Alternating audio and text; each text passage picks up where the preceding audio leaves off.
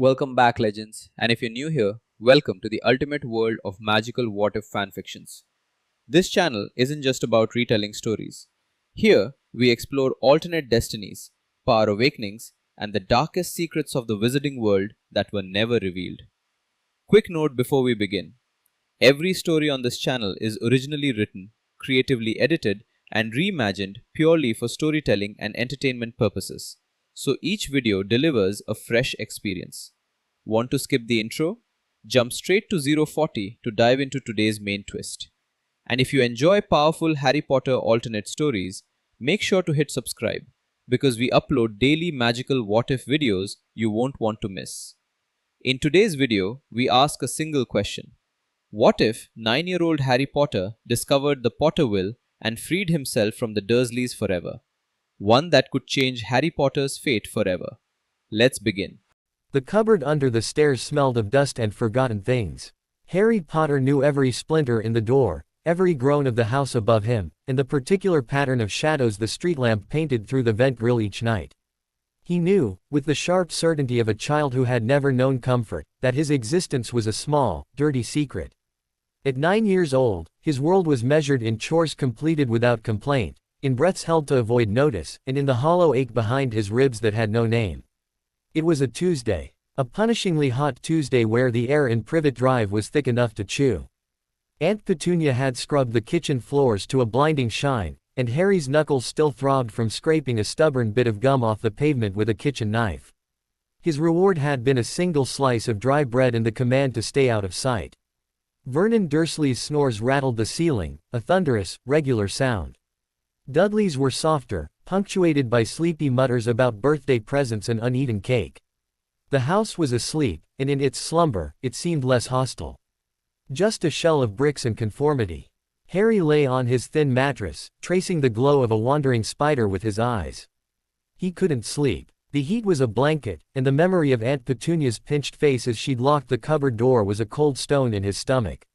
He'd accidentally broken a vase while dusting, the ugly, porcelain thing she'd won at a church fete.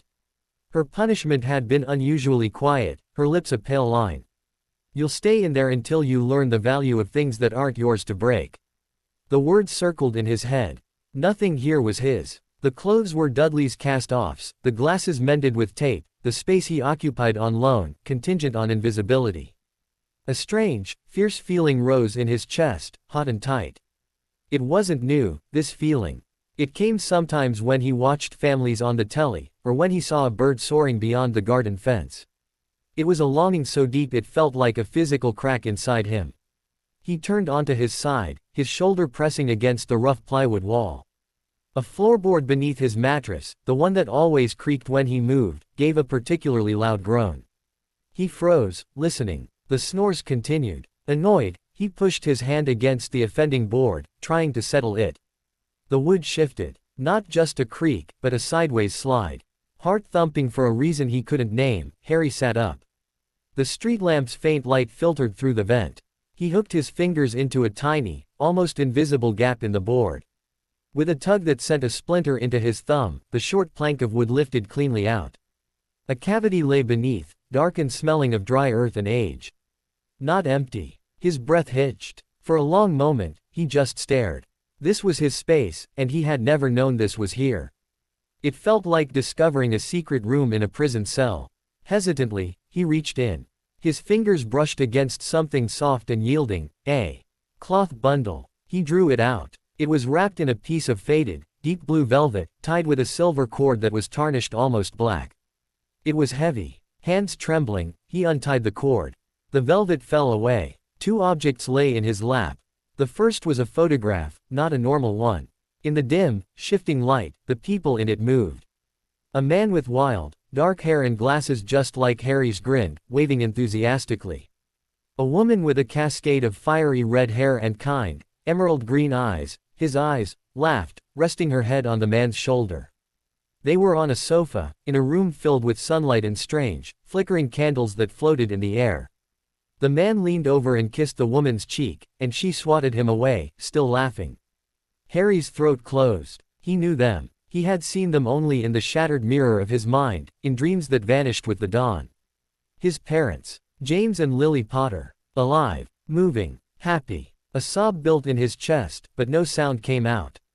He touched the surface of the photograph, half expecting his fingers to pass through, but it was cool and smooth. The woman, his mother, looked up from the photograph, her eyes seeming to find his in the gloom. She smiled, a smile so full of warmth it was a physical shock. Tears blurred his vision. He wiped them away fiercely, afraid to ruin the picture. The second object was a thick roll of parchment, sealed with a large disc of crimson wax. Pressed into the wax was a magnificent crest, a lion, an eagle, a badger, and a snake, surrounding a stylized letter, P. It felt important, official. He broke the seal. The crack it made was louder than he'd expected in the silent cupboard. The parchment unfurled, covered in dense, elegant handwriting that shimmered slightly, even in the poor light. At the top, in bold, sweeping letters, it read, "The last will and testament of James Charles Potter and Lily Jane Potter, née Evans." The words meant little to him at first. Will, testament. Then, fragments seeped into his understanding. Words like, bequeath, and, estate, and, sole heir. And a name, repeated with solemn gravity, Harrison James Potter. He read slowly, mouthing the difficult words, the photograph clutched in his other hand. "To our beloved son, Harrison James Potter, we leave the entirety of our worldly wealth and magical holdings, to be held in trust by the Gringotts Wizarding Bank of London until the day of his majority, or until such time as he is removed from an environment deemed unfit by the standards of the Magical Guardianship Act of 1687. Magic. The word jumped out at him, stark and impossible. But it resonated with a deep, hidden chord within him. The hair that grew back overnight no matter how Aunt Petunia sheared it. The time he'd found himself on the school roof after running from Dudley's gang. The way he could sometimes make strange things happen when he was very angry or very scared. He read on, his heart hammering against his ribs. "We appoint as magical guardian, in the event of our demise, our trusted friend, Sirius Orion Black. Should he be unable to fulfill this duty, secondary guardianship passes to our friend, Remus John Lupin. Under no circumstances is guardianship of our son to fall to any member of my wife's bloodline who does not openly embrace the wizarding world, specifically her sister, Petunia Dursley, née Evans, or any of her kin." Aunt Petunia. They knew. They had specified. A hot wave of something like vindication, like fury, washed over him. They didn't want him here. They had never wanted him here. His eyes flew down the page. There were lists of vaults, properties, objects with strange names. But his gaze snagged on the final clause, written in a slightly different ink, as if added with great urgency. "Should our son ever find himself in a place of neglect, abuse, or cruelty, should his magical spirit be suppressed or his well-being endangered, this document shall act as a magical injunction. He may, by the act of reading these words with understanding and intent, and by the shedding of his blood upon our seal, summon a representative of Gringotts to adjudicate immediate emancipation and sanctuary. So we have written, so let it be." The cupboard seemed to shrink, the air vanishing. Neglect, abuse, cruelty. The words were keys, turning in locks he didn't know he had. They gave a name to the hollow ache, to the bruises he hid, to the locked door and the hunger pains. His parents had seen this. They had tried to protect him. The photograph in his hand felt alive. His mother's smile was an encouragement. His father's proud gaze was a challenge. Understanding and intent. He understood. He intended. His blood. With a resolve that made his small body tremble, Harry picked up the splinter of wood still embedded in his thumb. He squeezed, and a fat, dark bead of welled up. He held his thumb over the broken wax seal, over the proud Potter crest. He looked once more at the moving picture, at the laughter and light frozen in time. He wanted that. He wanted them. He wanted to be the son of those people, not the freak of the Dursleys. "Please," he whispered, a sound lost in the dust and shadows. He let his blood fall. A single drop, dark as rubies in the gloom, hit the parchment. For a second, nothing happened. Then, the drop was absorbed without a trace. The crest glowed, a fierce, golden light that filled the cupboard, painting every spiderweb, every dust mote, in brilliant relief. A soft, chime-like note vibrated through the air, deep and resonant, a sound of ancient stone and vast wealth. The light died. Silence rushed back in, deeper than before. Harry sat clutching the will in the photograph, his bloodied thumb pressed to his lips. He waited, every muscle taut. Had it worked? Was it just a cruel trick of his imagination? A new sound cut through the ordinary night of Privet Drive. It was a low, rolling crunch, like heavy gravel being compacted, followed by the crisp, precise clip of footsteps on the Dursleys' immaculate driveway. They stopped right outside the front door. A knock echoed through the silent house. Not the casual rap of a neighbor, but a firm, authoritative tap tap tap tap that seemed to bypass the wooden knock directly on the silence itself. Upstairs, Vernon Dursley's snores ceased with a startled grunt. Harry's breath caught in his lungs. The parchment in his hands was no longer just paper, it was a lifeline, a key, a revolution. The footsteps on the driveway did not belong to the world of lawnmowers and tea time. They belonged to his world. The one his parents had left for him. The front door did not open, and yet, from the crack beneath his cupboard door, Harry saw a sliver of the hallway light up not with the yellow of the bulb, but with a cool, silver-blue radiance. A shadow fell across it, tall, slender, and crowned with what looked like the sharp, elegant silhouette of a helmet. From the living room, he heard the distinct, impossible sound of the Dursleys, heavy floral wallpaper tearing cleanly along a seam, as if making way for a door that had not been there a moment before. The knock came again, this time from inside the house. And a voice, dry as parchment and sharp as a honed blade, slithered through the keyhole of his cupboard, speaking directly to him. Harrison James Potter. The goblins of Gringotts await. Outside, under a moon that looked suddenly older and wiser, a sleek, black carriage drawn by two reptilian creatures with gleaming eyes stood parked on the pristine tarmac of number 4. As if it had always been there. The voice did not belong to a human. It was clipped, precise, and layered with a timbre that spoke of deep caverns and the clink of coins counted in vast, echoing halls. It held no warmth, but a formidable, transactional gravity. It was the most real thing Harry had ever heard. Upstairs, chaos erupted. A thud shook the ceiling, Uncle Vernon falling out of bed. Dudley's whimpering wail pierced the air. Aunt Petunia's shriek, high and thin like tearing silk, was followed by the frantic patter of her slippered feet on the landing. Vernon, someone's in the house. I'm calling the police. Vernon's roar was muffled, thick with sleep and terror. Stay back, Petunia. But the authority in that otherworldly voice had rooted Harry to his mattress. The goblins of Gringotts await. The words from the will. It had worked. A wild, terrifying hope, sharper than any splinter, pierced his chest. The cupboard door unlocked itself with a soft, definitive click. It swung inward, not onto the dark, narrow hallway he knew, but into a space that had somehow expanded.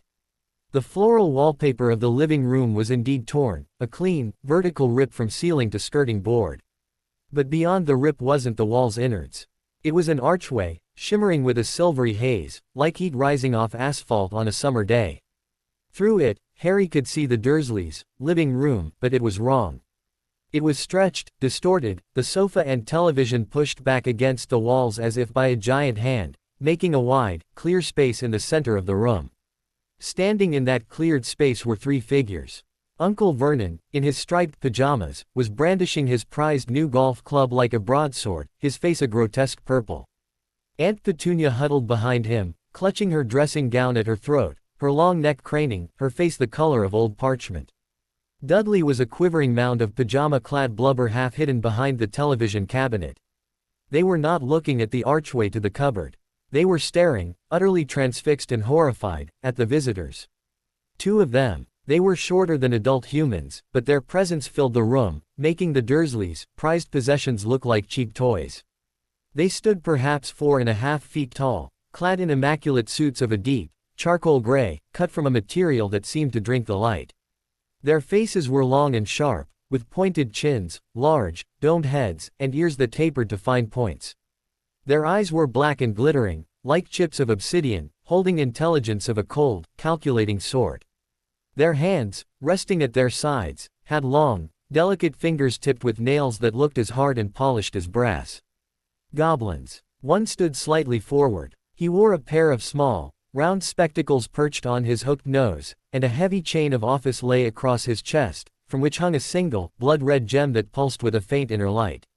The other, younger and more severe, held a silver-clasped ledger and a long quill that was writing on its own parchment, the tip glowing faintly blue. The one with the spectacles turned his head. Not towards the Dursleys, who were spluttering and shaking, but directly towards the cupboard archway. His black eyes pinned Harry where he sat. "The heir Potter," he stated. It was not a question. "You have invoked the injunction clause of the last will. I am Ragnarok, son of Boric, chief account manager of the Potter Vaults. This is my scribe, Griphook. You will present yourself and the document." His tone brooked no disobedience. It was the voice of a being to whom time was gold, and gold was everything. Harry's legs felt like water. He clutched the will and the photograph to his chest, the only solid things in a universe that had just tilted off its axis. He forced himself to stand, his knees popping. He stepped out of the cupboard, but his bare feet did not meet the hallway's worn carpet.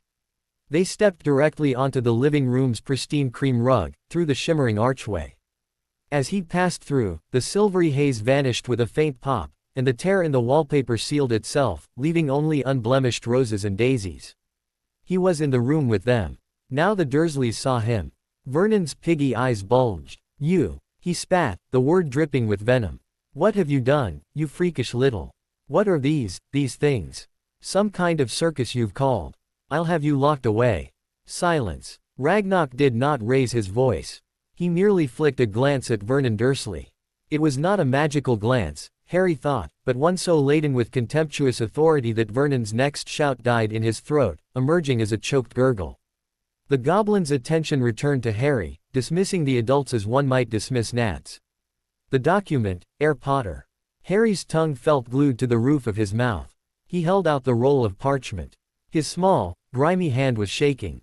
Griphook stepped forward, took the will without touching Harry's fingers, and unrolled it. He scanned the contents, his quill flying beside the parchment, making notes. He paused at the blood-stained seal, his sharp nose twitching. He gave a curt nod to Ragnarok. "The blood seal is authentic. The magic is live. The injunction is validated. Proceed with the assessment of environment, as per Clause 7 subsection Alpha," Ragnarok said, his voice like filed steel. Griphook turned on the spot, his black eyes sweeping the room. They lingered on the cupboard door under the stairs, visible from the living room archway. They took in Harry's bare feet, his oversized, hole-ridden pajamas, his taped glasses, the fresh bruise yellowing on his wrist where Aunt Petunia had gripped him too hard. The quill scribbled furiously. "What is the meaning of this?" Aunt Petunia found her voice, a shrill whisper. "This is our home. You have no right. That boy, he's a delinquent. He's troubled. We've taken him in out of the goodness of our hearts." "Petunia Dursley," Ragnarok interrupted, pronouncing her name as if it were a mildly unpleasant flavor. "Sister to Lily Potter, née Evans. You were named as an unfit guardian in the document, with specific magically binding reasoning. Your testimony is irrelevant to the facts." Griphook. The scribe goblin pointed his quill at the cupboard. A beam of copper light shot from its tip, washing over the small door. Symbols flared in the air around it, runes that looked both ancient and severe. They glowed a dull, sickly orange. "Confirmed. Primary sleeping quarters for the magical child or a non-magical storage cupboard, approximately 24 cubic feet. Ambient magic suppression field detected at 97% efficiency. A deliberate, if crude, charm work."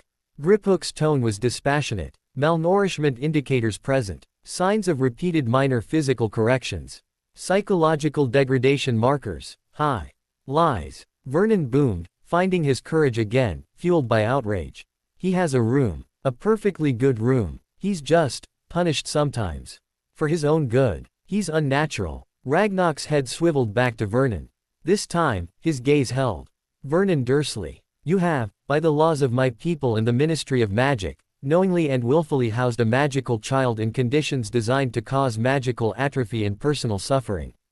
You have illegally suppressed a magical being. The penalty, under the Muggle Misuse of Magical Persons Act of 1742, is confiscation of assets and imprisonment in a facility designed for your kind." The color drained from Vernon's face so completely he looked gray.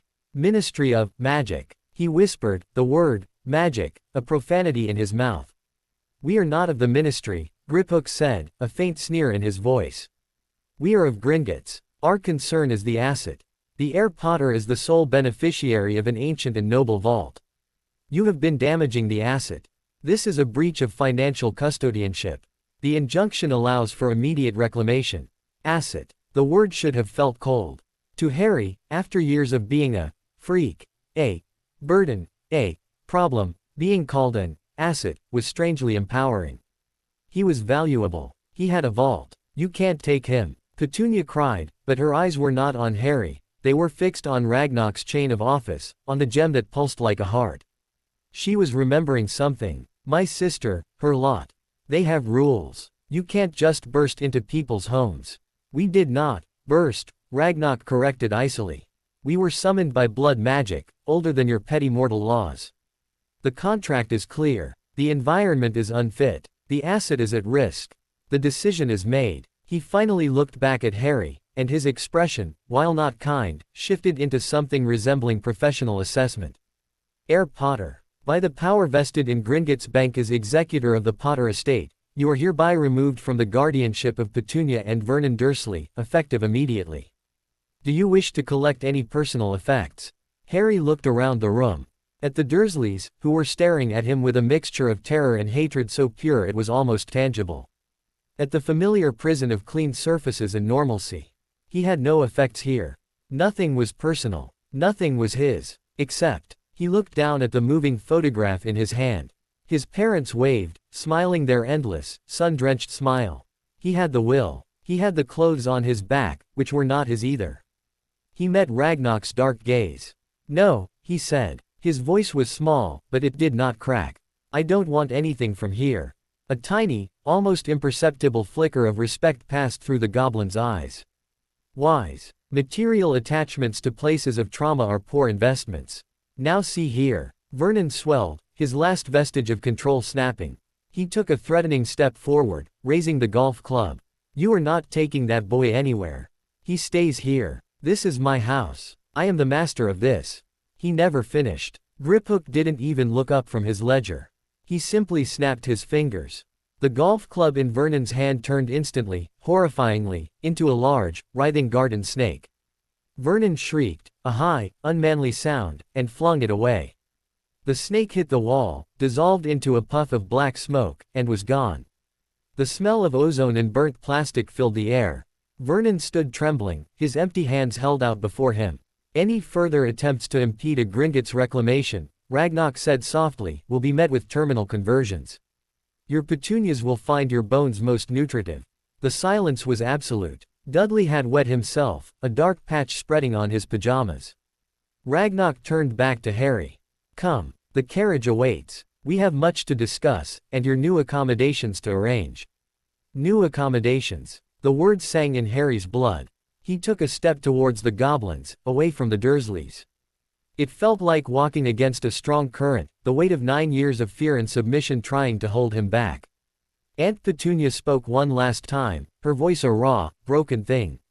Lily, she whispered. It was an accusation, a curse, a plea.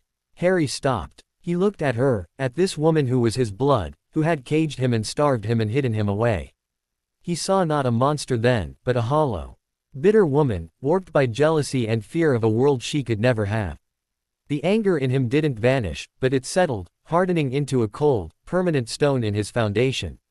Goodbye, Aunt Petunia, he said, and the words were a door closing forever. He walked to Ragnar's side. The goblin placed a long-fingered, cool hand on his shoulder. It was not a comforting touch, but it was steady.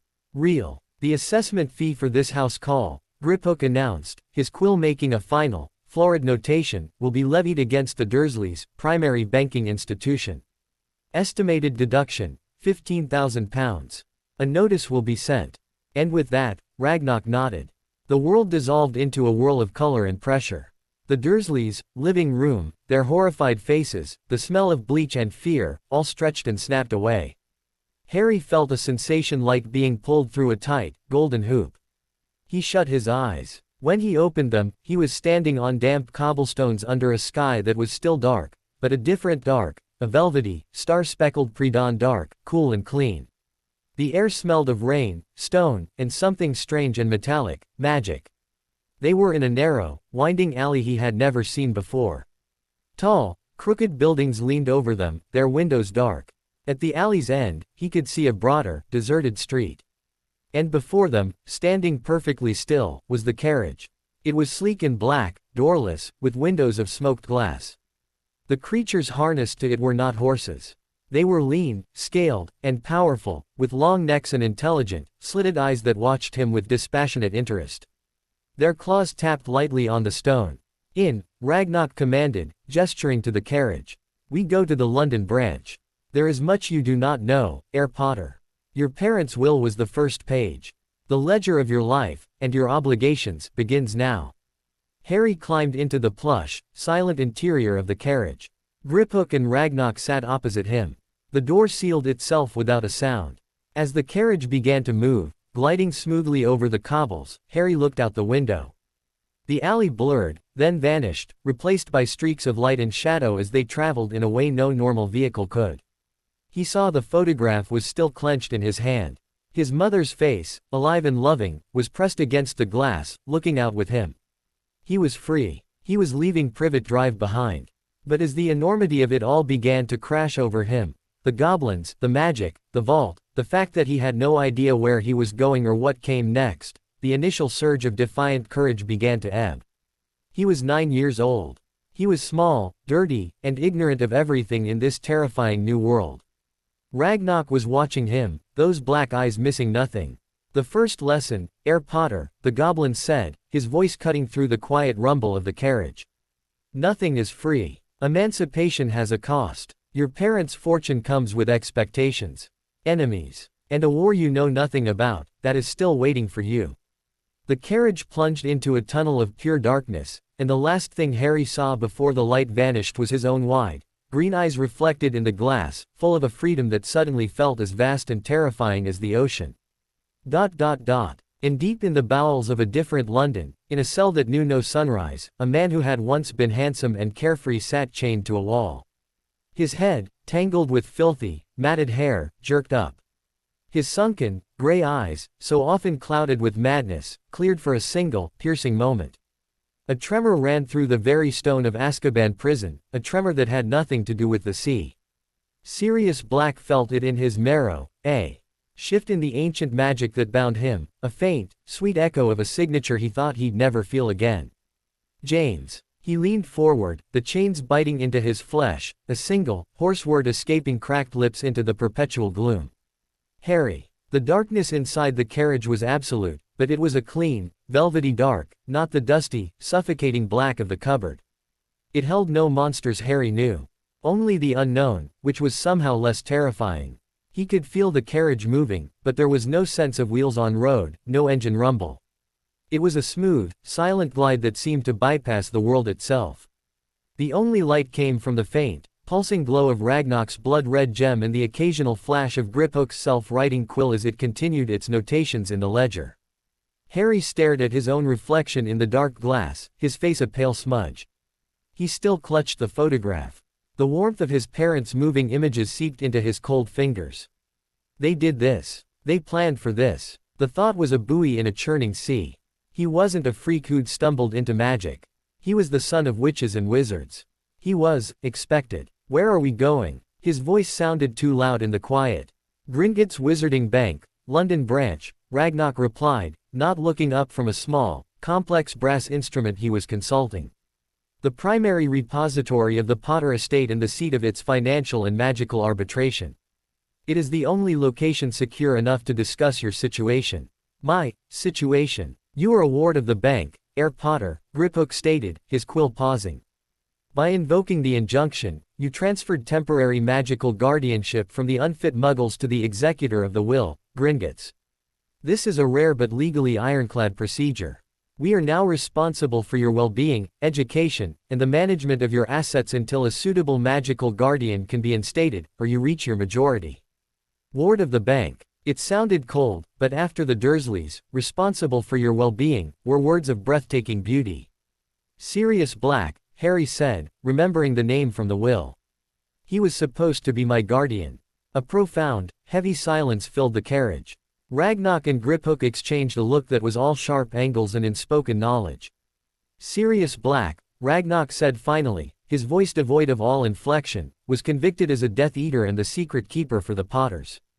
He is believed to have betrayed your parents' location to the Dark Lord, Voldemort. Harry flinched at the name, a cold shiver of instinctive terror running through him, though he didn't know why. He was captured after murdering a wizard named Peter Pettigrew and 12 Muggle bystanders. He has resided in Azkaban prison for the past 8 years. The words landed like physical blows. Betrayal. Murder. Azkaban. The hopeful image of a godfather, a friend of his father's, shattered into something dark and twisted.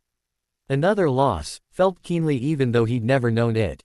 And the other one, Remus Lupin. Remus John Lupin's whereabouts are uncertain, Griphook said, choosing his words with care. He is not considered a stable guardian by the current authorities due to chronic ill health. He was not pursued for the role after Black's incarceration. So there was no one. Just the bank. The coldness of it threatened to swallow his brief flare of hope. He was an asset in a vault. Then what happens to me? He whispered. That, Ragnarok said, snapping his instrument shut with a decisive click, is what we are about to determine. The carriage slowed, then stopped. The door dissolved into shimmering mist, revealing not a London street, but the interior of a vast, marbled hall. Harry's breath caught. It was immense. A cavern of white stone stretching up into a gloom punctuated by glowing crystal chandeliers that burned with a fierce, blue-white flame. A long, polished counter ran the length of the hall, behind which hundreds of goblins worked on high stools, weighing gemstones in brass scales, examining parchments, or speaking in low, guttural tones to witches and wizards on the other side. The air hummed with a low-grade energy, the sound of magic being quantified, stored, and traded. It smelled of ozone, granite, and old gold. But it was the doors that drew his eye. Dozens of them, lining the walls, made not of wood but of burnished metals, silver, bronze, gold, and some he couldn't name. Each was intricately carved with scenes of treasure, dragons, and fierce battles. And guarding these doors, standing rigidly at attention with spears and axes held ready, were more goblins in severe, black armor, their eyes scanning the hall with predatory alertness. Welcome, Ragnarok said, stepping out, to Gringotts. Harry followed, his bare feet silent on the icy marble. The noise of the hall, the clink of coins, the scratch of quills, the murmur of voices, seemed to hush for a fraction of a second as the goblins behind the counters glanced up. Their black eyes tracked him, this small, ragged human child escorted by a chief account manager. Whispers followed them, like the rustle of dry leaves. They did not approach the main counter. Instead, Ragnarok led him towards a huge, onyx door at the far end of the hall, devoid of carvings but pulsing with a deep, dark light. A guard stepped forward, barring the way with a crossed axe and spear. Business, Ragnarok son of Boric. Injunction fulfillment and estate assessment for the Potter account, Ragnarok replied, his voice ringing in the vaulted space. The heir is present. The guard's eyes flicked to Harry, taking in his appearance with a dispassionate glare. He gave a sharp nod and stepped aside. The onyx door swung open without a sound, revealing a downward-sloping corridor lit by flaming torches in iron sconces. The air grew cooler as they descended, the sounds of the main hall fading away, replaced by the echo of their footsteps and a deep, rhythmic thrum that seemed to come from the earth itself. They passed intersections leading off into darkness, feeling drafts of oddly scented air, one smelling of hot metal, another of damp earth and mushrooms. Finally, they stopped before a door of pure, riveted steel. Ragnarok placed his palm against it. Lines of molten silver spread from his touch, forming a complex, interlacing pattern that flared once before vanishing. The door slid sideways into the wall. The room beyond was not what Harry expected. It wasn't a vault brimming with gold. It was an office, but an office like a cathedral to commerce. A massive desk of dark, polished wood dominated the space, carved with scenes of intricate banking contracts. Walls were lined not with books, but with shelves holding thousands of scrolls, each tagged with bronze labels. A large, circular window of thick, greenish glass looked out into an underwater scene, pale, blind fish nosing at the glass, and beyond, the shadowy outline of what looked like a colossal, sleeping creature. Sit, Ragnarok said, moving behind the desk. Griphook took up a position by the door, ledger at the ready. Harry sat in the offered chair, which was large enough to swallow him, his feet dangling above the floor. He felt impossibly small. Ragnarok steepled his long fingers. Now, we begin the audit. You have been denied your history, Heir Potter. Denied your identity. This is a liability. To manage an asset, one must first understand its composition. We will start with the most basic truth. He leaned forward slightly. You are a wizard. And you are the sole survivor of the killing curse, cast by the wizard who called himself Lord Voldemort. The name again. It hissed in the quiet room. Harry's scar gave a sudden, sharp prick of pain, a line of fire on his forehead. He gasped, his hand flying to it. The scar, Ragnarok noted, his eyes sharp. A magical wound. A curse scar. Unique in recorded history. It is part of your legend. In our world, you are known as the boy who lived. A symbol. A beacon of hope for those who fought the Dark Lord. And a target for those who still follow his ideology. Harry's mind reeled. A legend. A symbol. He was a boy who hid in cupboards and wore hand-me-downs. The pain in his scar faded to a dull throb, a constant reminder of this impossible story. I don't understand, he said, his voice thin. You are not required to understand yet. You are required to know. Ragnarok opened a drawer and withdrew a thick, leather-bound tome. He placed it on the desk with a thud that echoed. The Potter Ledger. This is not a record of galleons, sickles, and nuts alone. It is a record of magical lineage, obligations, alliances, and properties. He flipped it open to the first page. A family tree, glowing with faint gold ink, shimmered into view. At the very bottom, a new, bright line was being drawn, leading to his name, Harrison James Potter. Your parents were not merely wealthy. They were politically significant, members of the ancient and noble house of Potter. Your father was the last direct male line descendant. Your mother, though Muggle-born, was a witch of extraordinary talent and character. Their combined assets, both material and social, are now yours. He turned a page. Vault 687 holds the liquid wealth. A substantial fortune, accumulated over centuries. But there are others. Vault 713, for instance, holds objects of historical and magical importance that require special handling. He looked up at Harry. You are, by right of blood and magic, Lord Potter. A title you cannot officially claim until you are 17, but one which carries weight even now. There are seats on the Wizengamot, the Wizarding High Court, that sit empty, waiting for your majority. There are votes that go uncast. There is a voice that is silent. Harry stared at the ledger. The words washed over him, Lord, seats, votes, voice. They were too big. They belonged to someone else. I'm 9, he said, a desperate, simple truth. And your enemies do not care, Ragnarok replied flatly. The Dark Lord may be gone, but his followers are not. They hide. They wait. And there are others, in the light, who see you as a symbol to be controlled, a fortune to be managed, a weapon to be aimed.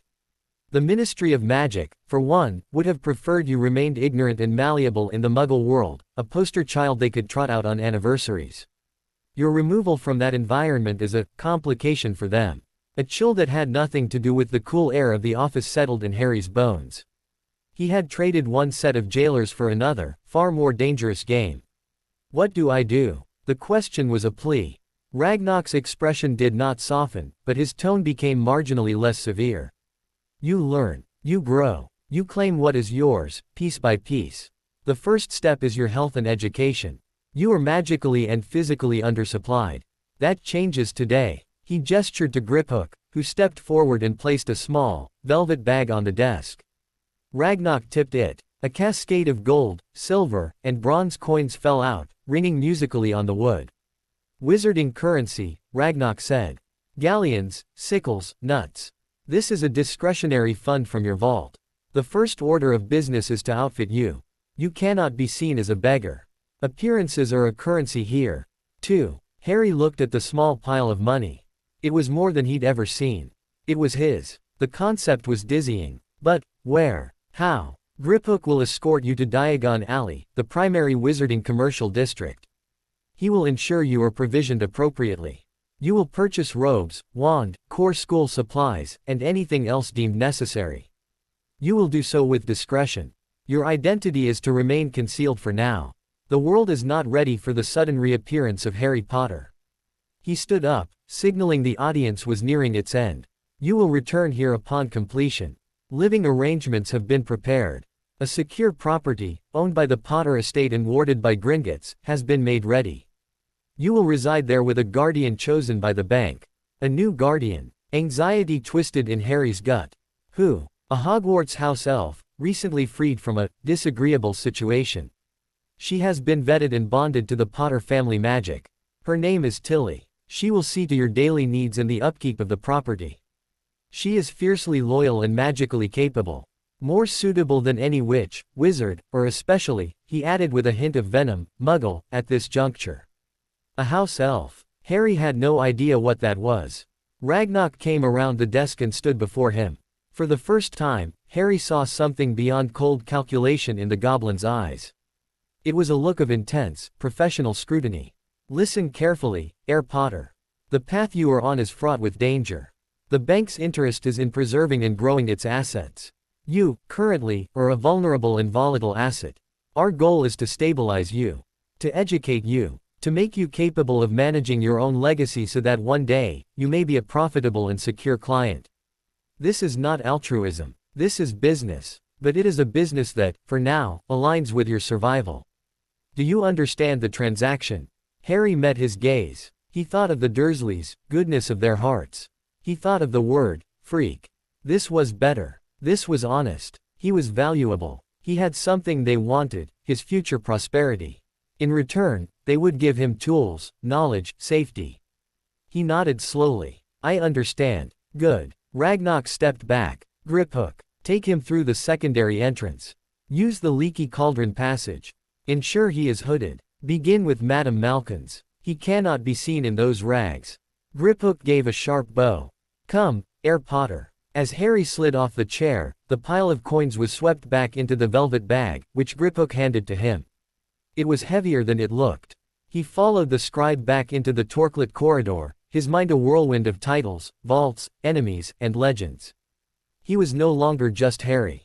He was an heir, a lord in waiting, the boy who lived. They took a different turn, climbing a narrow staircase that emerged not into the main hall, but into a small, dusty, wood-paneled room that looked like the back office of a pub. Sounds of chatter and clinking glasses filtered through the wall. Griphook pulled a dark, hooded cloak from a peg and handed it to Harry. Put this on. Pull the hood low. Speak to no one unless I indicate it is safe. Harry did as he was told. The cloak was soft and smelled of mothballs and old wood smoke. It engulfed him completely. Griphook opened a door, and they stepped out into the corner of a bustling, smoke-filled tavern. Witches and wizards in colorful robes laughed and drank, all swooped overhead carrying letters, and the air was thick with the smell of butterbeer and burning peat. No one glanced twice at a goblin and a small, hooded figure. They weaved through the crowd towards the rear exit. As they passed the bar, Harry's eyes caught a sight that made his heart stop. On a wall, moving and talking, was a wizarding photograph in a frame. It showed a group of people laughing. And there, in the center, was the same man from his photograph, James Potter, with his arm around a thinner, quieter man with scars on his face, and another with long, black hair and a reckless, handsome smile. The caption read, The Marauders, 1978. The black-haired man, the one smiling without a care in the world, winked at the camera. It was the face of his godfather. Sirius Black. Before he could process it, Griphook's hand was on his arm, pulling him firmly towards a small, enclosed courtyard behind the pub. The goblin took out a long, brass stick and tapped a specific brick in the wall. The brick quivered. Then, with a soft grating sound, it began to rotate. The bricks around it folded back, twisting and realigning, until a vast, cobbled street lined with incredible, impossible shops stretched out before him, disappearing into a misty London morning. Diagon Alley. Towers leaned at improbable angles. Cauldrons bubbled in windows. A sign overhead advertised dragon-hide gloves. A flood of magic, vibrant and alive, washed over him, 1,000 times more potent than the suppressed trickles he'd known. He stood on the threshold, Griphook at his side, a bag of gold in his hand, and the weight of a legacy on his small shoulders. And across the street, in the dim window of a shop called Ollivanders, makers of fine wands since 382 BC, a pair of ancient, silvery eyes blinked open, fixing instantly on the small, hooded figure. A whisper, dry as dust and old as the wood it revered, floated out into the alley, unheard by anyone but the proprietor himself. At last, the brother wand has come. The magic of Diagon Alley didn't just surround Harry, it pressed against him, a living, breathing thing. It was in the air that shimmered like a heat haze over the cobblestones. It was in the windows where books snapped their covers and quills danced without hands. It was in the distant, echoing cry of a strange bird from the magical menagerie and the pungent, ever-changing smells from the apothecary, one moment burnt sugar, the next rotting eggs. The hood of his cloak felt like a shield. From within its depths, his eyes, wide as galleons, tried to take in everything at once. Wizards and witches in robes of plum, emerald, and midnight blue brushed past him, their conversations a bubbling stream of incomprehensible words, and I told him, a shrinking solution won't fix that, you need a proper memory charm. 10 galleons on the Tutshill tornadoes, I don't care if their seekers got dragon pox. Griphook's hand on his elbow was firm, steering him with unerring purpose. The goblin seemed to carve a path through the crowd by sheer force of disdain. People instinctively gave him a wide berth, their eyes sliding away from his sharp, unsmiling face. First, robes, Griphook stated, his voice barely audible above the din. You cannot be measured for a wand looking like a street urchin. It is disrespectful to the craft. They stopped before a shop with elegant, dark blue curtains and a sign that read Madame Malkin's robes for all occasions. A bell tinkled as Griphook pushed the door open. The inside was hushed compared to the alley, filled with the soft rustle of fabric and the murmur of a witch with a pin cushion floating beside her. Madame Malkin herself was a squat, smiling witch in mauve robes, currently hemming the robes of a pale, pointed-faced boy with white blonde hair, who was standing on a footstool and looking bored. Ah, a new customer, Madame Malkin said brightly, then her eyes fell on Griphook and her smile became slightly more fixed. And, a goblin client. How unusual. Measurements for standard day robes, school robes. And a formal set, Griphook said, ignoring her tone. He pushed Harry forward gently. Discreetly. And with haste. The blond boy on the stool looked down his nose at Harry, his gray eyes cool and assessing, taking in the oversized cloak hiding rags. He sniffed. Another first year, I suppose, he drawled. Father's just buying my books. He's next door, looking at racing brooms. Says he might get me a Nimbus if my grades are acceptable, though I can't see why I should have to wait.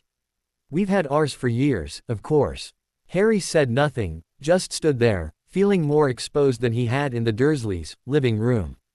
The boy's accent was posh, his clothes beneath his half-pinned robes were obviously expensive, and he carried an air of ownership, as if the shop, the alley, perhaps the whole magical world, was his by right. Step up here, dear, Madame Malkin said to Harry, pointing to a stool beside the blond boy. She flicked her wand, and a tape measure flew over, starting to whirl around Harry's chest of its own accord. Hogwarts, too? The boy asked, not really interested. Harry nodded, his throat tight. Father says it's a shame they let just anyone in now, the boy continued idly, watching the tape measure zip around Harry's waist. All the old families know each other. I'm Draco Malfoy. Who are your people? The question was a trap. Harry had no people. He had Aunt Petunia's vinegar face and Uncle Vernon's puce fury. He had a photograph in his pocket. I'm Harry, he said finally, the first name that wasn't a lie. Harry. Malfoy prompted, expecting a surname. Before Harry could invent one, Griphook, who had been examining a bolt of silver cloth with a critical eye, spoke without turning. The client's lineage is not a subject for market gossip, boy. A lesson your father would do well to learn. Draco Malfoy's pale cheeks flushed pink. He looked at the goblin with startled outrage, as if a piece of furniture had spoken back to him. He opened his mouth, but just then the shop door opened again, and a tall, pale man with the same white blonde hair and a cold, haughty face entered. His eyes swept the room, lingering on Griphook with a flicker of deep, instinctive aversion before settling on his son. Nearly done, Draco. Yes, father, Draco said, his voice suddenly meek. Lucius Malfoy's gaze passed over Harry like he was part of the wallpaper. Do not dawdle. We have an appointment at the bank. He said the word, bank, with a particular acidity, his eyes darting back to Griphook, who now appeared utterly engrossed in the thread count of a velvet trim. The tape measure finished with a final flick against Harry's inseam and flew back to Madame Malkin. All done, dear. I have some standard sets that should fit with minor alterations. In the back for a fitting. She led Harry behind a curtain. For the next 20 minutes, he was a puppet as she whisked robes on and off him, her wand sending pins flying to tuck and stitch. He saw himself in a tall mirror, transformed. First came simple, sturdy robes of charcoal gray, then a set of black school robes that made him look strangely serious. Finally, she brought out a set of formal robes in a deep, forest green. A traditional Potter color, this green, she murmured absently as she adjusted the shoulders. Pops with your eyes. Harry stared. The boy in the mirror was a stranger. He stood straighter in clothes that fit. The robes hid his thinness, gave him a shape. The green made the vivid green of his irises seem less odd, more deliberate. He didn't look like a freak. He looked like a wizard. Acceptable, Griphook pronounced when he emerged. He paid Madame Malkin with coins from Harry's bag, counting them out with precise clicks. Now, the wand. They left, Harry now clad in the simple gray robes, his old rags left in a bin behind the shop. He felt lighter, both physically and somehow in his soul. Draco Malfoy and his father were gone, but the encounter left a residue, a reminder that this world had its own hierarchies, its own cruelties. The walk to Ollivander's was short but momentous. The shop itself was narrow, shabby, and peeling. Gold letters spelled the name over the door, and in the dusty window, on a faded purple cushion, lay a single, long wand. A bell chimed somewhere in the depths as they entered. The interior was a canyon of narrow boxes piled to the ceiling. The air was thick with dust and a profound, watchful silence, broken only by the faint, whispering echoes of something. It felt like the shop was holding its breath. "Good afternoon," said a soft, aged voice. An old man appeared from behind a towering stack of boxes, seeming to materialize from the shadows itself. His eyes were wide, pale, and luminous like moons behind spectacles. This was Garrick Ollivander. His gaze went straight to Harry, bypassing Griphook completely. "Ah," he breathed. "Yes. I wondered when I'd be seeing you, Mr. Potter." Harry's heart jolted. He'd been recognized, even in new robes, even with his hood now down. Ollivander's eyes drifted to the lightning scar, partially hidden by his fringe, as if drawn by a magnet. "You have your mother's eyes," Ollivander said softly. "It seems only yesterday she was in here herself, buying her first wand. 10¼ inches long, swishy, willow. Nice wand for charm work." He drifted closer, his pale eyes unblinking. "Your father, on the other hand, favored a mahogany wand. 11 inches. Pliable. A little more power, excellent for transfiguration." He stopped, his face inches from Harry's. "And that is where your story becomes curious." He turned and began flitting along the aisles, his long fingers trailing over boxes. "The wand chooses the wizard, Mr. Potter. That much has always been clear. But some connections are profound." He pulled down a long, thin box. "Let us see. Try this. Beechwood and dragon heartstring. 9 inches. Nice and flexible. Just take it and give it a wave." Nervously, Harry took the wand. He felt nothing but a slight warmth. He waved it tentatively. A stack of boxes on a high shelf exploded, showering them in dust and shredded cardboard. No, definitely not," Ollivander said, snatching it back. He seemed more intrigued than put out. "Perhaps, maple and phoenix feather. 7 inches, quite whippy." Harry tried. A vase of dead flowers on the counter shot towards the ceiling, sprouting vicious thorns before shattering against a beam. Ollivander's eyes gleamed. "Tricky customer, eh? Not to worry, we'll find the perfect match somewhere here." Wand after wand was tried. The shop became a disaster zone of minor magical explosions, gusts of wind that sent boxes flying, spurts of water from the tip, a nasty smell of rotten eggs, a brief shower of sticky, purple sparks. Harry grew more and more despondent with each failure. What if no wand chose him? What if he wasn't a proper wizard after all? Ollivander, however, grew increasingly excited. A most peculiar affinity, or resistance, he disappeared into the very back of the shop and was gone for a full 5 minutes. Harry and Griphook stood in the wreckage, the goblin's expression one of profound impatience. Finally, Ollivander returned, holding a single, long box coated in a fine layer of dust. He blew it clean, his expression solemn, almost reverent. "I remember every wand I've ever sold, Mr. Potter. Every single one." He opened the box, revealing a wand resting on faded velvet. It was simple, elegant. Holly. 11 inches. Nice and supple, and containing a single feather from the tail of a particularly powerful phoenix. He held it out. Harry's fingers closed around the handle. A warmth flooded him, starting in his palm and rushing up his arm to his very core. It wasn't the heat of a fire, but the gentle, radiant warmth of a sunbeam on a cold day. Golden sparks, not violent, but joyful, erupted from the tip, showering the dusty air like miniature stars. A sweet, clear note seemed to hang in the air, and for a moment the very dust motes glowed. Ollivander let out a long, shuddering sigh. Oh, bravo. Yes, indeed, very good. Holly and phoenix feather. A powerful combination, and one of great destiny. He took the wand back briefly to package it, his hands almost tender. There is a curious thing about that phoenix, Mr. Potter. He gave only one other tail feather. Just one other. His moon-like eyes locked onto Harry's. Its brother wand, why, its brother wand gave you that scar. The warmth in Harry's hand turned to ice. He stared at the holly wand in its box. Its brother wand, the wand that had killed his parents. The wand of Lord Voldemort. They were connected, linked by the same magical creature. The wand that gave you your scar was you, 13.5 inches, also phoenix feather core.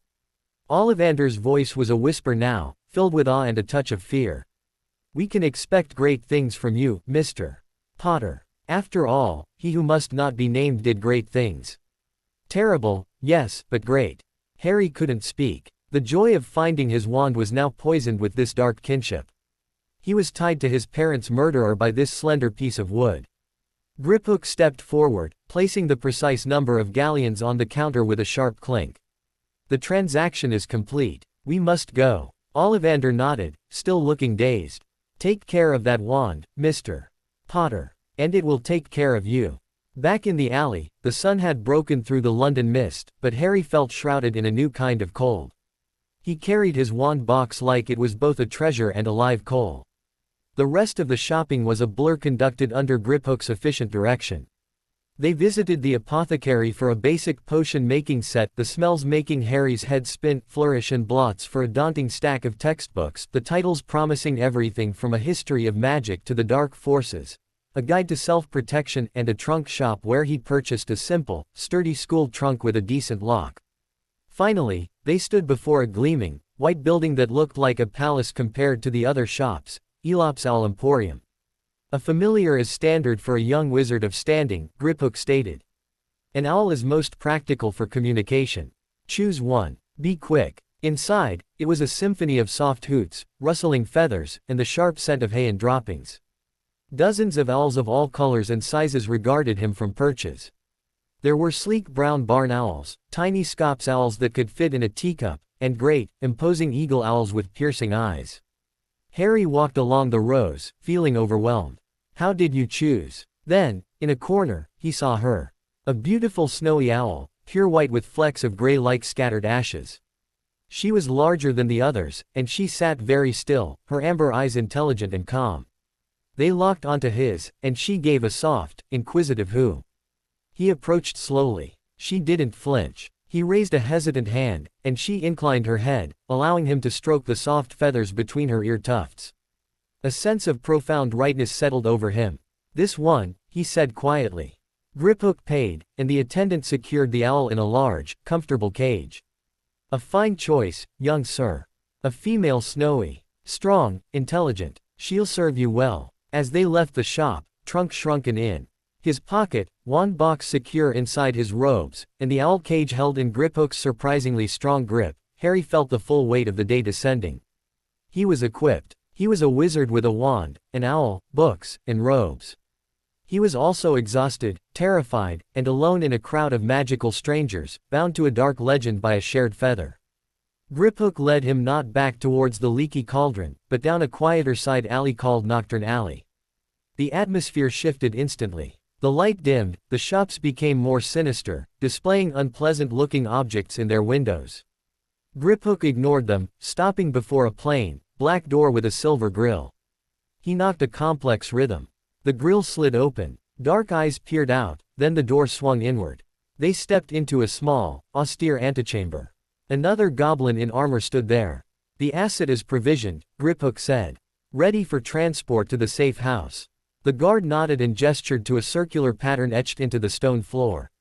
The direct line is active. Step on. It was a smaller version of the platform from the Dursleys' house. Harry, Griphook, and the owl cage stood within the circle. The guard goblin tapped the edge with his spear. The world compressed into a tunnel of rushing sound and blurred color. It was over in seconds. They stood in a spacious, sunlit drawing room. The air was still and clean, smelling of lemon polish and old books. French doors led out to a wild, overgrown garden. The furniture was elegant but slightly shabby, covered in dust sheets. And in the center of the room, wringing her hands, stood the smallest being Harry had ever seen. She was barely 3 feet tall, with large, bat-like ears and enormous, tennis ball-shaped green eyes that were currently wide with a mixture of terror and devotion. She wore a clean, if faded, pillowcase tied like a toga. She squeaked at the sight of them and dropped into a deep, trembling curtsy, her nose almost touching the polished floorboards. Tilly is greeting the young master. Tilly is being so honored. Tilly is here to serve and protect the noble house of Potter. Harry stared, speechless. This was his guardian, this tiny, quivering creature. Griphook placed the owl cage down. Tilly has been briefed. The wards are keyed to you and her. No one can enter or even perceive this house without your explicit invitation or a Gringotts seal. You are safe here. You will rest. Tilly will prepare meals and see to your needs. I will return in 2 days to discuss your educational schedule. Do not attempt to leave. And with that, Griphook stepped back onto a faintly glowing rune near the hearth and vanished with a soft pop. Silence descended, broken only by the soft hoo of the owl and Tilly's sniffling. Harry was alone, truly alone, for the first time in his life, in a place that was his. The enormity of it crashed down. The day's revelations, the will, the goblins, Malfoy, Ollivander's chilling words, the wand now resting against his chest, spun in his head. He walked to the French doors and looked out at the wild, untamed garden. Freedom. It was here. It was his. But as he placed his hand on the glass, he saw not his reflection, but for a fleeting second, the ghost of a gaunt, mad face in Azkaban, and heard an echo of a phoenix's cry that was both a lament and a challenge. He had a wand. He had a home. And somewhere, in the shadows of this bright, new world, its brother wand was waiting. The silence after Griphook left was a living thing. It wasn't the empty silence of the cupboard, which was just an absence of sound. This silence was deep and old, woven into the very fabric of the house. It held the whispers of dust settling, the groan of ancient floorboards at rest, the distant hum of the magical wards that shielded them. And at its center, the small, sharp sound of Tilly's sniffles. Harry stood by the French doors, his back to the room, trying to breathe. The garden outside was a riot of late summer green, gone feral. Foxgloves and nettles fought for space with climbing roses that had broken their trellises. It was chaos, but it was a free, growing chaos. It was nothing like the razor-straight lines of Privet Drive. He heard a tiny, shuffling step behind him. Does the young master be wishing for tea? Or supper? Tilly is an excellent cook. Tilly is winning prizes for her treacle tart at the old master's feast days. The voice was squeaky, threaded with desperate hope. Harry turned. The house elf was still crouched low, her enormous eyes swimming with tears she seemed afraid to shed. She looked so fragile, like a strong breath might snap her. This was his guardian, the being tasked with protecting the great Harry Potter, heir to an ancient and noble house. A hysterical laugh bubbled in his throat, but it died before it reached his lips. He recognized that look. It was the look of a creature that expected to be kicked. He'd warned it himself. You can stand up, he said, his voice quiet in the large room. Tilly slowly uncurled, wringing the hem of her pillowcase. Tilly is not knowing what to be doing, young master. The goblin masters is saying Tilly must be guarding and feeding and keeping the house. But they is not saying what the young master is liking. What he was liking. No one had ever asked. Meals at the Dursleys were whatever was left, eaten quickly and in silence. Preferences were a luxury for Dudley. Tea would be good, Harry said, the words feeling strange. And, my owl needs water. And a perch. The effect was electric. Tilly's entire being lit up with purpose. Tilly is on it. At once. With a loud crack, she vanished. Harry jumped, his heart leaping into his throat. A second later, another crack announced her return, holding a polished silver tray laden with a steaming teapot, a cup and saucer, a small jug of milk, and a plate of delicate, iced biscuits. She set it deftly on a dust sheet-covered table she uncovered with a snap of her fingers. Another crack, and she was by the owl cage, her long fingers nimbly undoing the latch.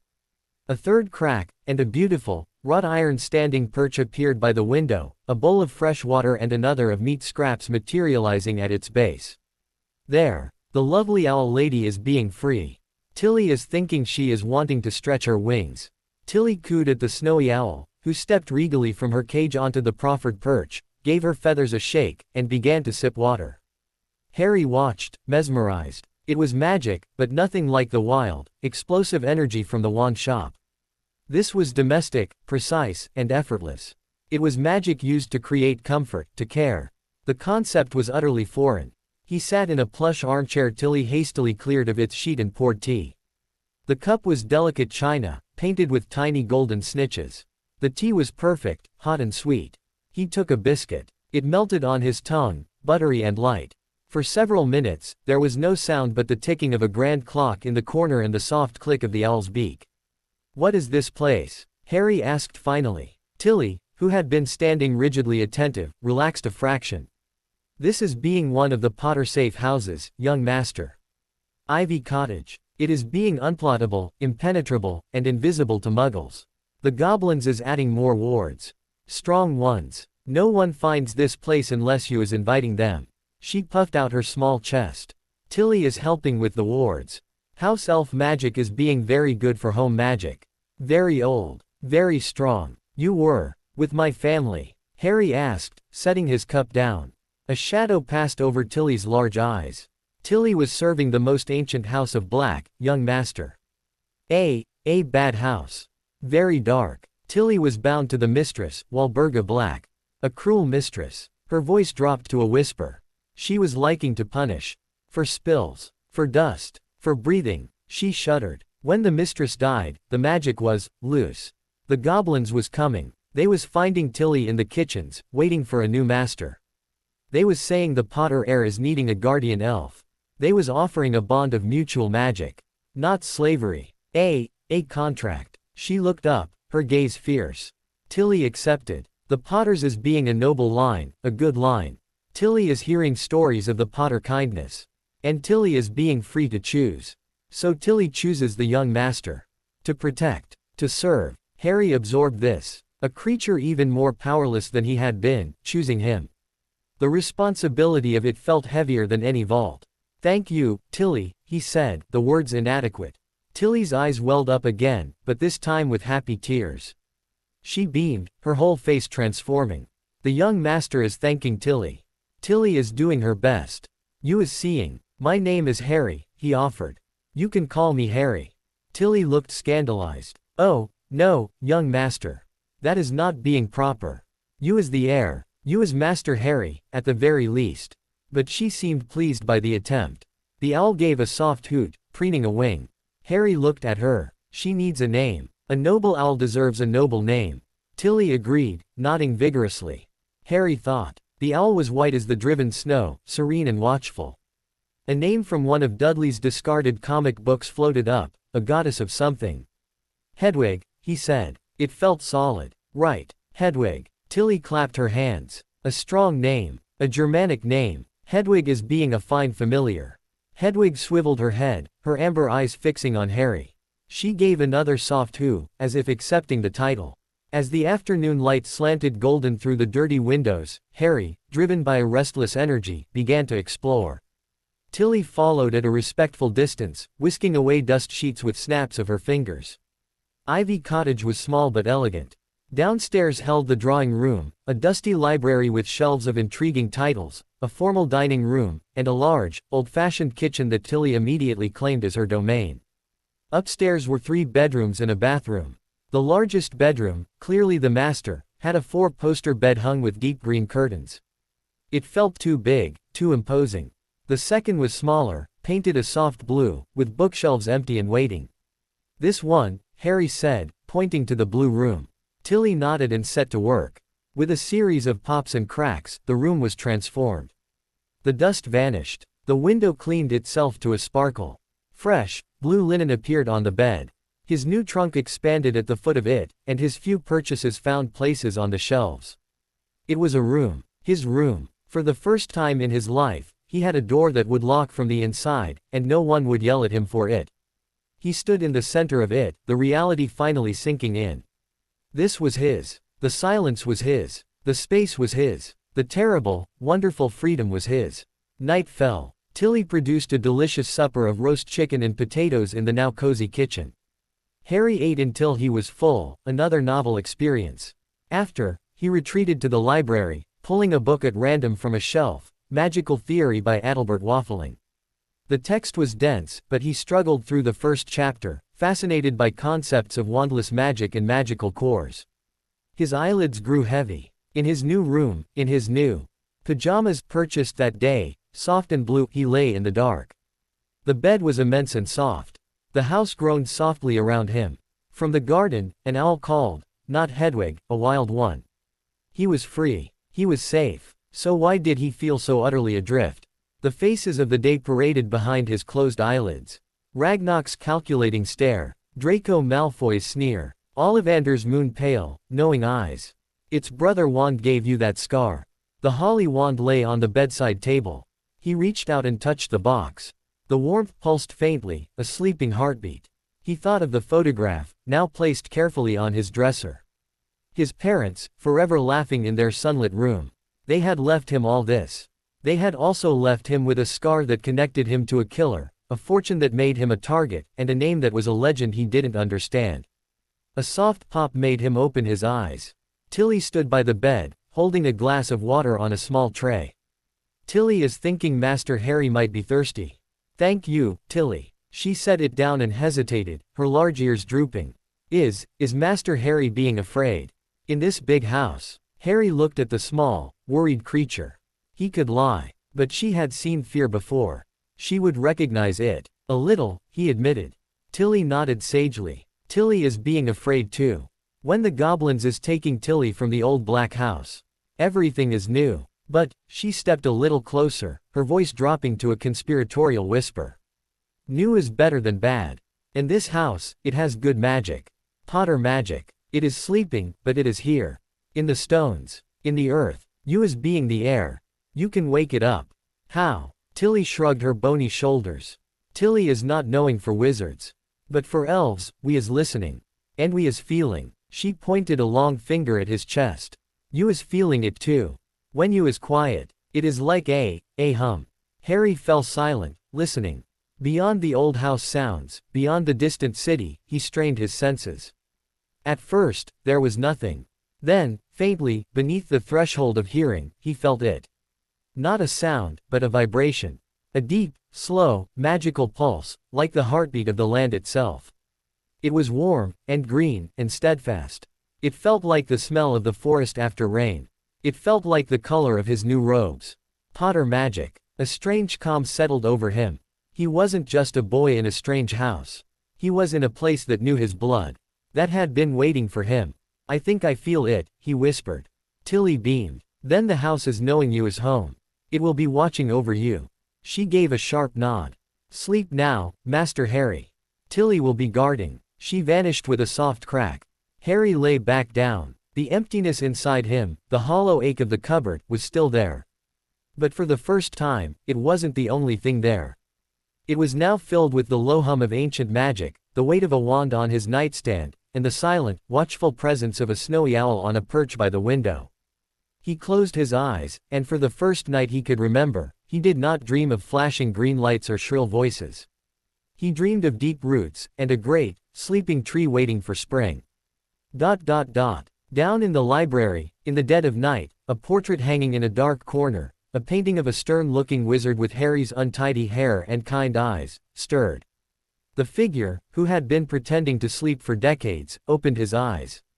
He looked towards the ceiling, towards the room where his great-great-grandson slept. A slow, satisfied smile touched his lips. About time, Charles Potter murmured to his empty frame. Now let's see what you're made of, boy. And on the street outside Ivy Cottage, which wasn't really a street at all but a fold of magic. Between here and there, a stray patch of shadow detached itself from a tree. It resolved into a tall, thin, painfully gaunt man with prematurely gray hair and scars across his face. He wore shabby robes and his eyes were weary, but they burned with a desperate, hungry hope as they fixed on the cottage that hadn't been there yesterday. He could feel the new, goblin-wrought wards humming, impenetrable. But he could also feel something else, something sweet and familiar and long lost, sleeping inside. Remus Lupin wrapped his arms around himself against the chill of a memory, and whispered into the uncaring night, "James, Lily, I've found him." He did not approach. He simply stood watch, a silent, scarred sentinel in the dark, as the first true day of Harry Potter's life came to an end. The morning sun through the blue curtains was a foreign country. Harry woke slowly, the deep, dreamless sleep clinging to him like cobwebs. For a disorienting moment, he expected the low ceiling of the cupboard, the smell of dust and polish, the sound of Aunt Petunia screeching at Vernon about the milk delivery. Silence greeted him, soft, golden light, the clean scent of linen and, faintly, of frying bacon from somewhere below. He sat up. The room held its breath around him. His room, the reality of it, crisp and clear in the morning light, was a shock all over again. He padded to the window and looked out. The wild garden was drenched in dew, diamonds strung across spiderwebs between the foxgloves. A blackbird sang, its song piercing and sweet. No traffic, no Dudley thundering down the stairs. Just green, and peace, and the hum. He could feel it more strongly today, now that Tilly had named it. That deep, subterranean pulse. Potter magic. It didn't speak, but it listened. It was a presence, like a great, sleeping cat at the foot of a bed. A soft crack announced Tilly's arrival. She stood holding a tray almost as big as she was, laden with toast, eggs, bacon, and a glass of orange juice that glowed like captured sunshine. "Master Harry is awake. Tilly is making a proper breakfast. A growing wizard is needing his strength." She set the tray on a small table that zoomed obediently to the bedside. "Tilly is also finding these." With a flourish, she produced a stack of clothing from behind her back, well-cut trousers, a soft green jumper, new socks, and proper shoes. All looked exactly his size. He ate under Tilly's watchful, approving gaze. The food was incredible. Each bite felt like a rebellion. After, dressed in clothes that fit for the second day in a row, he felt like an imposter. A prince in borrowed robes. But they were his robes. That was the impossible truth. "What do I do today?" he asked Tilly, who was magically stripping the bed with a flick of her wrist. "Master Harry is doing whatever he is liking," she said, as if it were the simplest thing in the world. "This is being your home. You is exploring. You is reading. The library is having many books. Or you is practicing." Her large eyes darted to the wand on his nightstand. The wand. The holly wand. He picked it up. The warm pulse greeted him, stronger now, a contented thrum against his palm. "It's Brother Wand," Ollivander's words echoed. He pushed them down. This was his. Not Voldemort's. His. He spent the morning in the library. It was a cozy, dusty room, shelves floor to ceiling. The books were a mixture of mundane and magical. He saw histories of Quidditch teams beside treatises on advanced arithmancy. He pulled out a picture book titled Famous Wizards and Witches of Our Time. Flipping through, he saw moving photographs of severe-looking men and women. And then, he stopped. A page near the back. The heading, "The Fight Against the Dark Lord." And there they were. His parents. Not a casual snapshot, but a formal photo. James Potter looked older than in his other picture, more tired around the eyes but with a defiant set to his jaw. Lily Potter stood beside him, her expression fierce and intelligent, one hand resting on his arm. The caption read, "James and Lily Potter, noted members of the Order of the Phoenix, gave their lives in defense of their son, Harry, the only known survivor of the killing curse." He traced their faces with a finger. Gave their lives. The words were so clean, so final. They didn't capture the green light, the shattered door, the high, cold laugh he sometimes heard in his nightmares. He slammed the book shut, a surge of hot, confusing anger tightening his chest. He needed air. He found his way to the French doors in the drawing room. The garden beckoned, wild and untamed. He stepped out. The grass was cool and damp under his new shoes. The air smelled of earth and growing things. He walked down a flagstone path almost swallowed by moss, Hedwig gliding silently from her perch inside to follow him, landing on a low-hanging branch of an ancient apple tree. At the bottom of the garden was a low stone wall, and beyond it, a dense copse of trees. The Potter magic hum was stronger here, mixed with the scent of damp leaves and rotting wood. He was not alone. A man stood just beyond the wall, on the edge of the trees. He was tall and thin to the point of gauntness, his sandy hair streaked with gray, his face lined and weary. But it was his eyes that held Harry frozen. They were a warm, light brown, and they were fixed on him with an intensity that was neither threatening nor greedy, but filled with a pain so profound it was like a physical force. The man wore shabby, patched robes. He didn't move. He just stood there, as if he were a part of the forest, a sentinel of bark and sorrow. Harry's hand tightened on his wand in his pocket. "Who are you?" His voice sounded small in the vast quiet of the garden. The man flinched, as if the sound hurt him. He didn't answer for a long moment. When he did, his voice was rough, gravelly from disuse, but gentle. "You look so much like James." A faint, sad smile touched his lips. "But you have Lily's eyes. There's no mistaking those." Harry's heart hammered against his ribs. "You knew them." "I did." The man took a slow, hesitant step closer, but stopped at the wall, respecting the boundary. I am, a friend. My name is Remus Lupin. The name from the will. The secondary guardian. Chronic ill health. Whereabouts uncertain. You're supposed to be my guardian," Harry said, the words tumbling out. Remus Lupin's face crumpled for a second, a mask of grief and shame. "I was meant to be. I failed. I have conditions. That made me an unsuitable candidate in the eyes of the ministry. And after what happened with Sirius, I lost my way. I couldn't face you. I thought you were safe, hidden away with Lily's family." His gaze swept over Harry, taking in the new clothes, the alert posture, the absence of fear. "You are not with them." "No," Harry said, a fierce pride in the word. "I left." "How?" Lupin's brow furrowed. "The Blood Wards," Dumbledore said. Dumbledore. The name was unfamiliar. Albus Dumbledore. The headmaster of Hogwarts. The wizard who placed you there. Lupin's voice was careful now. "He said it was the only way to keep you safe. That your mother's sacrifice, her blood in her sister's house, created a powerful protection." A cold knot formed in Harry's stomach. A powerful wizard had put him with the Dursleys. On purpose. Knowing what they were. The anger from the library found a new target. "It wasn't safe," he said flatly. Lupin closed his eyes, pained. "I see that now. I should have checked. I should never have just believed." He opened his eyes, and they were full of a new determination. "How did you get out, Harry? Who helped you?" Harry considered. This man was a stranger, but he had his mother's eyes, he said. He was in the will. He knew things. And he was here, now, when no one else was. "My parents' will," Harry said slowly. "It had a clause. I read it, and I used it. The goblins from Gringotts came. They said the Dursleys were damaging the asset. They brought me here." A flicker of astonishment, then grim understanding, passed over Lupin's face. "The Potter will. Of course. James was always thorough. And the goblins, they would respect a binding financial contract over a ministry decree." He let out a breath that was almost a laugh. "You invoked a Gringotts injunction. At 9 years old. That's remarkably resourceful. They said I'm a ward of the bank now. Until a suitable guardian is found." Lupin's gaze intensified. "And do you consider me suitable, Harry?" The question was enormous. Harry studied him. The man looked tired, poor, and sad. But his eyes were honest. He hadn't tried to cross the wall. He hadn't demanded anything. He'd just watched. "Why are you here now?" Harry asked instead of answering. "I felt it," Lupin said simply. 2 nights ago. A shift in the old magic. A new, powerful ward springing up in a place tied to the Potter family. I know this land. James brought me here once, to this cottage, when we were in the Order.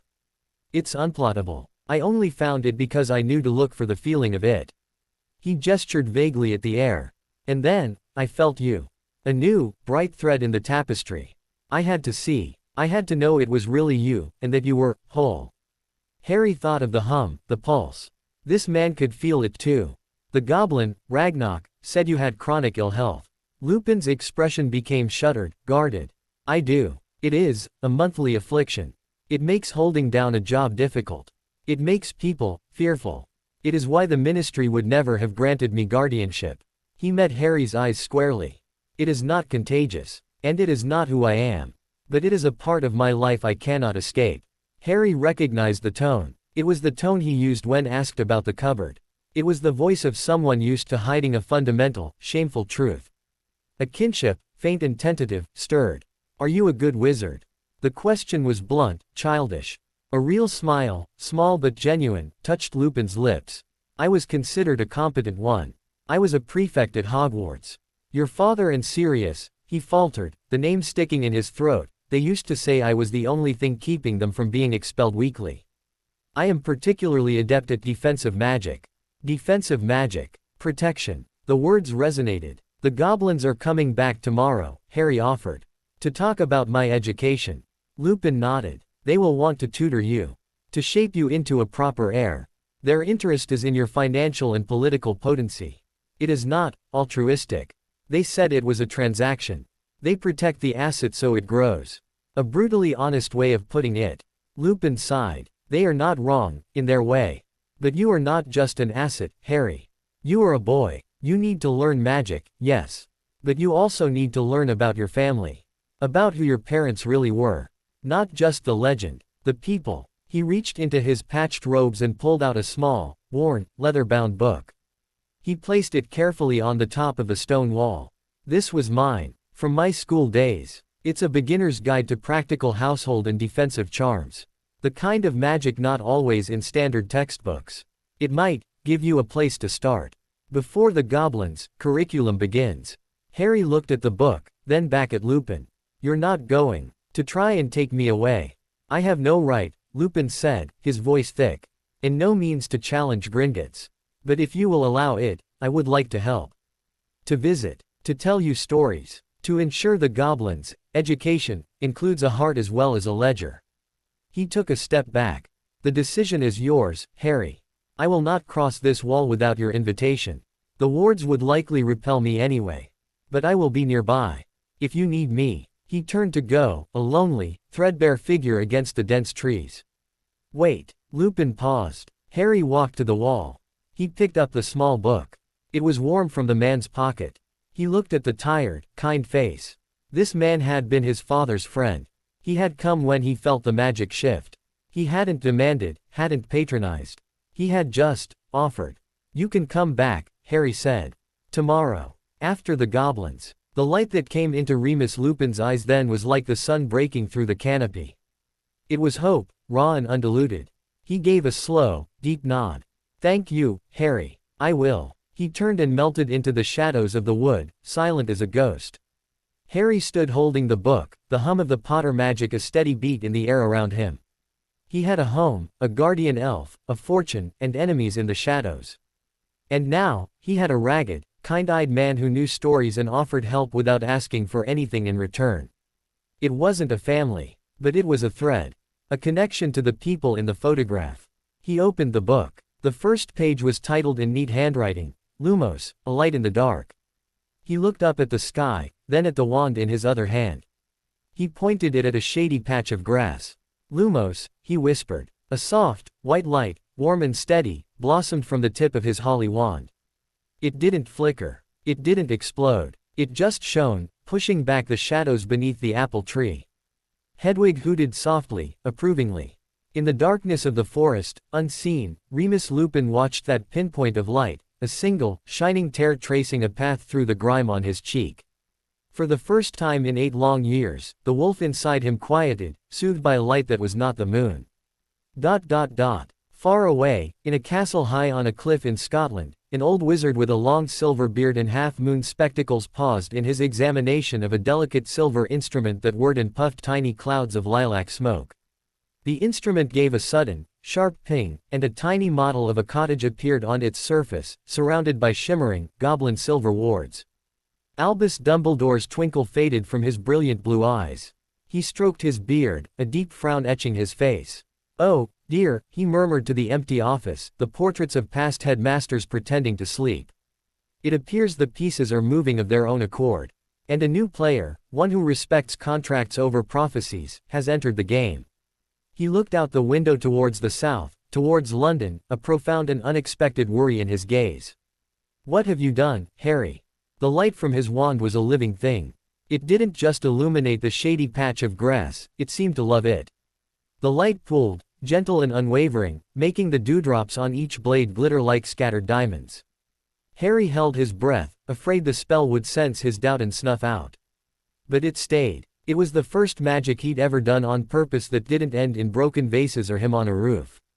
A slow, wide smile spread across his face. He moved the wand, and the circle of light slid obediently across the mossy flagstones, up the trunk of the apple tree, where Hedwig watched with tilted head. "Knox," he whispered, remembering the counter charm from Lupin's book. The light vanished, leaving the garden brighter and its aftermath, the colors deeper. He did it again. Lumos. Knox. Lumos. Knox. Each time, the light sprang forth, loyal and bright. It wasn't just a trick. It was a conversation. His will, the wand's magic, meeting in the middle. The Hollywood hummed in his hand, a contented vibration that traveled up his arm and settled in his chest, warming the hollow place. He practiced until the sun was high, then retreated inside, the little book clutched to his chest. Tilly had lunch waiting, a hearty soup and crusty bread, and she buzzed with happy energy as he ate, asking no questions but sensing his quiet exhilaration. Master Harry is having a good morning. The magic in the house is singing. Tilly is hearing it in the pipes. After lunch, he took the book to the drawing room. The next charm was the warming charm. The description was simple: channel a feeling of comfort and safety into the tip of the wand with the incantation, Calor. He pointed his wand at the cold, empty hearth. He thought of the first sip of tea Tilly had brought him. The feeling of the new jumper, soft against his skin. The deep hum of the house around him. Calor. A soft, golden glow, like afternoon sunlight, spread from his wand and washed over the hearthstones. Not a fire, but a radiant, gentle heat that seeped into the room, banishing the slight chill. It was a different warmth than the wand's own pulse. This was magic he had made, spun from his own feeling. He spent the afternoon like that, moving from charm to simple charm in Lupin's book. He made a feather from a cushion, levicorpus. It wobbled, but it lifted, tried to mend a crack in a saucer, reparo. The crack sealed, but a hairline of gold remained, a scar of his effort. Each success, each fumble, was a revelation. This was his. This talent, this energy, it wasn't a freakish accident. It was a legacy. As dusk painted the sky in shades of violet and orange, a sharp crack echoed in the hall. Griphook had returned. The goblin stood in the foyer, his charcoal suit impeccable, his ledger under his arm. His black eyes swept over Harry, noting the wand held loosely at his side, the focused calm in his posture, the absence of the cowed, ragged creature from 2 days prior. "You look adequate," Griphook conceded, the closest to a compliment Harry suspected he'd ever get. "The elf has performed her duties." "Tilly is wonderful," Harry said, a hint of defiance in his voice. Griphook's lip curled slightly. "Sentiment is a poor metric for service. Efficiency is key. Come, we will discuss your curriculum in the library." They sat at the large library table. Griphook unrolled a long parchment. "Gringotts, as your temporary guardian and executor, proposes the following educational schedule. You will be tutored in core magical subjects by approved instructors to prepare you for eventual entry into Hogwarts School of Witchcraft and Wizardry. Additionally, you will receive instruction in wizarding history, economics, and political theory pertinent to the management of the Potter estate." He began listing names, times, subjects. Arithmancy on Mondays. History of magic on Tuesdays. Introductory transfiguration and charms on alternating Wednesdays. It was a flood of information, a cage of times and expectations being built around him. The freedom of the morning began to feel like a distant dream. "Who are the tutors?" Harry asked, interrupting the flow. "Academics with discretion. Some are retired Hogwarts professors. Others are experts in their fields under contract to the bank. Their loyalty is to the gold, not to the ministry or any particular ideology." "This is optimal. What about defense?" Harry asked, thinking of Lupin's specialty. Griphook's eyes narrowed. "Defensive magic is a scheduled component." "Why? I think. It's important. Your assessment is noted and irrelevant. The curriculum is designed for comprehensive preparation." Griphook tapped the parchment. "You will begin the day after tomorrow. Your first tutor, for magical theory and introductory charms, will arrive at 9 a.m. sharp. You will be prepared." It was a command. Harry felt a familiar resentment rise, the kind he'd swallowed daily at Privet Drive. But this was different. He wasn't powerless here. He had a wand. He had a voice. And if I don't like the tutor? He asked, keeping his tone neutral. Griphook looked at him as if he'd asked if gold could float. You are not hiring them for entertainment. You are acquiring knowledge. The transaction is clear. They provide instruction. The bank provides payment. Your liking is not a currency we deal in. What about what I want to learn? Harry pressed. About my family. About why my parents really died. Not just the legend. For the first time, Griphook seemed momentarily nonplussed. He recovered quickly. Sentimental history is a luxury. Understanding the political landscape that led to their targeting is practical. That will be covered in Wizarding Politics, Year 3 of your schedule. Year 3. It was a lifetime away. Harry looked down at Lupin's worn book on the table beside him. A Beginner's Guide to Practical Household and Defensive Charms. Real magic. Useful magic. Magic that felt like a warm hearth, not a column of numbers. I have a book, Harry said slowly. From a friend of my parents. Remus Lupin. He's outside. He gave it to me. Griphook went very still. The air in the library seemed to grow colder. Remus Lupin, he repeated, the name a sour taste. The werewolf. The word dropped between them like a stone. Werewolf. The chronic ill health. The monthly affliction. The reason the ministry deemed him unfit. A new, different kind of fear prickled down Harry's spine, instinctive and deep. Monsters in stories were werewolves. He's waiting to see if I'll talk to him again, Harry said, his voice smaller. He is a security risk of the highest order, Griphook hissed, leaning forward. His condition is volatile. His presence compromises the secrecy of this location. He is emotionally compromised and magically dangerous. You will not see him again. The absolute finality in the goblin's voice was a wall. Harry recognized this too. It was Uncle Vernon's voice when declaring something, simply not done. It was the sound of his choices being removed. But he wasn't in the cupboard now. He was my parents' friend, Harry said, forcing the words out. He's in the will. He came to help. He didn't ask for anything. He is a werewolf. Griphook snapped, a flash of genuine anger in his black eyes. His help is a liability. His very existence is a violation of the international statute of secrecy. Gringotts cannot and will not have an asset of your value associated with such a creature. The contract for your guardianship includes clauses for risk mitigation. This is a risk. It ends now. He stood up, grabbing his ledger. I will reinforce the wards. He will be unable to perceive the house. You will focus on your scheduled tutors. This discussion is over. No. The word was quiet, but it stopped Griphook in his tracks. He turned, his expression one of incredulous fury. Harry stood up too, his heart hammering against his ribs. He was small beside the goblin, but he gripped his wand, drawing strength from its steady pulse. You said I'm a ward of the bank. An asset. But an asset has to be functional. You can't just lock me in here with tutors I don't like and tell me who I can talk to. Mr. Lupin, he knew them. He can tell me things the books and the tutors won't. That makes me stronger. That's better for the asset. Isn't it? He was parroting Ragnarok's own logic back at him, and he saw it hit home. Griphook's eyes narrowed to slits. You are a child. You do not understand the dangers.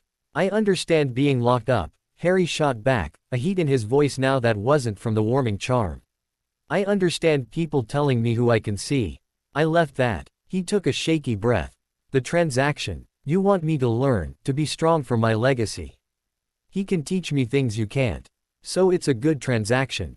The library was silent save for the ticking clock. Griphook studied him, the furious bureaucrat fading into the cold, calculating financier.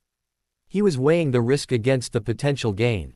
Harry held his gaze, trying to look less like a scared 9-year-old and more like an heir. Finally, Griphook spoke, each word precise and icy. Any interaction will be under the following conditions. 1. It occurs within the warded grounds only, and I will add monitoring runes. 2. It is limited to 1 hour, twice per week. 3. He is not to touch you, apparate with you, or provide you with any object not first cleared by the bank. 4. If he displays any sign of instability, especially near the lunar cycle, the access is permanently revoked. 5.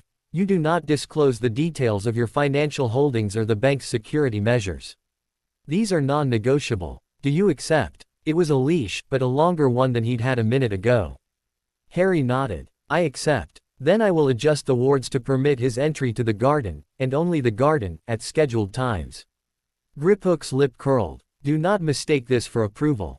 It is a calculated amendment to the investment plan. Nothing more. He turned and left the library. Harry heard the sharp crack of his disapparition from the hall. He sank back into his chair, trembling. He'd done it. He'd argued with a goblin and won a concession. It felt more exhausting, more terrifying, than any encounter with Dudley's gang. A few minutes later, Tilly popped in, wringing her hands. The nasty goblin is being gone, but he is putting nasty prickly magic on the garden walls. Tilly is feeling it. It is saying, come here, but don't touch. It's okay, Tilly, Harry said, though he wasn't sure it was. It's for Mr. Lupin. He's allowed to visit. Sometimes. Tilly's enormous eyes widened further. The wolf man. Master Harry is sure. He was my dad's friend, Harry repeated, the phrase becoming a talisman. Tilly nodded slowly, her ears drooping with worry. Tilly is watching. Closely. If the wolf man is hurting a hair on Master Harry's head, Tilly is making him into a rug. The ferocity in her squeaky voice was so startling Harry almost laughed. The tension broke. Thank you, Tilly. The next morning, after a breakfast he was too nervous to eat much of, Harry went to the garden. The air near the stone wall hummed with a new, sharper energy, Griphook's monitoring runes, invisible but felt, like static on his skin. He didn't have to wait long. Remus Lupin stepped from the tree line at precisely the agreed time. He looked even more tired in the daylight, the lines on his face etched deep, but he was clean-shaven and his patched robes were neat. He stopped at the wall, his hands held clearly at his sides. Harry, he said, his voice warm with relief. You're here. The goblins said you could visit, Harry said. With rules. Lupin's smile was wry. I imagine. I can feel the new wards. Like being watched by very strict, very pointy-eyed hawks. He didn't seem angry, just resigned. I will respect every condition, Harry. You have my word. He didn't cross the wall. He simply sat on a mossy log on his side. Harry sat on the sun-warmed stones on his. Hedwig watched from her apple tree branch. What would you like to know? Lupin asked softly. The question was a vast ocean.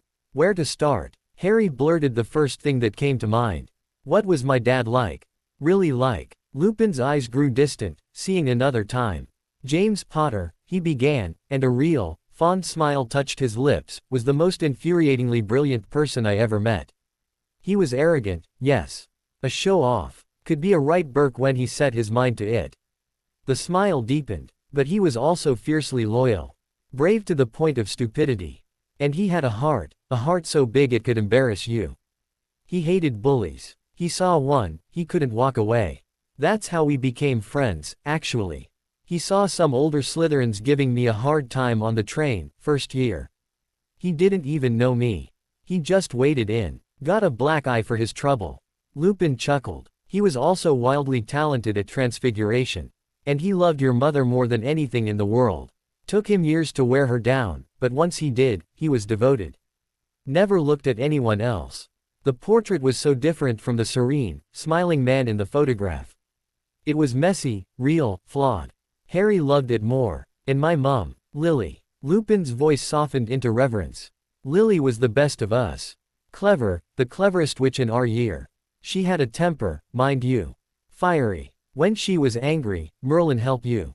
But she was kind. Deeply, fundamentally kind. She tutored me in potions when I was falling behind.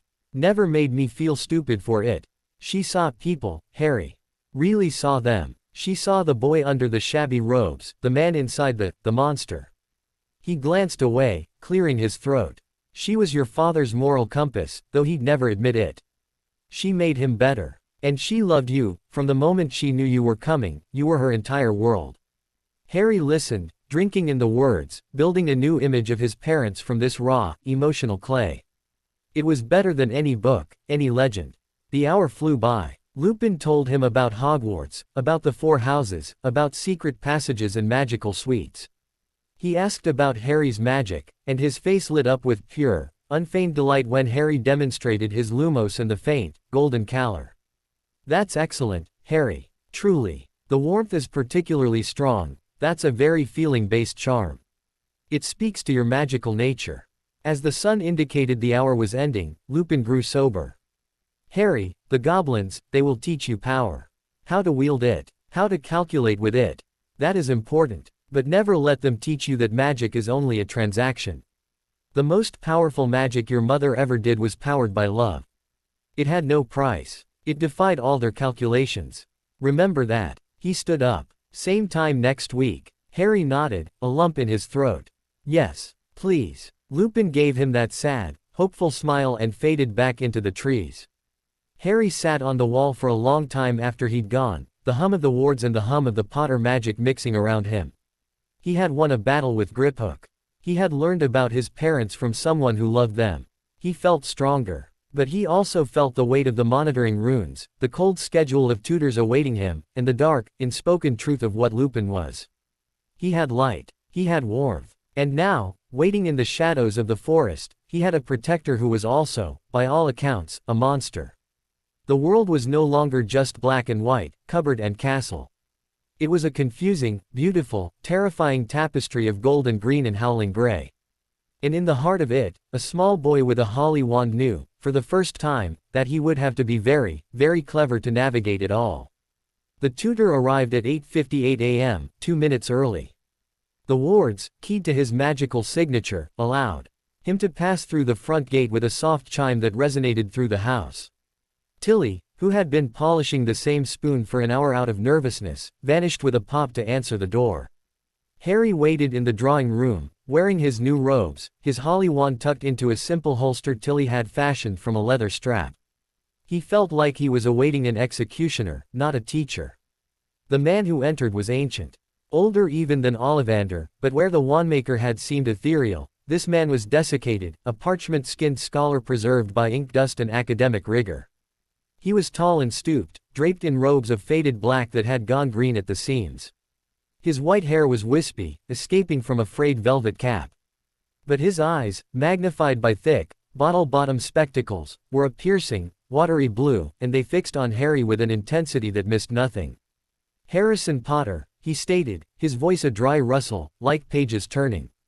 "I am Professor Phineas Nigellus Black. You may address me as Professor Black, or Sir. I am here, under contract to the estimable Gringotts, to instruct you in the fundamentals of magical theory and charms." Black. The name sent a jolt through Harry. Sirius Black's family. This wizened scholar shared a name with his parents' betrayer. Professor Black seemed to read his thoughts. A thin, cynical smile touched his lips.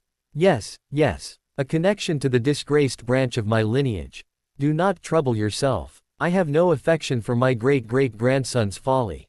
I am, and have always been, a man of intellect, not sentiment. The goblins pay handsomely for discretion and results. Sentiment is a currency of fools." He set down a worn, leather satchel and withdrew a slim, severe-looking textbook, Magical Theory by Adalbert Waffling, the same book Harry had tried to read in the library. "We begin with the first principle. Magic is an external, ambient force that a witch or wizard channels through their body and focuses with a wand. It is not, as the sentimentalists would have you believe, a manifestation of emotion.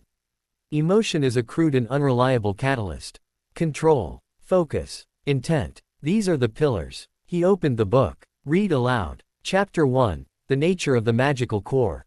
Harry read. The text was dense, clinical. It spoke of magical cores as measurable entities, their strength quantifiable, their growth predictable with proper exercise. It made magic sound like a muscle. There was no mention of warmth, or love, or the humming pulse he felt in the walls of Ivy Cottage. After 20 minutes of dry recitation, Professor Black held up a hand. "Enough. Theory without practice is stagnation. Your wand." Harry drew his holly wand. Professor Black's eyes lingered on it, a flicker of recognition in their depths, but he said nothing. "The Lumos charm. Demonstrate." Harry pointed his wand. Lumos. The warm, white light bloomed at the tip. Professor Black peered at it. "Adequate. A child's trick. Now, you will extinguish it and relight it 10 times. Each time, you will focus not on the idea of light, but on the precise magical pathway from your core, down your arm, through the wand. Visualize the channel. Measure the flow. Begin." It became a drill. Lumos. Nox. Lumos. Nox. Each time, Professor Black offered cold, technical corrections. Your grip is too tight, you are constricting the flow. Your pronunciation is sloppy, the incantation is a sonic focus, not a suggestion. Do not feel the light, boy. Command it. By the 10th repetition, the light felt sterile. It was just a thing he produced, like sweat. The joy of it was gone, replaced by a cramp in his hand and a headache behind his eyes. Passable, Black pronounced. We will repeat this exercise for 15 minutes at the start of every session until it is flawless and thoughtless. Now, the levitation charm. The theory. The lesson proceeded with relentless, desiccated precision. Harry learned the proper wrist movement for Wingardium Leviosa, a swish and flick, not a jab, the exact angle of incidence for the charm to be most efficient. He levitated a feather, but under Black's critical eye, its wobble felt like a personal failure. Insufficient focus. Again. When the clock on the mantel finally chimed 11, Professor Black closed his book with a definitive snap. Your foundational knowledge is non-existent. Your practical technique is rustic. But you show a basic capacity for channeling. We will build upon that. Next session, we will continue with levitation and begin on the unlocking charm. Read chapters 2 and 3. I will expect a summary. He stood, gathering his things. At the door, he paused and looked back, his cynical gaze sweeping over Harry. A word of advice, Potter. The goblins see you as an investment. I see you as a blank slate. That is preferable. Sentimental attachments, like the one you are fostering with the werewolf at your garden wall, will warp your growth. They introduce variables. Magic despises variables. Good day. He left. The house felt colder for his absence. Harry sank into a chair, exhausted and dispirited. This was his education. This dry, heartless drilling. It was just another cupboard, lined with books instead of brooms. Tilly popped in, bearing a glass of pumpkin juice. The old portrait man is being very stern, she whispered sympathetically. But Master Harry is learning. Tilly is seeing the feather wobble. It is a good wobble. Harry managed a weak smile. Her faith was a small ember in the chill. He had the afternoon to himself. He tried to read the assigned chapters, but the words blurred. Instead, he took Lupin's book and went to the garden. The sun was high, and the monitoring runes hummed their warning song. He practiced the Wingardium Leviosa again, but this time, he didn't think about magical pathways. He thought of Hedwig in flight, effortless and graceful. The feather rose, steadier than before, and did a slow, looping circuit around the apple tree before settling back into his palm. It felt like magic again. His next meeting with Lupin was 3 days later. The man looked more haggard, dark circles under his eyes as if he hadn't slept.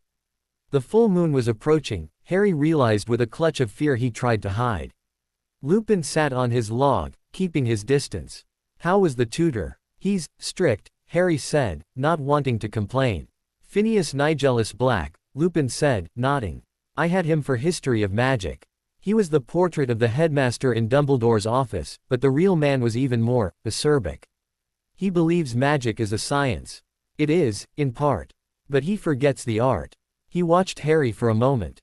He's sapping your joy, isn't he? The understanding in his tone was a relief. Harry nodded. He says sentiment is for fools. Sentiment, Lupin said softly, is what saved your life, Harry. Never forget that. He shifted, wincing slightly as if his bones ached. Would you like a different kind of lesson today? Something Professor Black would certainly disapprove of. Yes. Lupin pointed to a large, dead branch that had fallen in the recent wind. That is a Dementor. Harry blinked. A what? A creature of darkness. They guard the wizard prison, Azkaban. They feed on happiness, leave you with only your worst memories. The spell to repel them is advanced, well beyond your years. But the principle behind it, that is something you can understand now. It is called the Patronus charm. It is powered by a single, very happy memory. A memory so strong, so bright, it becomes a shield. Harry looked at the dead branch. It looked like a dead branch. I'm not going to teach you the incantation or the wand movement. That's for later. I'm going to teach you how to find the memory. Close your eyes. Hesitantly, Harry did. Don't think of big, general things. Think of a moment. A single, perfect moment where you felt completely safe, completely happy. It doesn't have to be from long ago. It can be very recent. Search for it. Harry sifted through the gray clutter of his mind. Most of it was Privet Drive, hiding, flinching, hungry. Then, He saw it. A flash of green robes in a mirror. The first sip of tea in the silent drawing room. The warm pulse of his wand in his hand as he made light in the garden. The look on Lupin's face when he'd managed a steady Lumos. He focused on one. The feeling of the hum in the house, that first night, as he lay in his own bed, knowing the door could lock and no one would shout. The profound, quiet safety of it. He held onto that feeling. Good, Lupin's voice came, gentle. I can see it on your face. Now, open your eyes. Harry did. The world seemed sharper, brighter. That feeling, Lupin said, is a power Professor Black's books cannot measure. Guard that memory. Nurture it. When the darkness comes, and it will, in many forms, that is your first defense. Not a spell, but a light you carry inside. No one can take it from you. They didn't do any magic that day. They just talked. Lupin told him about James's obsession with becoming an animagus to help him with his furry little problem. He spoke of Lily's talent for potions, and how she once tricked James and Sirius into drinking a concoction that made them speak in limericks for a week. The stories were alive, filled with laughter and love and silly, human mistakes. When the hour was up, Lupin rose stiffly. The moon is nearly full, Harry. I will not be able to come for the next 2 weeks. It is not safe. You must promise me you will not try to see me during that time. The wards, they may not be enough. The fear was back, cold and sharp.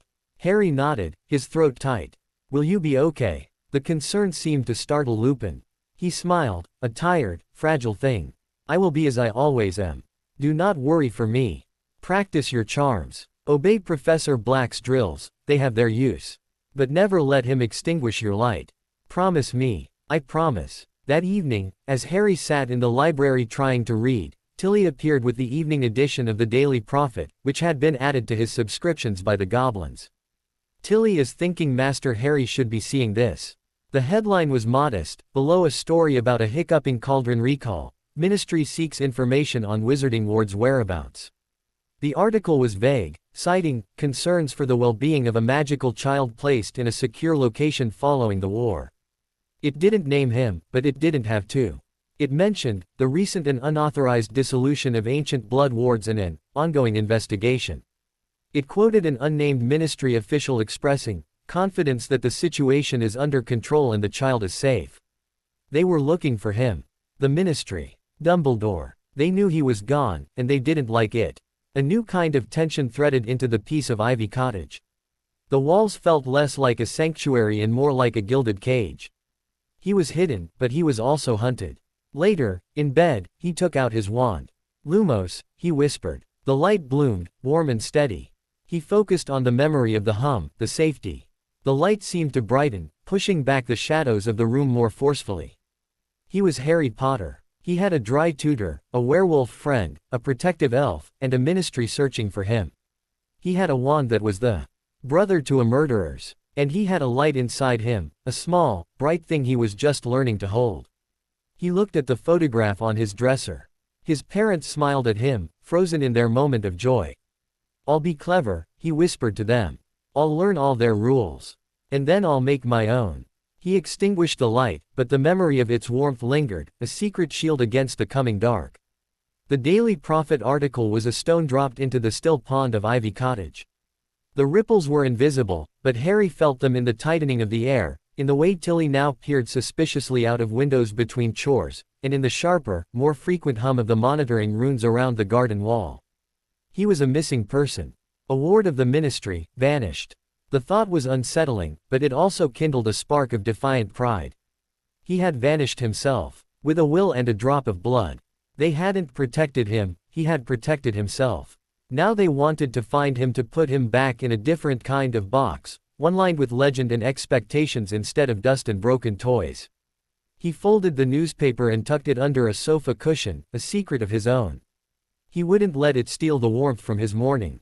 Professor Black arrived for his second session with the same desiccated punctuality. Today's lesson was the theory of the unlocking charm, Alohomora. Black spent 45 minutes dissecting the etymology, a pseudo-Hawaiian appropriation. He sneered the precise wand movement, a counterclockwise helix, and the magical principle of temporarily convincing a locking mechanism that its locked state was a misunderstanding. It is a charm of persuasion, not force, black intoned, his watery eyes fixed on Harry. You are not breaking the lock. You are debating it into submission. The magic must be subtle, insidious. Like a rumor. Harry's mind wandered to Lupin's description of the Patronus, powered by a happy memory. That was a magic of conviction, of blazing truth. This was a magic of whispers and lies.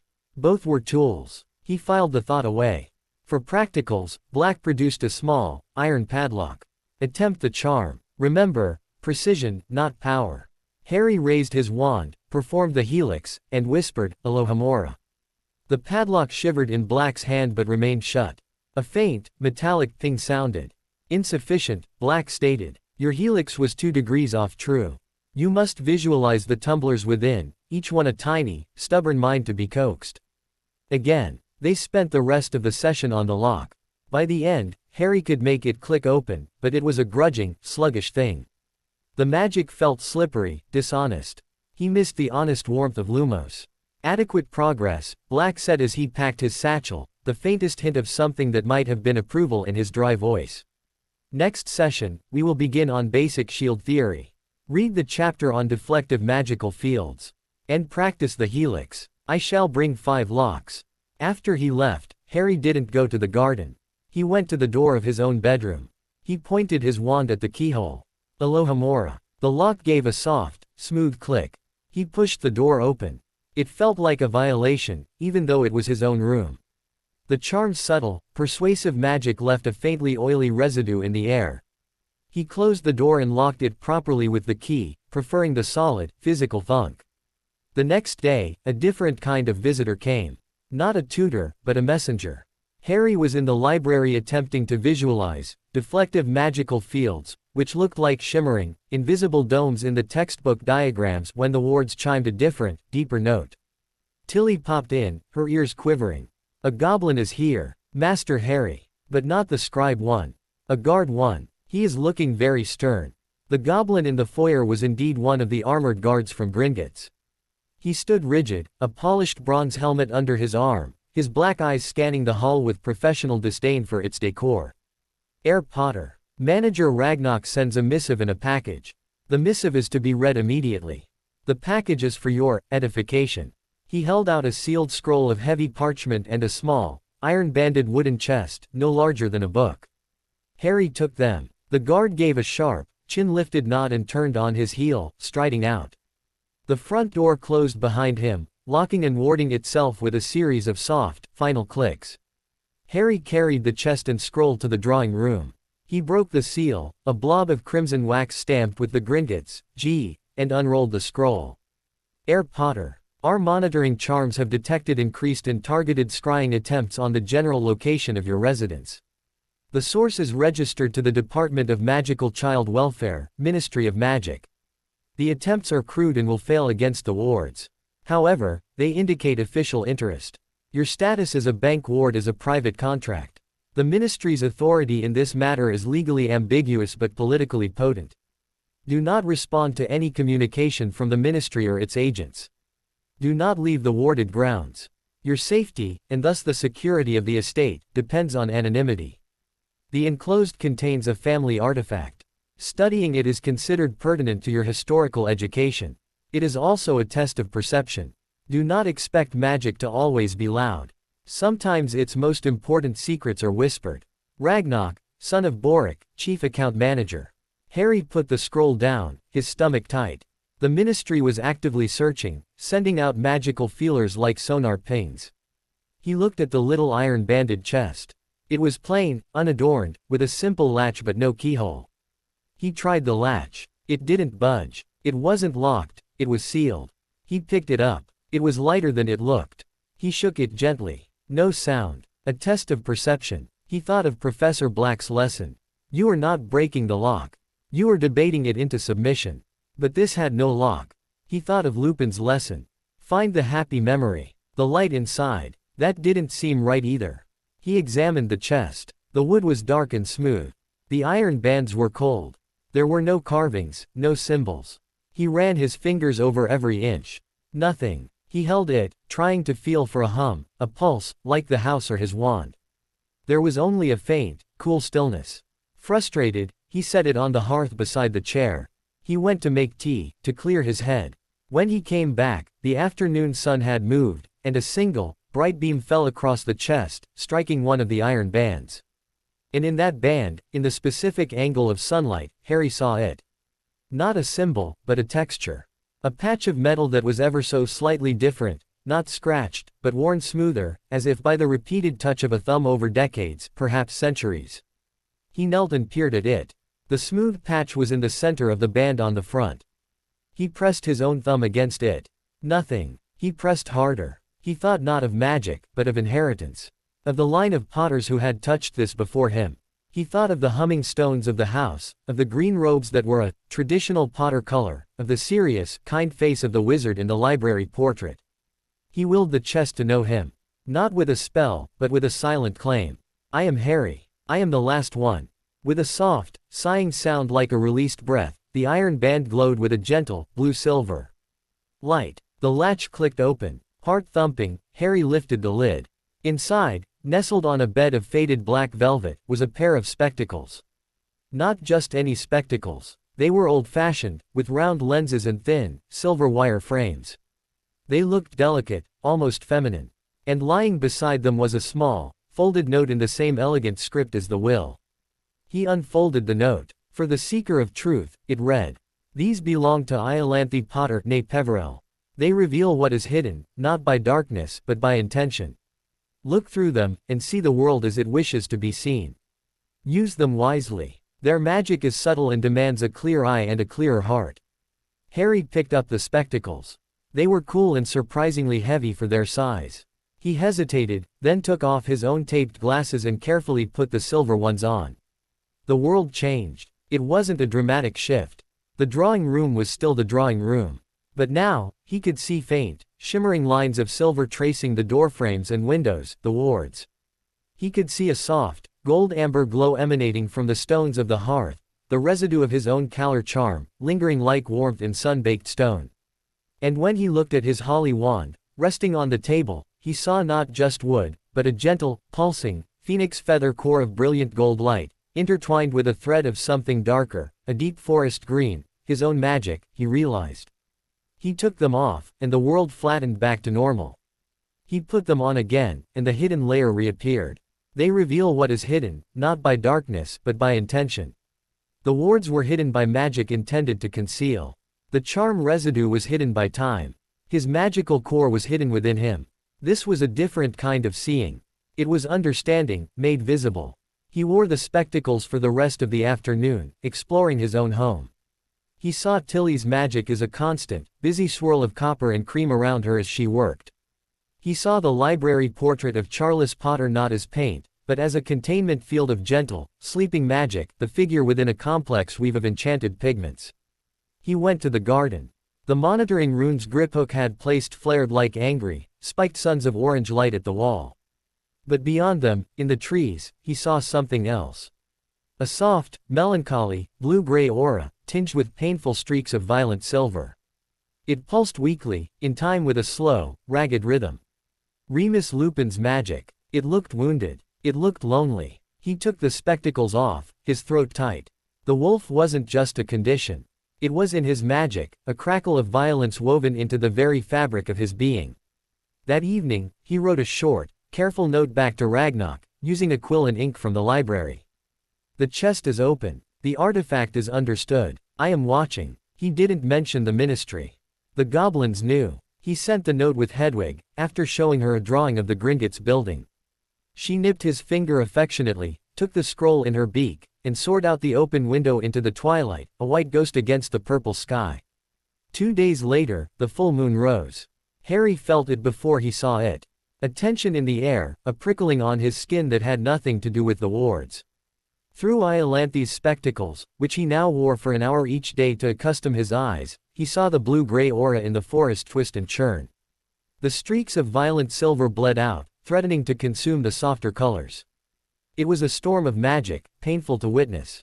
He stayed inside as full dark fell, the hum of the house feeling more like a fortress's chant. He heard no howls, but the silence from the forest was worse. It was a listening silence. Near midnight, he was reading in the drawing room when a sound split the night, not a howl, but a deep, shuddering thud, followed by the crack of snapping wood. It came from the garden. Harry froze, his book forgotten. He crept to the French doors. The garden was drenched in cold moonlight. The apple tree was still. The wall stood intact. Then he saw it. On the far side of the wall, just at the tree line, something lay in a heap. It was large, shaggy, and matted with what looked like dark liquid in the moonlight. It wasn't moving. Lupin. Without thinking, Harry shoved the doors open and ran out, his bare feet silent on the cool grass.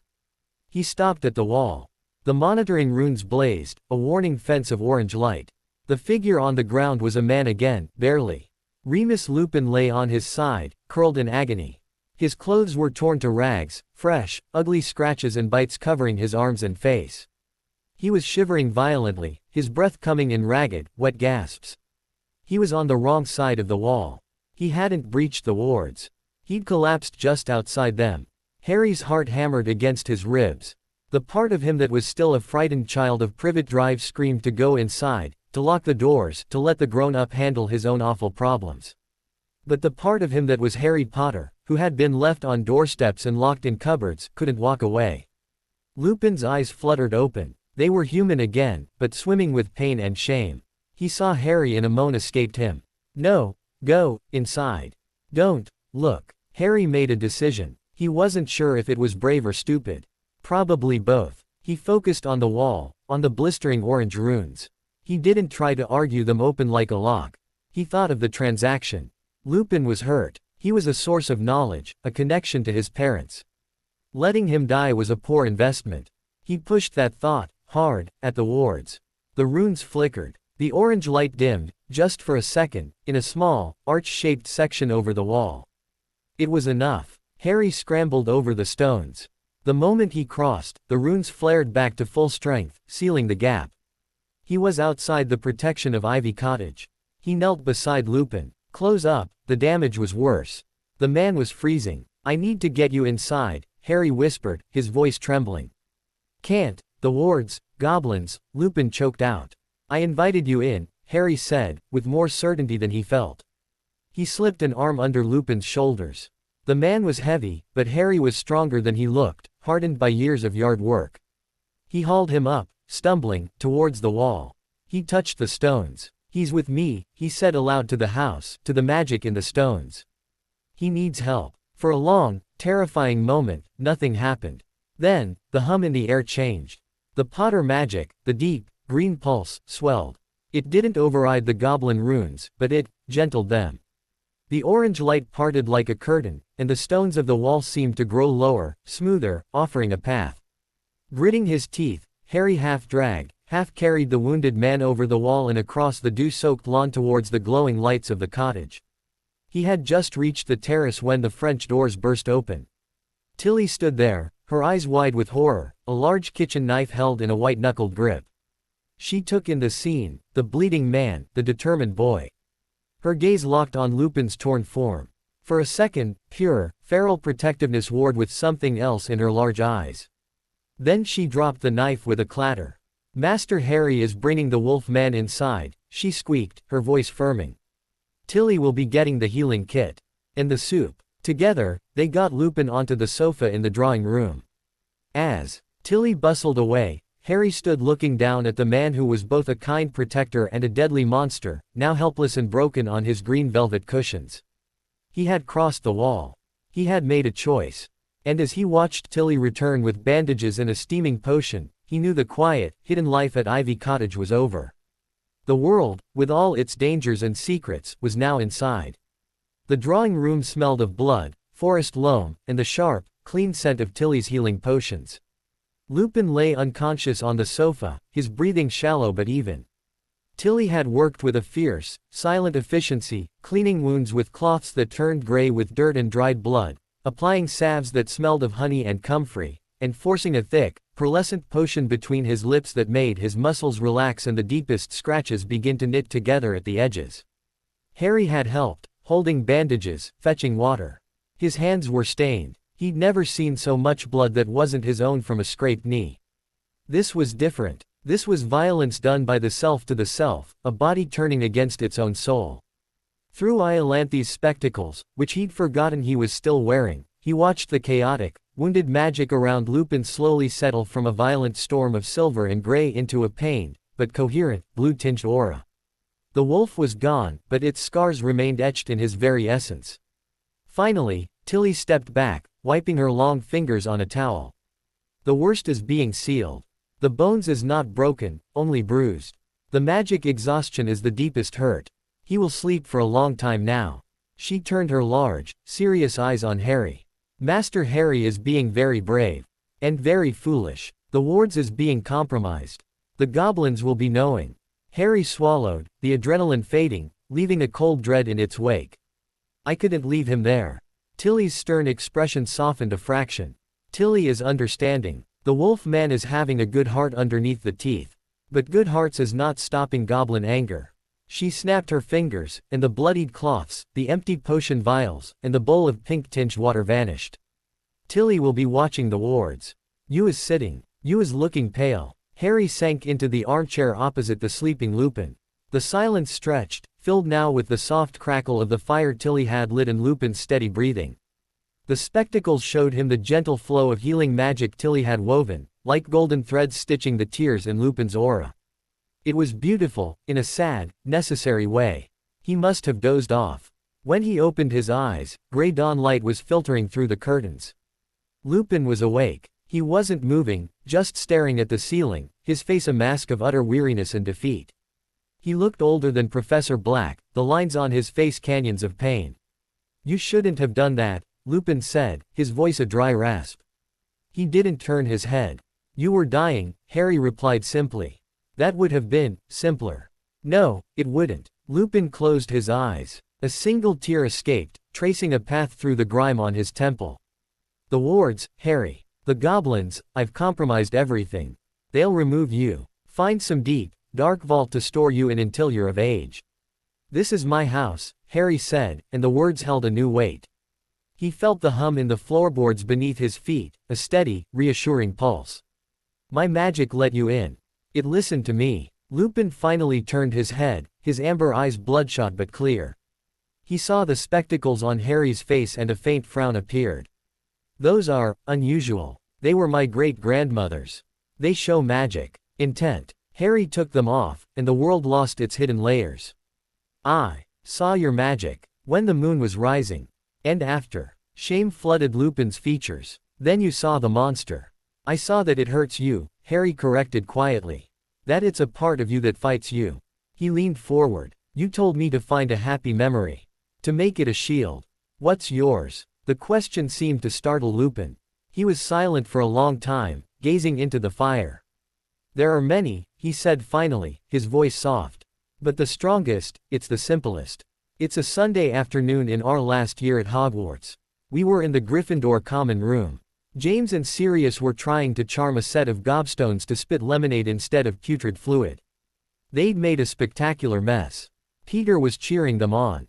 Lily was pretending to be cross, but she was laughing. The sun was coming through the windows, and everything was warm, and we were all together, and for that one afternoon, the future wasn't a scary thing. It was just, more of that. He looked at Harry. That's the memory I hold onto. When the darkness is too close. Harry stored the memory away, a treasure. He now had a picture of that room, that sunlight, those people. His parents, young and alive and silly. A sudden, sharp crack echoed from the foyer. Harry flinched. Tilly popped into the drawing room doorway, her ears flat against her head. The scribe goblin is here, Master Harry. He is smelling of cold stone and fury. Griphook strode into the room, his ledger clutched like a weapon. His black eyes took in the scene in one comprehensive, scorching glance, the sleeping man on the Potter heirloom sofa, the boy still in his nightclothes, the residual aura of healing magic and blood in the air. His lip curled back from his sharp teeth. Explain. The word was a shard of ice. Harry stood up, forcing himself to meet that furious gaze. Mr. Lupin was hurt. He collapsed outside the wall after the moon. I brought him inside so Tilly could heal him. You breached the security protocols, Griphook hissed. You overrode goblin wards with untrained, emotional magic. You introduced a volatile, dangerous element into a secured asset environment. Do you have any concept of the risk? He's not an element, he's a person. Harry shot back, heat rising in his cheeks. And he's my teacher. You said it was a transaction, he gives knowledge, I get stronger. Letting a teacher die is a bad investment. He is a werewolf. Griphook's voice rose to a near shout, a shocking sound in the quiet room. His very presence is a contamination. The Ministry is actively searching for you using any magical signature anomaly. A werewolf's transformation, followed by a sudden spike of healing magic and a ward breach in a supposedly deserted location. Do you think their detection grids are blind? You have painted a target on this location. Lupin struggled to sit up, his face ashen. The fault is mine. I should have been miles away. I'll leave immediately. Tell them I confronted the boy, forced my way in. Let the blame fall on me. No, Harry and Tilly said in unison. Harry turned to Griphook. You're the one who's always talking about solutions. About transactions. The Ministry might have detected something, but they don't know it's me. Can't you make it look like something else? Or hide it better? Griphook's furious glare didn't diminish, but the financial strategist in him was now warring with the outraged security officer. He looked from Harry's determined face to Lupin's defeated one, to Tilly's protective stance. The wards have already been reconfigured to mask the anomaly as a minor magical creature migration, a family of bowtruckles passing through. It is a thin story, but serviceable. He spoke through clenched teeth. But this, he pointed a long finger at Lupin, cannot happen again. He leaves today, and his access is permanently revoked. If he leaves weak, he'll be caught, or he'll collapse somewhere else, Harry argued, a desperate plan forming. Then the Ministry will find him, and they'll question him, and they might find out about me anyway. Isn't it better to keep the risk contained, where we can watch it? He was using Griphook's own cold logic, turning it into a shield for Lupin. The goblin's eyes narrowed. He understood the manipulation, but he also saw the pragmatic sense in it. A contained, monitored risk versus a loose, unpredictable one. He remains until he is magically stable. No longer than 48 hours, Griphook decreed, each word a concession dragged from him. He is confined to this room. Tilly will monitor him. You, Herr Potter, will have no contact beyond what is necessary for his care. Your lessons with Professor Black will continue as scheduled. And you, he turned his scorching gaze back to Lupin, will submit to a modified oath. You will swear on your magic not to reveal the location of this place, the nature of the heir's guardianship, or any details of his financial or magical development. You will also swear to take no action, magical or otherwise, that could bring harm to the Herr Potter. Do you understand? Lupin nodded, exhaustion making him pliant. I understand. And I swear it. Willingly. Griphook pulled a thin, silver dagger from his belt, not a weapon for fighting, but for oath-taking. The ritual was quick and severe. Lupin spoke the words, his hand over his heart. A strand of silver light, cold and binding, shot from the dagger and wrapped around Lupin's wrist before fading into his skin. The oath was set. 48 hours, Griphook repeated. He shot one last, disapproving look at Harry. Do not mistake this for compassion. It is calculus. He turned and left, his footsteps echoing with finality. The room felt lighter without him, but the tension remained. The cost of Harry's choice was now a ticking clock over Lupin's head, and a permanent mark on his own record with the bank. Over the next 2 days, a quiet routine established itself. Tilly brought meals and potions. Lupin slept, ate, and grew steadily stronger, the color returning to his face, the haunted look in his eyes receding slightly under the simple kindness of safety. Harry stayed away, respecting Griphook's decree, but he would sit in the library with the door open, reading his textbooks. Sometimes, he'd catch Lupin watching him from the sofa, a complex mix of gratitude and guilt in his expression. On the evening before Lupin was to leave, Harry finally approached. He held a book, Intermediate Defensive Theory. You said you were good at defensive magic, Harry said, holding the book out. There's a chapter on ward theory I don't understand. The diagrams of layered harmonic resistance. A small, genuine smile touched Lupin's lips. He took the book. For the next hour, he explained, his voice gaining strength as he talked about magical theory. He drew diagrams in the air with a faint, glowing finger, showing how different wards could be woven to support or mask each other. It was a lesson, but it was also a gift, a sharing of knowledge that was also an apology and a thank you. When the time came, Lupin stood by the French doors at dusk. He was wearing a set of Harry's old robes, transfigured by Tilly to fit. He looked almost presentable. "Thank you, Harry," he said, his voice thick. "For my life. And for seeing the man, not just the monster." Harry nodded, his throat tight. "Where will you go?" "Somewhere remote. I have a few hovels I frequent. I'll lie low. The oath will prevent me from telling you where, or from coming back here until you summon me, which you shouldn't." He placed a gentle hand on Harry's shoulder, the contact brief and careful. "Keep learning. From Black, from the books. Even from the goblins. Knowledge is armor. And remember your happy memory." He turned and walked across the dewy garden. At the wall, he didn't look back. He simply stepped through the now permissive wards and disappeared into the gathering gloom of the trees. Harry stood watching long after he'd gone. The garden felt emptier. The risk was gone, but so was the connection. He went inside, to his room. On his dresser, the photograph of his parents smiled endlessly. He picked up Iolanthe's spectacles and put them on. Looking at the photograph through the silver lenses, he gasped. The image changed. It was no longer just a sunny room. Faint, glowing lines appeared around his parents, protective charms, he realized. A shimmer of love magic, deep rose gold, swirled around his mother's form.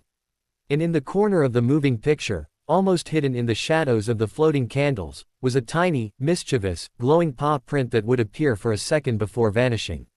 A secret, hidden even in their happiness. He took the spectacles off, his heart full. Magic wasn't just spells and wards.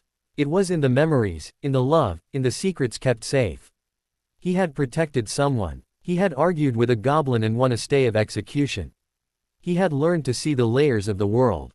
He was 9 years old, and he was beginning to understand what power truly was. It wasn't just in a vault or a wand. It was in the choices you made when the walls were up, and the monsters were at the gate. He looked out his window at the darkening sky, where the first stars were beginning to appear. Somewhere out there, the Ministry was searching. Somewhere, a werewolf was finding a new hiding place. And in a cottage that wasn't on any map, a boy with his great-grandmother's spectacles and his mother's eyes made a silent promise to himself. He would learn all their magic. He would build his own walls. And he would never, ever let anyone make him feel small again. The snow did not stop. For 3 days, a gentle, unseasonable flurry swirled in the drawing room of Ivy Cottage. It dusted the mantel, gathered in soft piles on the furniture Tilly had hastily covered with sheets, and melted into cold, damp patches on the Persian rug. The air held a perpetual chill that even a constant calor charm on the hearth could not fully dispel. It was beautiful, silent, and utterly bizarre. It had started the night Lupin left. Harry had been angry. A deep, cold, quiet anger that had nothing to do with tantrums and everything to do with injustice. He was angry at the Ministry for hunting him like a fugitive. Angry at the goblins for their cold calculus. Angry at a world that made a good man like Lupin live as a monster. He'd stood in the middle of the room, feeling that anger like a stone in his gut, and the temperature had plummeted. Frost had spider-webbed across the window panes. And then, the snow had begun to fall from the ceiling, as if the room itself was weeping frozen tears. He couldn't make it stop. Panic had only made it worse, a brief, howling blizzard that coated everything in an inch of white before subsiding back to the persistent flurry. Tilly had been frantic, trying to contain it with house elf magic, but it was his magic, wild and emotional, and it resisted her efforts like oil repelled water. Now, Professor Black stood in the winter wonderland of the drawing room, his expression not one of surprise or alarm, but of profound, icy disdain. He caught a snowflake on a long, bony finger and watched it melt.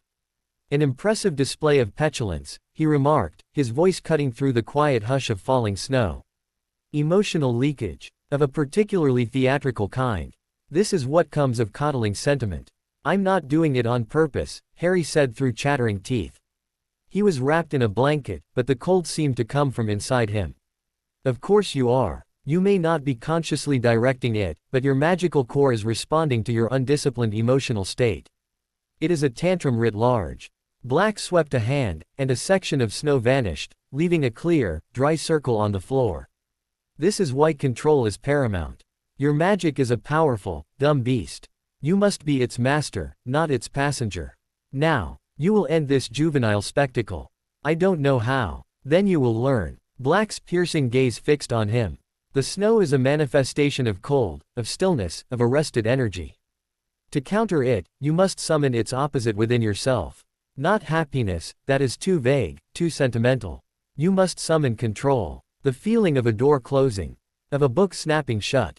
Of a puzzle piece clicking into place. Find that feeling. The crisp, clean satisfaction of order. Harry closed his eyes, trying to shut out the embarrassment and the cold. He thought of the Alohomora charm, of the lock's smooth click of submission. He thought of the neat lines of text in his theory book. He thought of the silent, watching portraits in the library. Order. Control. A door closing on chaos. He felt a shift inside him. The wild, churning cold in his chest seemed to coalesce, to harden into something focused. He opened his eyes, raised his wand, and didn't say a word. He simply willed the snow to stop. The flurry hesitated. A few last flakes spiraled down. Then, the air grew still. The cold didn't vanish, but it ceased its aggressive spread. It was just cold air now, not magical winter. Better, Black acknowledged, a sliver of something that might have been approval in his dry tone. Now, reverse it. Warmth is not an emotion. It is a physical state, a speeding of molecules. Visualize the still, frozen air particles beginning to vibrate. See them shaking off their torpor. Command them to move. Harry focused on the damp patch on the rug. He imagined the tiny, frozen crystals of water trembling, then spinning, then evaporating into nothing. He pointed his wand. Calor. A wave of dry, gentle heat radiated from the tip. It washed over the wet rug, and the dark patch lightened, then vanished. The frost on the windows receded, leaving clear glass.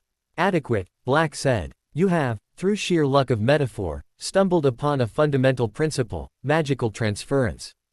You converted emotional entropy into focused will, and then into thermal energy. A crude process, but illustrative. He looked around the room, now merely damp and disheveled. The elf will see to the rest. We have wasted enough time. Today, we begin occlumency. Harry blinked. Occlumency. The defense of the mind against external penetration. A necessary skill for one whose thoughts are undoubtedly as disordered as his magic, and who is of interest to powerful parties. The Ministry employs legilimens, mind readers, in its investigative departments. Your little snowstorm may have been masked, but the magical surge was detectable. It would be prudent to assume they will attempt a more direct approach if they close in. The idea of someone crawling through his memories, seeing the cupboard, the Dursleys, hatred, his secret moments with Lupin, the glowing view through Iolanthe's spectacles, it was a violation worse than any lock-picking charm. How does it work? Harry asked, his voice hushed. It works, Black said, removing his own wand, a dark, slender thing of ebony, by learning to discipline your own consciousness. To clear your mind of emotion and thought. To build mental walls. The first step is emptiness. You will sit, you will breathe, and you will think of nothing. It sounded impossible. Harry sat in the cleared circle on the floor. He tried to quiet his mind, but thoughts rushed in, the snow, Lupin's wounded magic, the prophet article, the feeling of his wand's warmth. You are thinking, Black's voice cut like a whip. I can see it on your face. Your eyebrows are doing a little dance of anxiety. Stop it. Imagine your mind is a still, black lake. Every thought is a ripple. Your task is to let the lake become glass. Minutes stretched into an hour. Harry's legs cramped. His back ached. His mind was a riot of ripples. He felt frustration build, and with it, a faint returning chill in the air. You are fighting yourself, Black observed, circling him. Do not fight. Observe. Let the thought appear, acknowledge it, and then let it pass. Do not clutch it. Do not follow it down its rabbit hole. See it, and release it. It was the hardest thing Harry had ever tried. Letting go of a thought felt like releasing a rope while dangling over a cliff. But slowly, in fragments, he began to get the hang of it. A worry about Griphook's next visit would arise. Instead of spiraling into all the things the goblin might say, he'd picture the worry as a leaf falling onto the black lake. He'd watch it float for a second, and then imagine it dissolving. The lake would still. The chill in the air receded. After what felt like an eternity, Black said, enough. You have achieved a crude semblance of stillness for approximately 7 seconds. It is a start. You will practice this, 1 hour daily. When you can maintain the empty state for 5 continuous minutes, we will proceed to constructing basic mental barriers. Harry stood, his body stiff, but his mind felt strangely clean, if exhausted. The oppressive weight of his own anxiety had lessened, just a bit. The purpose of occlumency, Black said, putting his wand away, is not to make you unfeeling. It is to make you private. Your emotions, your memories, are yours. In our world, that is not a given. It is a fortress you must build, word by word, stone by stone. Remember that. It was the closest thing to genuine advice the old wizard had given him. For the next week, Harry's life fell into a new rhythm. Mornings were for brutal focus with Professor Black, theory, precise charms, and the exhausting mental drills of occlumency. Afternoons were for his own exploration. He read Lupin's book on defensive theory, practiced the spells that appealed to him, and spent an hour each day wearing Iolanthe's spectacles, training his eyes to interpret the hidden layers of magic around him. He saw the true complexity of the cottage's wards, not just the goblins, orange spikes, but the deep, green-gold lattice of Potter magic beneath, older and more organic. He saw the life force of the plants in the garden, a soft green glow. He even tried, hesitantly, to look at his own magic in a mirror. He saw the brilliant gold of the phoenix feather core, the strong, steady green of his own power weaving around it, and now, a new, silvery thread of disciplined intent, thin but growing, born from occlumency. He also saw the scars. Faint, almost invisible lines of sickly yellow-gray magic that seemed to cling to him, particularly around his forehead and his hands. Residual magic, he guessed, from the Dursleys, neglect, from the Dementors that supposedly guarded Azkaban, from the killing curse. They were wounds on his aura. The sight disturbed him, but it also explained the constant, low-level ache he'd carried for as long as he could remember. One afternoon, a large, official-looking owl arrived, not with a newspaper, but with a heavy parchment envelope sealed with the crest of the Ministry of Magic. It was addressed to the guardian of Harry James Potter and delivered by magical trace pursuant to the underage sorcery decree. His heart stopped. They'd detected his magic, the snowstorm, or his practice. They'd found him. Tilly took the letter with trembling hands, her ears flat. Tilly is not knowing what to do, Master Harry. It is the ministry. They is finding us. Give it to me, Harry said, forcing calm into his voice. He took the envelope. It was warm to the touch, pulsing with a tracking charm. If he opened it, they would know for sure. He held it, thinking. He went to the library, put on Iolanthe's spectacles, and examined the envelope. The tracking charm was a complex knot of purple light attached to the wax seal. There was also a thin, invasive thread of magic that seemed designed to sample the magical signature of whoever opened it. He couldn't open it, but he couldn't ignore it. Griphook had said not to respond. But this was a direct probe. An idea, cold and clear, formed in his newly disciplined mind. He went to the drawing room hearth, where a small fire always burned. Using the tongs, he held the envelope over the flames, not close enough to burn, but close enough for the heat to soften the wax. Through the spectacles, he watched the purple knot of the tracking charm grow agitated with the heat. The invasive thread lashed out, sampling the magic of the fire, simple, elemental magic, devoid of any personal signature. When the wax was soft, he used the tongs to gently, carefully, press the seal back together, resealing the letter without ever touching it with his own skin or magic. The tracking charm, confused by the input of fire magic, settled into a dormant, looping state. The invasive thread withdrew, its data corrupted. He set the unopened, resealed letter on the mantel. A non-response. A closed door. He told Tilly to leave it there. If they come asking, we never opened it. We didn't know what to do with it. It was a gamble. But it was a controlled, calculated one. He had used observation, knowledge, and a calm mind to counter their intrusion. It felt better than any spell he'd cast. That night, as he practiced his occlumency, visualizing the Black Lake, he felt a new sense of clarity. The world was full of locks trying to pick him open, the ministry, the goblins, even his own runaway magic. Occlumency was the first step to building a lock of his own. A vault for his soul. He lay in bed, the unopened letter a dark shape on the mantel downstairs. They were getting closer. The walls, both physical and mental, would need to be stronger.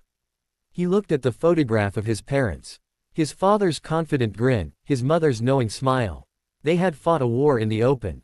His war, it seemed, would be fought in the shadows of his own mind, in the quiet spaces between breaths, in the precise, unyielding calculus of control. He closed his eyes, and for the first time, the black lake of his mind stayed still, reflecting only the cold, bright stars of his resolve. The invisibility cloak was not a fabric, but a piece of the night sky fallen to earth. It was heavier than silk, lighter than shadow, and it poured through Harry's fingers like solidified darkness. When he lifted it, the room behind it didn't just vanish, it seemed to recede into a different dimension, seen through a sheet of perfectly still, black water. He stood before the tall mirror in the secret room, the cloak held before him. His reflection was a boy with wide, green eyes and a lightning scar, holding up a void. Taking a deep breath, he swung the cloak around his shoulders. The effect was instantaneous and profound. It wasn't that he became transparent. He became irrelevant. The mirror no longer acknowledged him. His reflection was simply gone, replaced by a perfect, uninterrupted view of the bookcase behind him. He looked down at his own body and saw only the floorboards.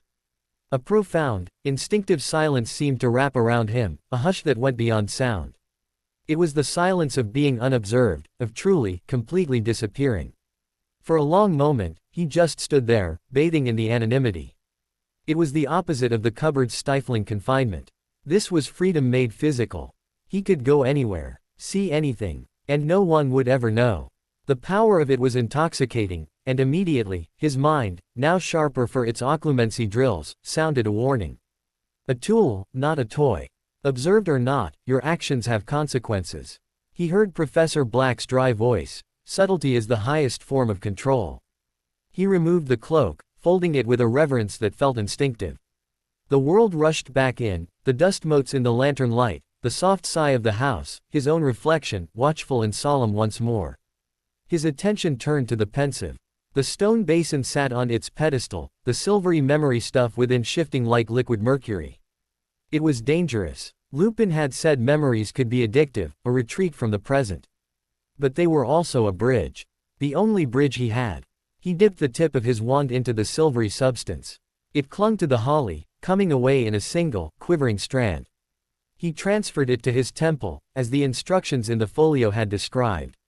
A cold, not unpleasant sensation, like a splash of mint water, spread across his skin. He closed his eyes, and opened them in a sun-drenched kitchen. The room was warm and cluttered, the air rich with the smell of baking bread and a peculiar, acrid scent of something chemical. A young woman with riotous red hair and emerald eyes stood at a stove, humming. Lily Potter. She was younger than in his photograph, her face freckled, her expression one of focused contentment as she stirred a copper cauldron with a long, wooden spoon. James Fleemont Potter, if you sing that Quidditch chant one more time, I will turn your broom into a very confused geranium. She called over her shoulder, but her voice was full of laughter. You wouldn't dare. It's a vintage clean sweep. A man's voice, bright and teasing, came from the next room. James Potter strode in, hair even more disastrous than Harry's, glasses slightly askew. He wore an apron that said, "Kiss the Cook," over his robes and was carrying a tray of what looked like blackened, smoking rocks. Besides, the match is tomorrow. We're going to slaughter Slytherin. Your optimism is touching, dear. Your rock cakes, however, are a crime against pastry. Lily turned, wiping her hands on a towel. Her eyes softened as she looked at him. What did you even put in them? Experimental strengthening solution, James said, looking proudly at the tray. For energy. Sirius reckons it'll give us an edge. Sirius reckons swallowing flobberworm mucus gives you night vision, James. His judgment is suspect. She moved to the cauldron and waved her wand. The liquid inside turned a clear, perfect blue. She bottled it with a deft motion. There. That's the last of the wit-sharpening potion for Remus. His newts are next week. James set the tragic rock cakes down and came up behind her, wrapping his arms around her waist and resting his chin on her shoulder. He'll ace them. He's the cleverest of all of us, and he doesn't even try. He tries very hard, Lily corrected gently, leaning back into him. He just has other things to worry about. She was silent for a moment. The moon's next Thursday. He's already getting nervous. James's face grew serious. The shrieking shack is ready. And Padfoot and I will be there. Prongs too. He said the animal names with casual familiarity. I know. Lily turned in his arms, her expression fierce. Just, be careful. All of you. This isn't a schoolboy prank anymore. With you-know-who out there, everything feels more dangerous. Hey, James said, tilting her chin up. We're the Marauders. We've got this. And we've got you. The brightest witch of her age, remember. She swatted his chest, but she was smiling. Flatterer. Then her smile faltered. Dumbledore was here again today. While you were at practice. James's playful demeanor vanished. What did he want? The same. To talk about the prophecy. He's pushing for us to use the Fidelius charm. Soon. James stiffened. We've talked about this. Sirius is our secret keeper. It's the only way. I trust Sirius with my life, Lily said fiercely. It's not that. It's the idea of hiding. Of locking ourselves, locking Harry. She placed a hand on her slightly rounded stomach, and Harry's breath caught, away from the world. It feels like surrendering. It's surviving, James said, his voice rough. To fight another day. For him. He placed his own hand over hers. We're not running, Lily. We're building a fortress. And when he's old enough, we'll tear down every last one of their fortresses in return. The love and the fear in the room were so tangible Harry could taste them, sweet like the baking bread, bitter like the burnt cakes. He saw his parents not as legends or victims, but as young, scared people, trying to build a future in a world crumbling around them. The memory dissolved into a swirl of silver, and Harry found himself back in the dim, dusty secret room, on his knees before the pensive, tears streaming down his face silently. They weren't tears of sadness alone, but of a fierce, burning pride. And a deep, cold anger. Dumbledore had pushed them into hiding. A hiding that, in one form, had become his cupboard. The line felt horrifically direct. He wiped his face. He had seen enough for one day. The memory was a gift, but also a weapon. It showed him their hearts. It also showed him the beginning of the path that led to their doom. He placed the invisibility cloak and the folio of instructions into his expanded moleskin pouch, which now felt infinitely precious. He sealed the secret room, the bookcase sliding back into place with a soft snick. The confrontation with Professor Black had shifted something between them. At their next session, Black did not mention the Potters, nor the hidden room. But his lessons took on a new, grudging depth. During occlumency, instead of just demanding emptiness, he began to teach Harry how to construct specific false memories, simple, boring scenes to offer up to an invader. A planted field is harder to sow with weeds, Black remarked. Give a legilimens a tedious landscape to wander, and they may miss the vault buried beneath it. During charms, he introduced more complex wand work, the theory behind nonverbal magic. The incantation is a crutch for the untrained will, Black said, watching Harry try to levitate a book without speaking. True mastery is the direct marriage of intent and magical execution. The word is a middleman. Eliminate him. Harry struggled. His magic was so tied to the sound, the rhythm of the words. But he persevered, and after an hour of intense, silent focus, the book twitched, then rose a shaky foot into the air. No incantation. Just his will, and the wand. Black gave a single, slow nod. Adequate. You are beginning to understand the difference between parroting and proficiency. It was high praise. A few days later, as Harry practiced defensive spells in the garden, he saw it. Through Iolanthe's spectacles, a disturbance in the wards. Not at the wall, but high above. A ripple in the complex layers of magic, like a stone dropped into the very top layer of the protective dome. Something had briefly tested the outer shell of the unplottable charm, a delicate, professional probe. It was gone in an instant, but the echo of it lingered in the magical spectrum, a taste of ozone and old parchment. Ministry magic. A different department, perhaps. More skilled. They were getting closer. Not blundering with detection grids, but mapping, testing, deducing. He told Tilly, who spent the next hour reinforcing the kitchen wards with such fervor that all the copper pots turned a brilliant, permanent blue. He considered writing to Griphook, but decided against it.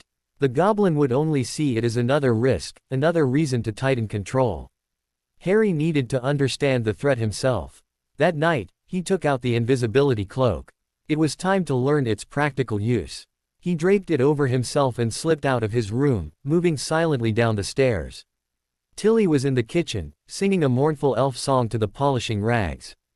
Harry stood in the doorway for a full 5 minutes, watching her. She never once glanced his way. The cloak's magic was perfect. He explored the cottage from this new, phantom perspective. He saw the layers of Tilly's diligent house magic, the weariness in her large eyes when she thought no one was looking. He stood in the library, watching the portrait of Charles Potter. To his surprise, through the cloak and the spectacles, he could see the portrait's magic was not fully dormant. A faint, watchful awareness glowed within the painted figure. The portrait was pretending to sleep. Most importantly, he tested the cloak against the wards. He approached the French doors. The complex mesh of goblin and Potter magic hummed. He reached out a cloaked hand. The wards sensed nothing. They parted for him as if for the breeze. He stepped out into the moonlit garden, his heart hammering. He was outside the protection of the cottage, utterly invisible. The freedom was dizzying. He could run. He could disappear into London, find Lupin, go anywhere. But to what end? He was 9. He had gold, but no knowledge of the world. He would be caught, or worse. And he would lose Ivy Cottage, his one true sanctuary. No, the cloak wasn't for escape. It was for intelligence. For control. He walked to the wall. The monitoring runes blazed, but they were looking for breaches, for signatures. They did not see the nothingness under the cloak. He climbed over and stood in the wild space between the wall and the trees. He was outside, but he could go back. The knowledge was a power all its own. He stood there for a long time, listening to the night. An owl called. A fox barked in the distance. And then, a new sound. The softest crunch of a foot on a twig, from within the tree line. Harry froze, becoming part of the shadow. A figure emerged from the darkness. Not Lupin. This man was tall and broad, wearing dark, nondescript robes. He held a slender, crystal rod that emitted a faint, pulsing violet light. He moved slowly, methodically, sweeping the rod in an arc. A seeker. A ministry tracker, using a more refined device than simple scrying. He was following the residual trail of the magical anomaly, the snowstorm, the healing magic. He was here. The man stopped, facing the wall. He couldn't see the cottage, but he knew something was there. The rod's light pulsed faster, aimed directly at the ward point Harry had just passed through. The man's face was intent, professional. He was good. Harry's mind raced, cool and clear behind his occlumency walls. He could go back inside, safe. But the man would report a strong, hidden ward presence. The pressure would increase. Or, he looked at the man's rod. A magical sensor. What did it sense? Disturbances. Magical signatures. Harry bent slowly. His cloak ensuring no movement gave him away. He picked up a small, smooth stone from the ground. He focused on it, pouring a tiny, simple bit of magic into it, the same feeling as the Kalar charm, but untethered, just raw warmth. He imagined it as a beacon. Then, with a careful underhand throw, he lobbed the stone high over the tracker's head, deep into the forest on the other side of the path. The stone, glowing faintly with Harry's magical signature, landed with a soft thump in the bushes.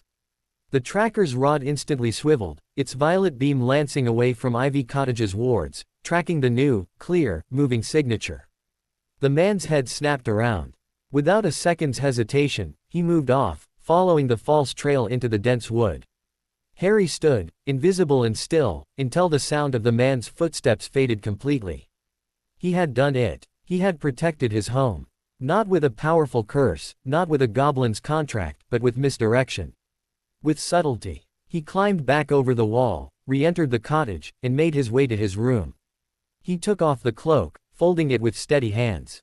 He had seen a memory of his parents planning for war. He had turned away a ministry seeker with a stone. He was not just learning magic. He was learning to fight the war they had left behind. On his own terms. In the shadows. The library was a cage of whispers.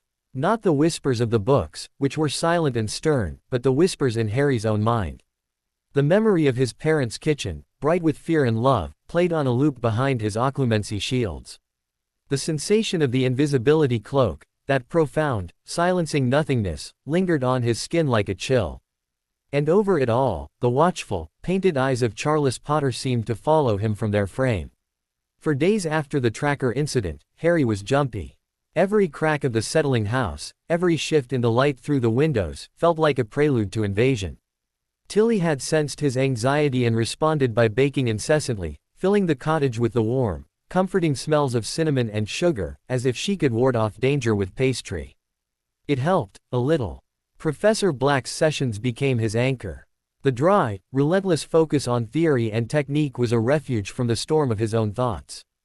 They were deep into ward theory now, and Harry, with the vision granted by Iolanthe's spectacles, found he could see the structures Black described in the air around them. It was like learning anatomy by watching a living heartbeat.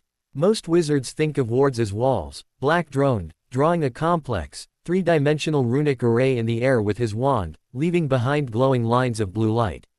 This is a child's understanding.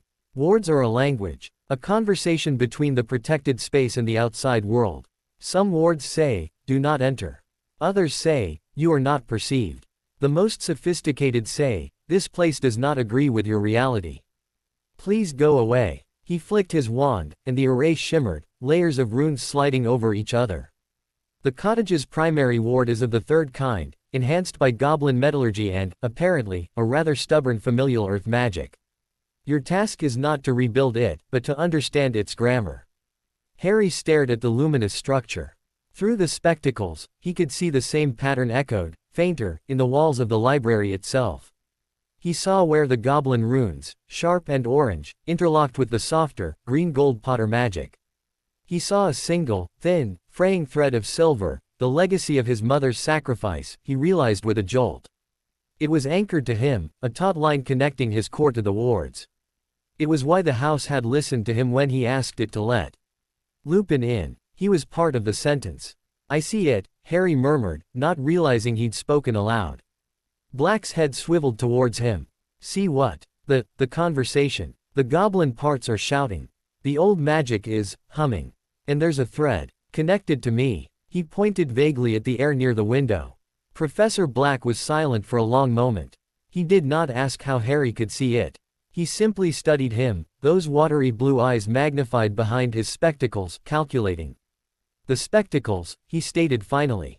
"Iolanthe Peverell's heirloom. I had wondered if they had survived." There was no sentiment in his voice, only historical interest. They were said to reveal the intent behind magic. A useful, if dangerously insightful, tool. Do not become reliant on them. Your own perception must be trained to see what they show. He turned back to the ward schematic. If you can see the connection, then you understand your vulnerability. You are a keystone in this architecture. Damage to you weakens the whole structure. This is why emotional control is not merely an academic exercise. A surge of fear, of rage, could send disruptive harmonics through the ward matrix, creating a crack a skilled witch or wizard could exploit. The lesson hit home with the force of a physical blow. His snowstorm hadn't just been a mess. It had been a security breach. His magic was part of the fortress walls. Letting it run wild was like loosening the mortar. After Black left, Harry didn't go to the garden. He went to the library, but not to read. He stood before the portrait of Charles Potter. The painted wizard was in his usual pose, seated in a high-backed chair, a book open on his lap, pretending to doze. The sunlight in the painting was perpetually late afternoon. Harry put on Iolanthe's spectacles. The change was immediate. The portrait was no longer just paint and canvas. It was a vessel, a containment field of intricate, layered enchantments, glowing with a soft, silver-blue light. And within it, the figure of Charles Potter was not a static image. He was a complex, conscious weave of magical memory and personality, a gentle, sleeping intelligence. And he was, undeniably, awake. His magic glowed with a watchful, patient awareness. "I know you're not asleep," Harry said quietly. For a moment, nothing happened. Then, the painted Charles Potter slowly closed his book. He looked up, and his eyes, which in normal light were just daubs of brown paint, now held a sharp, keen intelligence. He leaned forward, his painted face breaking into a wide, familiar grin. "Took you long enough," the portrait said, his voice a dry, papery whisper, as if heard from the far end of a long hall. It was a voice touched with humor and a hint of James's same reckless charm. "I was starting to think you were a dud, great-grandson or not." Harry's breath caught. A portrait that could talk, that was truly aware, was beyond anything he'd imagined. "You can talk. I can do a great many things, most of them terribly boring," Charles sighed, shifting in his chair. "I can comment on the weather in this room, which is eternally mild. I can recite the complete works of Emmerich the Evil, which I do not recommend. I can watch dust gather. For 90 years, that has been my existence. Until you turned up and started making the old place hum again. That was interesting. You've been here 90 years. Since my death, yes. A fragment of my consciousness, bound to paint and memory and a considerable amount of spellwork. A vanity project of my father's. Meant to guide the next heir. Though, he peered at Harry, you're a bit smaller than I anticipated. And earlier. There was a whole sequence of events that was supposed to happen first. A repressive childhood, a dramatic rescue at 11, a sorting, you seem to have skipped ahead. The will, Harry said. My parents' will. It had a clause. Charles's painted eyebrows shot up. James's work. That boy always was too clever for his own good. Good for him. And good for you. His expression grew somber. The current, guardianship situation. The goblins. It's unconventional. They're teaching me. In their way. Goblins teach accounting and conquest. Useful subjects, but not the full curriculum. Charles stroked his painted chin. And I see you've met the werewolf. Dangerous, that. But a good heart. James thought the world of him. He paused, his eyes, so like Harry's in their shape, turning piercing. You've seen the pensive. You've used the cloak. It wasn't a question. Harry nodded, stunned. Then you're ready for the third. The third heirloom in the triad. Cloak, stone, and wand. The cloak you have. The wand, he nodded at the holly wand in Harry's pocket, has chosen you. The stone, he shook his head. Lost. Or hidden too well. But that's not the knowledge you need now. The pensive holds memories. But some memories are more than personal history. Some are echoes of futures that never were, or warnings of ones that might be. He gestured with a painted hand towards the wall where the secret room was hidden. There is a memory in that basin that is not James or Lily's. It is mine. I placed it there before my death. It is a memory of a prophecy. The word landed in the quiet library with the weight of a tombstone. Prophecy. The word Dumbledore had used with his parents. The thing that had marked him. About me. Harry's voice was a thread. About a child born at the close of the 7th month, Charles said, his whisper grave. About a Dark Lord marking him as his equal. About powers the Dark Lord knows not. He saw the horror dawning on Harry's face and held up a hand. I do not know the full text. I heard only a fragment, decades ago, from a seer who was a friend. She spoke it to Dumbledore. I was there by chance. The memory is my recollection of that moment. It is fuzzy, incomplete, but it is the root. The reason you were hidden. The reason they died. Harry felt the walls of the library close in. His scar gave a faint, sympathetic throb. Why show me? Because ignorance is a flimsy shield, Charles said sharply. Dumbledore believes in keeping secrets, in guiding from the shadows. It is a strategy that has merits. And great costs. You have removed yourself from his board. That means you must see the pieces for yourself. The prophecy is a piece. A dangerous one. You should know its shape. He leaned back, his image seeming to grow tired. The memory is in the pensive. The silvery one that smells of ozone and regret. View it or not. That is your choice. But know this, Harry, a prophecy is not a command. It is a possibility. A train track laid in the fog. You can still choose whether to get on the train, or to tear up the tracks and build your own road. The portrait's colors seem to dim. I have said too much. The magic that lets me speak is finite. I will sleep again now. Remember, boy, this house, this magic, it remembers. It listens. And so do I. Before Harry could ask another question, the painted Charles Potter settled back into his chair, reopened his book, and the keen intelligence faded from his eyes, replaced by the bland, sleepy expression of a normal portrait. The connection was severed. Harry stood trembling, the spectacles in his hand. A prophecy. A memory of a prophecy. The source of all his pain, waiting in a stone basin in a hidden room. He didn't go to the pensive that day. He couldn't. The knowledge itself was a weight. He carried it through dinner, barely tasting Tilly's shepherd's pie. He carried it to his occlumency. Practice, where the black lake of his mind was storm-tossed with waves of fear and anger he struggled to calm. He waited 2 days. 2 days of pretending to study, of performing charms for Professor Black with robotic precision, of feeling the portrait's silent, painted gaze on the back of his neck. Finally, on a night when the moon was a slim sickle and the house was so quiet he could hear the blood singing in his own ears, he went to the secret room.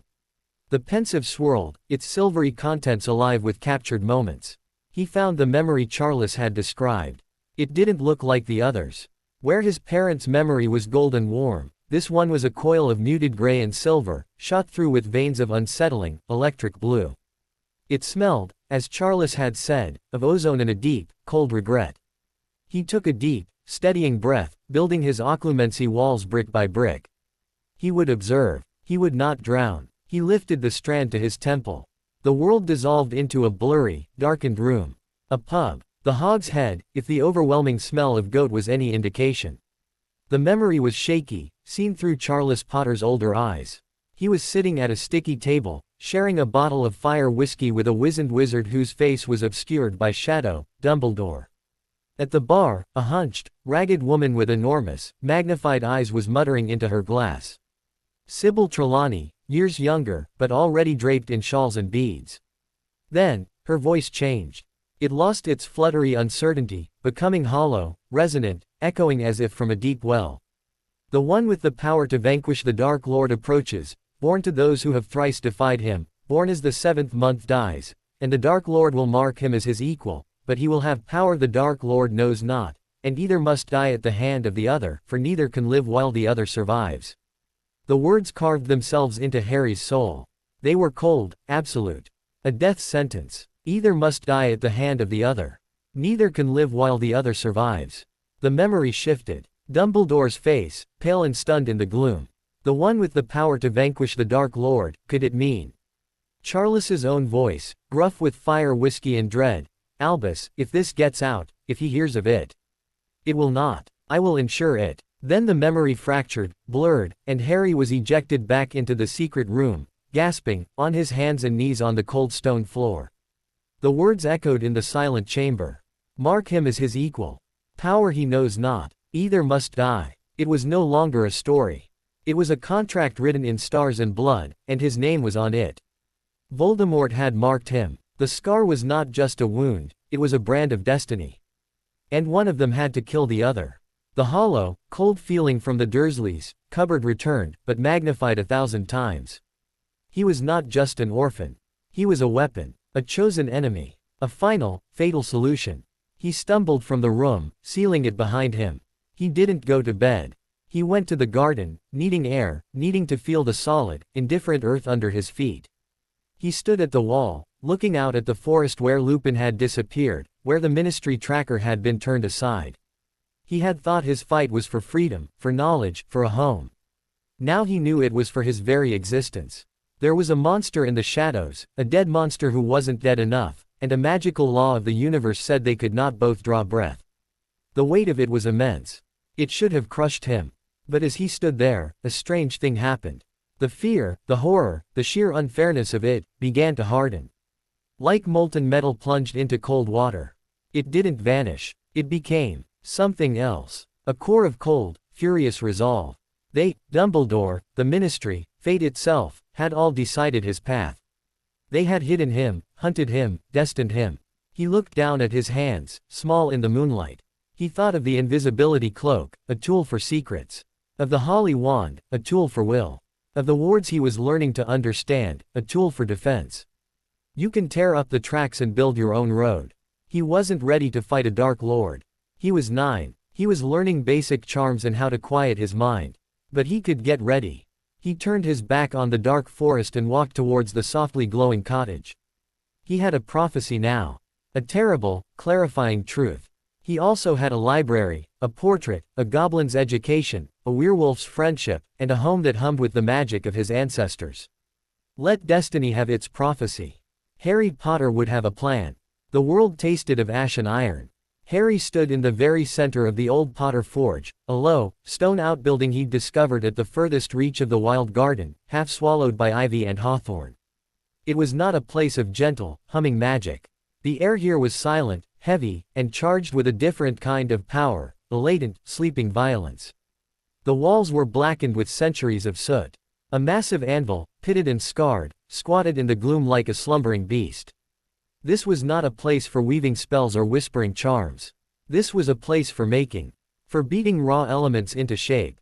He had found it 3 days after viewing the prophecy. The memory's cold, absolute words had carved a hollow in him, but they had also lit a fire. A desperate, driving need to do something, to be more than a waiting target. The gentle hum of the cottage, the precise drills of Professor Black, even the secret warmth of the invisibility cloak, they felt like preparations for a game, not a war. The prophecy spoke of death. It demanded a different kind of strength. He'd felt the forge before he saw it, a pull in his magic, a resonance with the holly wand that was more urge than thought. It was the Potter magic, but not the green, growing kind in the house. This was its shadow, deep, buried, and fiercely protective. The magic of a line that had not just grown things, but had defended them. With fire and metal, Tilly had been apprehensive. That place is being old magic, Master Harry. Wild magic. Not for little wizards. But the portrait of Charles, when Harry had asked, had given a grim, approving nod. The forge remembers the Black family grimoires we melted down for enchantment ore. It remembers the goblin silver we tempered into ward keys. It's where we made things that could bite back. Go. But be respectful. That anvil has seen more magic than most libraries. Now, Harry stood before the cold furnace, unsure where to start. He had no coal, no bellows, no metal. He had only his wand, his will, and the crushing weight of a destiny he never asked for. He raised his wand. What did one do in a forge? One made heat. He thought of the Calor charm, the gentle warmth for a hearth. That was insufficient. This required a furnace. He thought of his anger, at the Dursleys, at the Ministry, at the faceless Dark Lord who had written his life in blood before he was born. But Professor Black's voice hissed in his memory, emotion is a crude catalyst. Control. Focus. Intent. He didn't want warmth. He wanted conflagration. Not born of rage, but of pure, focused purpose. The purpose to survive. To become hard. To become a weapon, so he would never have to be a victim again. He pointed his wand into the dark mouth of the furnace. He did not shout. He did not plead. He commanded. Incendio. The spell that burst from his wand was not the jet of flame described in his charms textbook. It was a roaring, condensed sun. A white-hot spear of fire that slammed into the furnace with a concussive whoomf that knocked him back a step. The ancient stone, imbued with generations of magical heat, drank it in and amplified it. In seconds, the forge was blazing, the air rippling with heat, the anvil glowing a faint, welcoming cherry red. The light was brutal, honest, chasing every shadow into the corners. Sweat beaded on Harry's forehead instantly. The heat was a physical force, pressing against him. It felt good. It felt real. But what to make? He had no metal. He looked around, and his eyes fell on a pile of discarded rubble in the corner, broken bits of brick, a shattered flower pot, common stones from the garden. An idea, reckless and clear, formed. He pointed his wand at a chunk of rough, gray stone about the size of his fist. Wingardium Leviosa. The stone wobbled into the air. He guided it, not with the delicate finesse Professor Black demanded, but with sure, firm strokes of his will, directly into the heart of the magical fire. He let it sit. He didn't know what he was doing. He just watched. The stone blackened. It didn't melt. It just sat there. Stubborn. Unchanged. Frustration flickered. The fire roared in sympathy. He pushed more power into the incendio, the white flame turning blue at its core. The stone glowed dully, but remained a stone. Then, he remembered the spectacles. He pulled them from his pocket and put them on. The world of the forge transformed. The fire was no longer just flame. It was a violent, dancing tapestry of orange, red, and blinding white magical energy. The stone in its heart was a dense, stubborn knot of inert gray. But around it, he could see something happening. The furious magic of the fire was attacking the stone's structure, seeking weak points. And he saw them, fine, hairline fractures in the stone's magical matrix, invisible to the naked eye. He couldn't melt stone, but perhaps he could break it. And reshape it. He lowered his wand, letting the incendio die to a steady, hot roar.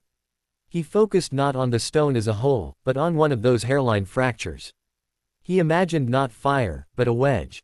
A blade of pure force. He pointed his wand again, not with a standard spell, but with raw intent, visualizing that blade hammering into the crack. Confringo. The blasting curse. A spell he'd only read about in the defensive theory book, marked as dangerous, ministry restricted. A sharp, violent crack echoed in the forge. The stone didn't explode. It split cleanly along the fracture line he'd targeted, breaking into two jagged halves. A thrill, wild and entirely different from the joy of Lumos, shot through him. He had used observation, intent, and a dangerous spell to achieve a precise result. It was destructive, but it was also creation. He had changed something's nature. For hours, he worked. He broke stones, tried to fuse them back together with a hot enough incendio and a clumsy approximation of a mending charm. He failed more than he succeeded, creating piles of gravel and weird, lumpy amalgamations. But he learned. He learned how his magic interacted with the elemental resistance of stone. He learned to feel the feedback through his wand, the stubborn pushback of inert matter against his will. His hands grew grimy with soot. His robes were soaked with sweat.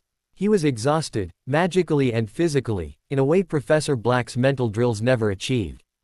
This was an exhaustion of the body and the spirit, a pouring of himself into the fire and the stone. As the afternoon light began to fade, he finally stopped. The furnace died to embers. He was left standing in the smoky, quiet dark, surrounded by the evidence of his efforts, broken things, misshapen things, but things he had acted upon. He pulled off the spectacles. The world was simple again, a dirty, tired boy in a dark forge. But he felt different. The hollow, scared feeling left by the prophecy was still there, but it was now lined with soot and the smell of ozone. It was no longer an empty chamber, it was a workshop. He walked back to the cottage in the twilight. Tilly took one look at him, his smudged face, his singed robes, the new, hard light in his eyes, and didn't scold. She simply nodded, as if confirming something to herself, and said, "There is stew. And a bath will be drawn." Professor Black noticed the change too, at their next session. Harry's occlumency was sharper, his mental walls less like panicked fortifications and more like the smooth, cold stone he'd been trying to break. His spell work had a new, economical certainty. "You have been practicing elsewhere," Black stated during a break, watching Harry effortlessly levitate 3 books at once in a silent, stable triangle. "In the forge," Harry admitted. Black's lips thinned, but he didn't condemn it. Physical manipulation of the mundane world is a valid, if antiquated, method of magical conditioning. It grounds theory in consequence. A broken anvil cannot be argued with. Just ensure you do not develop a taste for brutishness. Subtlety remains the higher art. But subtlety felt like a luxury. The world had sent a tracker to his door. A prophecy demanded his death or his victory. Brutishness, the kind that could split stone, suddenly had its appeal. He began to split his time. Mornings were for the mind, theory, occlumency, the precise dance of charms and transfiguration with Black. Afternoons were for the forge. He didn't just blast stones. He tried transfiguration on them, attempting to turn granite into something softer, more malleable. He failed spectacularly, once creating a rock that oozed a sticky, tar-like substance for an hour before reverting. But each failure taught him about the nature of matter, about the stubborn thoroughness of the world he was trying to change. One evening, a week after he'd found the forge, a new owl arrived. Not Ministry, not Gringotts. This one was small, brown, and nondescript. It carried a plain, unsealed note. It landed on the garden wall, hooted once, and waited. Cautiously, Harry approached. The note was in a thin, shaky handwriting he recognized. Hope you are well. Lying low. Remember your shields. The memory is the fortress. R.L. Lupin. He was alive. He was safe enough to send a message. The relief was a tangible warmth in Harry's chest. He scribbled a quick reply on the back of the note. "I'm safe. Learning. The forge is loud. H." He gave the owl a bit of bacon from his pocket, and it took the note and flew off, a silent, brown shadow against the twilight. The simple communication was a tether to something human, something kind, outside the calculus of goblins and the grimness of destiny. It mattered. That night, Harry dreamt not of green light, but of fire and stone. He was in the forge, but the anvil was the size of a mountain. Upon it lay not metal, but a writhing, shadowy shape that whispered in a high, cold voice. He held a hammer made of lightning. He knew he had to strike, but the shadow kept shifting, revealing for a second the gaunt, pained face of Remus Lupin, then the stern, disappointed face of Dumbledore, then his own reflection, scared and small. He woke with a start, his scar prickling, the echo of the cold voice clinging to the edges of his consciousness. It was the first time he'd dreamt of him. Voldemort. He went to the window. The garden was silvered in moonlight. The forge was a dark squat shape in the distance. The tracker had been turned away. Lupin was alive. He was learning to break stone. The prophecy said, either must die at the hand of the other. Harry looked at his small, soot-stained hands. They didn't look like the hands of someone who could kill a Dark Lord. They looked like the hands of a boy who was learning, piece by painful piece, how to shape the world around him. He would start with stone. Then, perhaps, with wards. Then, with his own mind. And one day, if the shadow on the anvil came for him, he would not be a piece of flint to be shattered. He would be the hammer. He went back to bed, but not to sleep. He lay in the dark, building his occlumency walls, visualizing them not as a still, black lake, but as a forge wall, thick, heat-resistant, stained with the soot of experience, impervious to the whispers of the dark. The path ahead was written in fire and blood. But for the first time, Harry Potter felt he was holding the match. The hammer was a mistake. It had seemed like a logical progression. Harry had spent weeks breaking stones in the forge, learning their fractures, feeling their stubborn resistance yield to focused magic and brute force. He'd moved on to trying to shape the fragments, using a combination of intense heat and relentless, precise confringo blasts to carve a piece of flint into something resembling a crude arrowhead. The process was agonizingly slow, a battle of inches against the stone's will. What he needed, he decided, was a tool. Not his wand, which was an extension of his will, but a physical intermediary. Something to focus the force. A hammer. The library yielded a dusty tome, The Artificer's Companion, Enchantment Through Physical Sympathy. It spoke of tools that could be awakened to magic, not with complex runes, but by imbuing them with the maker's magical intent during their creation. The simplest method was to forge the tool yourself, pouring your magic into it with every strike. He found an old, rusted hammer head in a corner of the forge, buried under debris. The handle was long gone. He spent a day cleaning it with abrasive charms, revealing pitted but solid steel. For the handle, he went to the copse beyond the garden wall and selected a straight, sturdy branch of oak, a wood associated with strength and endurance in the book. The work was painstaking. He used cutting and shaping charms he was barely proficient with, his magic slipping more than once and taking chunks out of the wood where he didn't want them. Finally, he had a rough handle. Setting the hammer head in the magical fire, he watched it glow through Iolanthe's spectacles, seeing the metal's dull, dormant magic begin to stir with the heat. This was the moment. As he used a levitation charm to position the glowing head onto the handle's end, he had to pour his intent into the union. He thought of the prophecy's weight. He thought of his need to shape, to defend, to make. He channeled not emotion, but purpose, the same focused resolve he used for occlumency.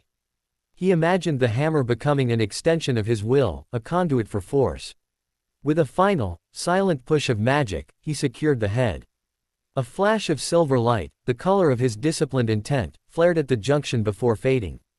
The hammer was complete. It was ugly, unbalanced, and crude. But when he picked it up, it felt alive in his hand. Not in the warm, humming way of his wand, but with a heavy, eager potential, like a sleeping guard dog. He named it, silently, Resolve. For 2 days, he practiced with it in the forge. He would place a stone on the anvil, raise resolve, and instead of striking with pure muscle, he would push a thread of magic down his arm, into the hammer, and out through its head as it connected. The first attempts were feeble, the magic dissipating on impact. But he learned. He learned to time the release, to make the magic. And the physical blow one single event. The results were dramatic. Where a confringo might crack a stone, a magically charged strike from resolve could pulverize it into gravel. He wasn't just breaking stone, he was commanding it to disintegrate. The power was intoxicating, and dangerous. He could feel the hammer drinking in his magical exertion, growing hungrier with each use. It was a tool with an appetite. Professor Black, upon being shown the hammer Harry didn't demonstrate its power, had peered at it through his spectacles with academic interest. A sympathetic focus. Primitive, but effective for concentrating force. Be wary. Such objects can develop preferences. They can shape the user as much as the user shapes them. Harry didn't fully understand the warning. The hammer was a tool. It made him stronger. In a world with a prophecy hanging over him, strength was all that mattered. The lesson came not in the forge, but in the drawing room. It was a Tuesday afternoon. Rain sheeted against the windows, a gray curtain isolating Ivy Cottage from the world. Harry was reading Defensive Magical Theory, trying to decipher a passage on layered shield harmonics, with resolve leaning against his chair like a faithful, if ominous, pet. Tilly was in the kitchen, the clatter of pans a comforting, domestic sound. The wards chimed, not the gentle tone for a scheduled visitor like Professor Black, nor the deeper gong for a Gringotts messenger. This was a new sound, a sharp, dissonant clang, like a bell being struck with a piece of iron. A warning, an intrusion. Harry was on his feet in an instant, his book forgotten.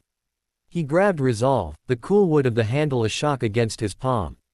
Tilly popped into the room, a rolling pin held like a club, her ears flat. The wards is being pushed, Master Harry. Not breaking, but arguing. They hurried to the foyer. Through the narrow window beside the front door, blurred by rain, Harry could see a figure standing on the garden path. Not a goblin, a witch. She was tall and severe-looking, her hair pulled into a tight, gray bun, wearing robes of deep plum under a practical traveling cloak. She held an umbrella that repelled the rain in a perfect, dry hemisphere, and in her other hand, she held a long, ebony wand pointed directly at the front door. From its tip, a beam of steady, violet light connected to the air where the cottage's visible boundary lay, pulsing as it tested the wards. Harry's blood ran cold. A ministry witch. And she wasn't just searching. She was here. Harriet Jones, Department of Magical Child Welfare. Her voice rang out, magically amplified to penetrate the walls and wards. It was crisp, authoritative, and devoid of warmth. By the authority of the Ministry of Magic and the Emergency Child Welfare Act, I am here to ascertain the safety and whereabouts of one Harry James Potter. Lower your wards and permit entry for assessment. She knew his name. She knew the location, or at least she'd found the outer shell of the unplottable charm and was demanding admittance. We is not answering. Tilly squeaked, her knuckles white on the rolling pin. She cannot be coming in. The wards is strong. But Harry, through his sudden panic, could see what Tilly couldn't. Through Iolanthe's spectacles, which he'd snatched from the table, the scene outside was a violent debate of light. The witch's violet probe was a sharp, invasive needle, methodically testing the ward matrix. The goblin wards, the orange spikes, were repelling it, but they were reacting. And with each reaction, they revealed more of their structure. The older, gentler Potter magic was retreating, confused by the aggressive, legalistic assault. The witch was mapping them by their defenses. If she kept this up, she wouldn't need to break in. She'd understand the wards well enough to report their exact nature and likely origin to the ministry. Gringotts' involvement would be discovered. Everything would unravel. She's learning about the wards, Harry whispered, horror dawning. Every time they push her away, she learns. Then we is making her stop. Tilly said, her eyes blazing. She raised a hand, her magic gathering to reinforce the wards from the inside. No. Harry caught her wrist. If you push back with house elf magic, she'll detect that signature too. It's another clue. He was thinking faster than he ever had. Occlumency walls held his terror at bay, leaving his mind cold and clear. This was a puzzle, an intrusion. The wards were a lock. The witch was a lock-pick, learning the tumbler positions by feel. He needed to be a different kind of lock. Or better yet, a distraction. Harriet Jones, the voice came again, a hint of impatience now. This is your final request for cooperation. Continued resistance will be construed as hostile action and will necessitate a formal breach team. For the child's own safety, comply. A breach team. More of them. With more power. Harry made a decision. He looked at resolve in his hand. A tool for breaking, but also for making. He had made it to shape his world. Now he would use it to shape this situation. Tilly, he said, his voice steady. When I give the signal, I want you to do a very specific magic. Not on the wards. On the garden path. I want you to make the stone of the path remember being a river. Just for a second. A flash flood right where she's standing. Can you do that? Tilly's eyes went huge. Tilly is not knowing that magic. That is being old magic. Deep magic. But, the house is helping. Tilly can ask it. She placed a small hand on the wall, closing her eyes. Good. Wait for my signal. Harry turned and ran, not to the door, but to the side of the foyer, to a small, curtained alcove that housed a bust of some forgotten Potter. He threw the invisibility cloak over himself and resolve. The world vanished into silent, irrelevant darkness. He crept to the front door, unlocked it silently, no Alohomora needed here, and eased it open just a crack. The rain and the witch's amplified voice rushed in. She was still there, wand steady, her face a mask of bureaucratic determination. He slipped out, the cloak making him a phantom in the downpour. The rain hit the cloak and slid off, leaving him dry. He moved slowly, circling around to the side of the path, staying well clear of her probing violet beam. He needed to be behind her. His heart was a drum in his chest, but his mind was the still, black lake. He observed. The witch's magic, through the spectacles, was a disciplined, cobalt blue, woven through with the sterile white of official authority. It was strong, but rigid.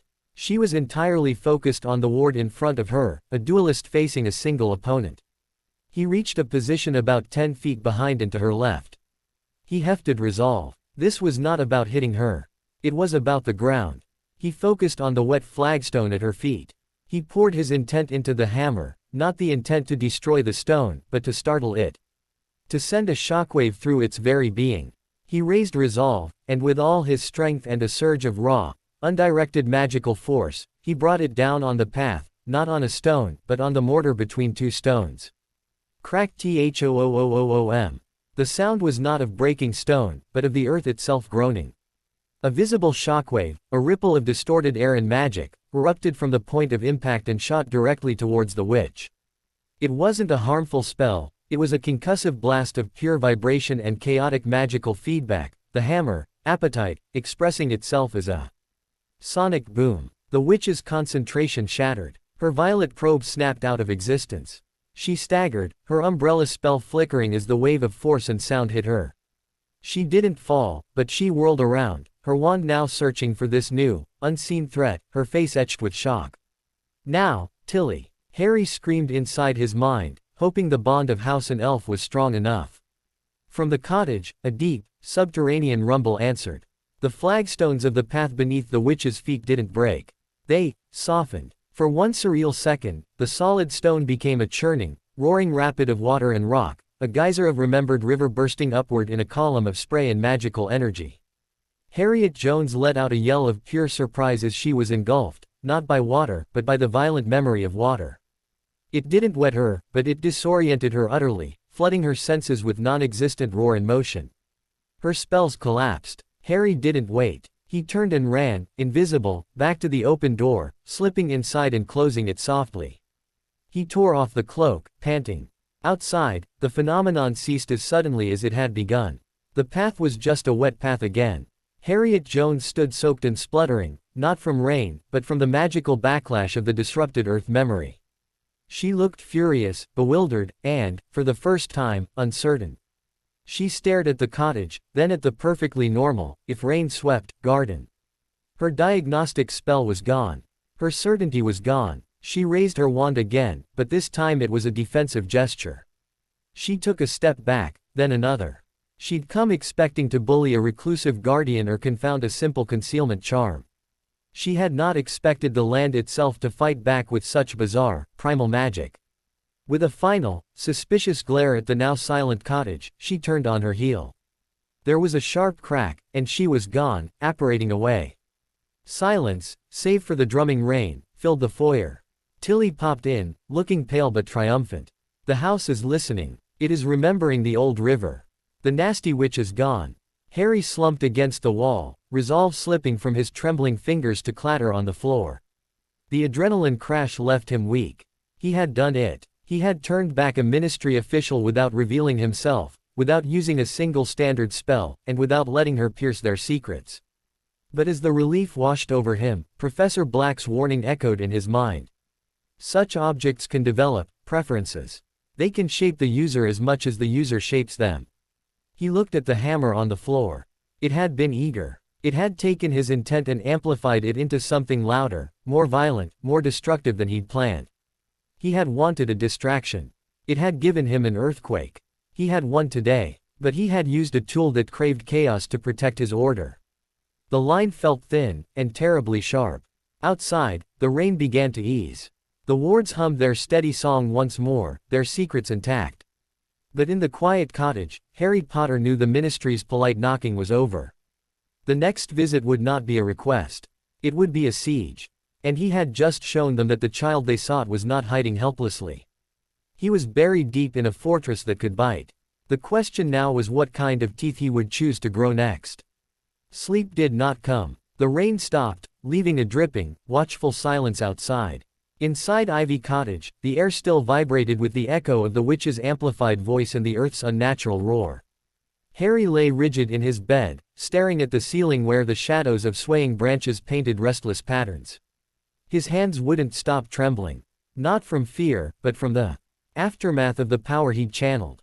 He could still feel the recoil of resolve in his bones, the jolt that had traveled up his arm and into his chest like a second heartbeat. It hadn't been his magic alone. The hammer had added its own voice to the spell, a voice that was deep, hungry, and thrilled by the disruption. Professor Black's warning coiled in his mind like a cold snake. Preferences. The hammer wasn't just a tool. It was a conversation. And today, its side of the conversation had been louder than his. He threw off the covers and padded to the window. The garden was a tableau of silver and black, the forge a darker blot in the distance. He had defended his home. He had been clever, resourceful. So why did he feel stained? A soft pop made him turn. Tilly stood there, holding a cup of something steaming. Her large eyes were solemn. Master Harry is not sleeping. Tilly is making cocoa. With marshmallows. For the shock, he took the mug. The warmth was immediate, sweet, and ordinary. Thank you, Tilly. She wrung the hem of her pillowcase. The magic, it was being loud. The house was excited. It is not liking strangers. It liked helping Master Harry. She looked up at him, her gaze piercing. But the hammer magic, it is being a different song. A crashing song. The house is humming a worried hum now. So she felt it too. The aftermath wasn't just in his nerves, it was in the very stones of his sanctuary. He had introduced a note of violence into the cottage's gentle chorus, and the harmony was disrupted. I had to stop her, Harry said, more to himself than to Tilly. Tilly is knowing, but there is being many ways to stop. The house showed one way. The hammer showed another. She nodded, a profound wisdom in her small, wrinkled face. Master Harry is choosing which song to sing next time.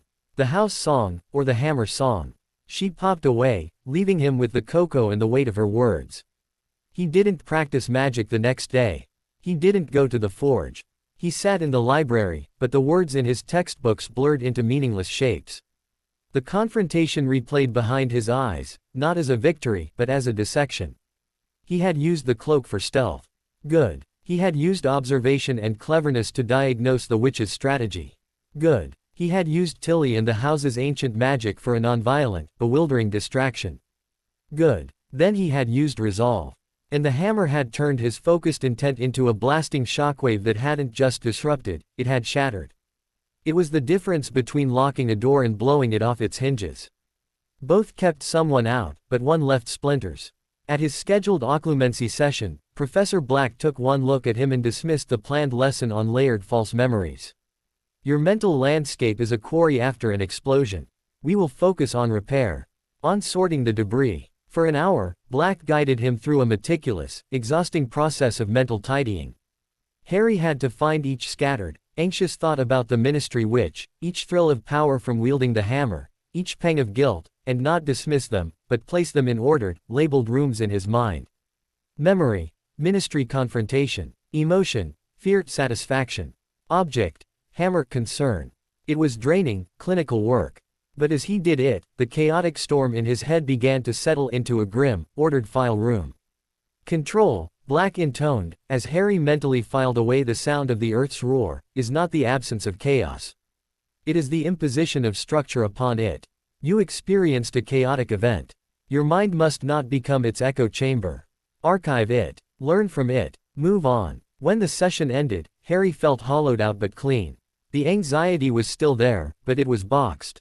Catalogued. It was information, not terror. The hammer, Harry said, as Black packed his satchel. You said it could develop preferences. Black paused. And, I think it likes breaking things. More than I meant it to. A faint, almost imperceptible flicker of interest crossed Black's desiccated face. An observation of intent within an enchanted object. Advanced perception. The hammer is a sympathetic focus. It was forged with your intent, to shape, to defend. But the act of forging is inherently violent. Heat. Hammer blows. You imbued it with the spirit of forceful change. It is unsurprising its expression leans towards violence. The question is, can you refine its purpose? Or must you discard it? Refine it how? By refining your own intent. You used it as a blunt instrument. Next time, if you must use it as a scalpel. A chisel. Direct its hunger with precision. That is the difference between a wizard and a barbarian with a stick that sparks. He gave Harry a long, assessing look. This encounter has forced a maturation. Do not waste the lesson by wallowing in regret. Analyze. Adapt. After Black left, Harry didn't go to the forge. He went to the portrait. Charles Potter was, for once, not pretending to sleep. He was standing in his painted frame, looking out at the library as if waiting. She was Ministry, Harry said without preamble, staring up at the painted face of his great-grandfather. Child Welfare. She was trying to map the wards. I heard the disagreement, Charles said, his voice its usual dry whisper. The old river hasn't been that annoyed in a century. And you used a new toy. One with a bit of a bark to it. It's more than a bark.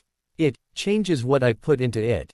Makes it harsher. Ah. Charles leaned against his painted mantelpiece. You've made a thing with teeth, and you're surprised it bites. The forge has always been a place for making weapons, Harry. Even a hammer is a weapon. The question is what you're arming yourself for. He pointed a painted finger at him. That which didn't come with orders. She came with paperwork and a sense of entitlement. You met her with an earthquake. A proportional response. Perhaps not. An effective one, undeniably. But now they know the rabbit hole has teeth. They'll send a ferret next time. Or a mongoose. What should I have done? There is no should, Charles said, shaking his head. There's only did, and will do. You defended your home. You used the resources at hand. But you've tipped your hand. The Ministry now knows the hidden ward is defended by powerful, unusual magic. They will categorize it. They will plan for it. Your next defense must be something they cannot categorize.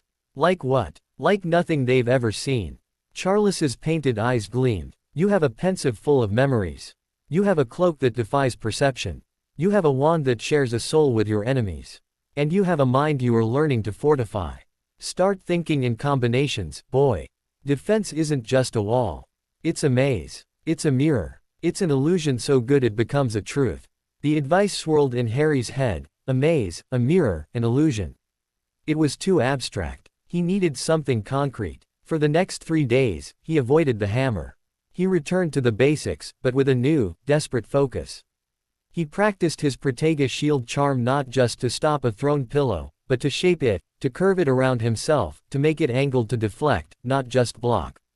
He combined it with simple illusion charms, making his shield shimmer and appear to be in a different place for a split second. It was clumsy, but it was a start. He spent hours with the invisibility cloak, not just wearing it, but studying it through Iolanthe's spectacles. He saw now that its magic wasn't just about bending light. It was about convincing the world to overlook. It was a gentle, persistent persuasion woven into the fabric itself.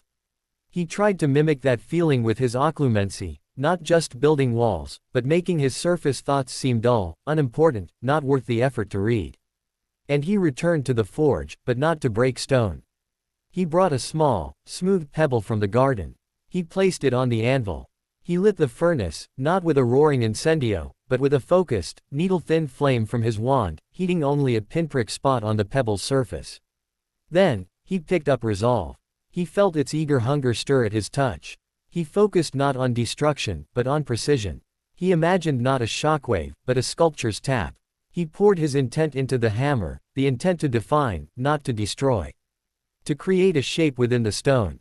He struck, a tiny, controlled tap, channeling the smallest thread of magic. Tick. A minute flake of stone fell away.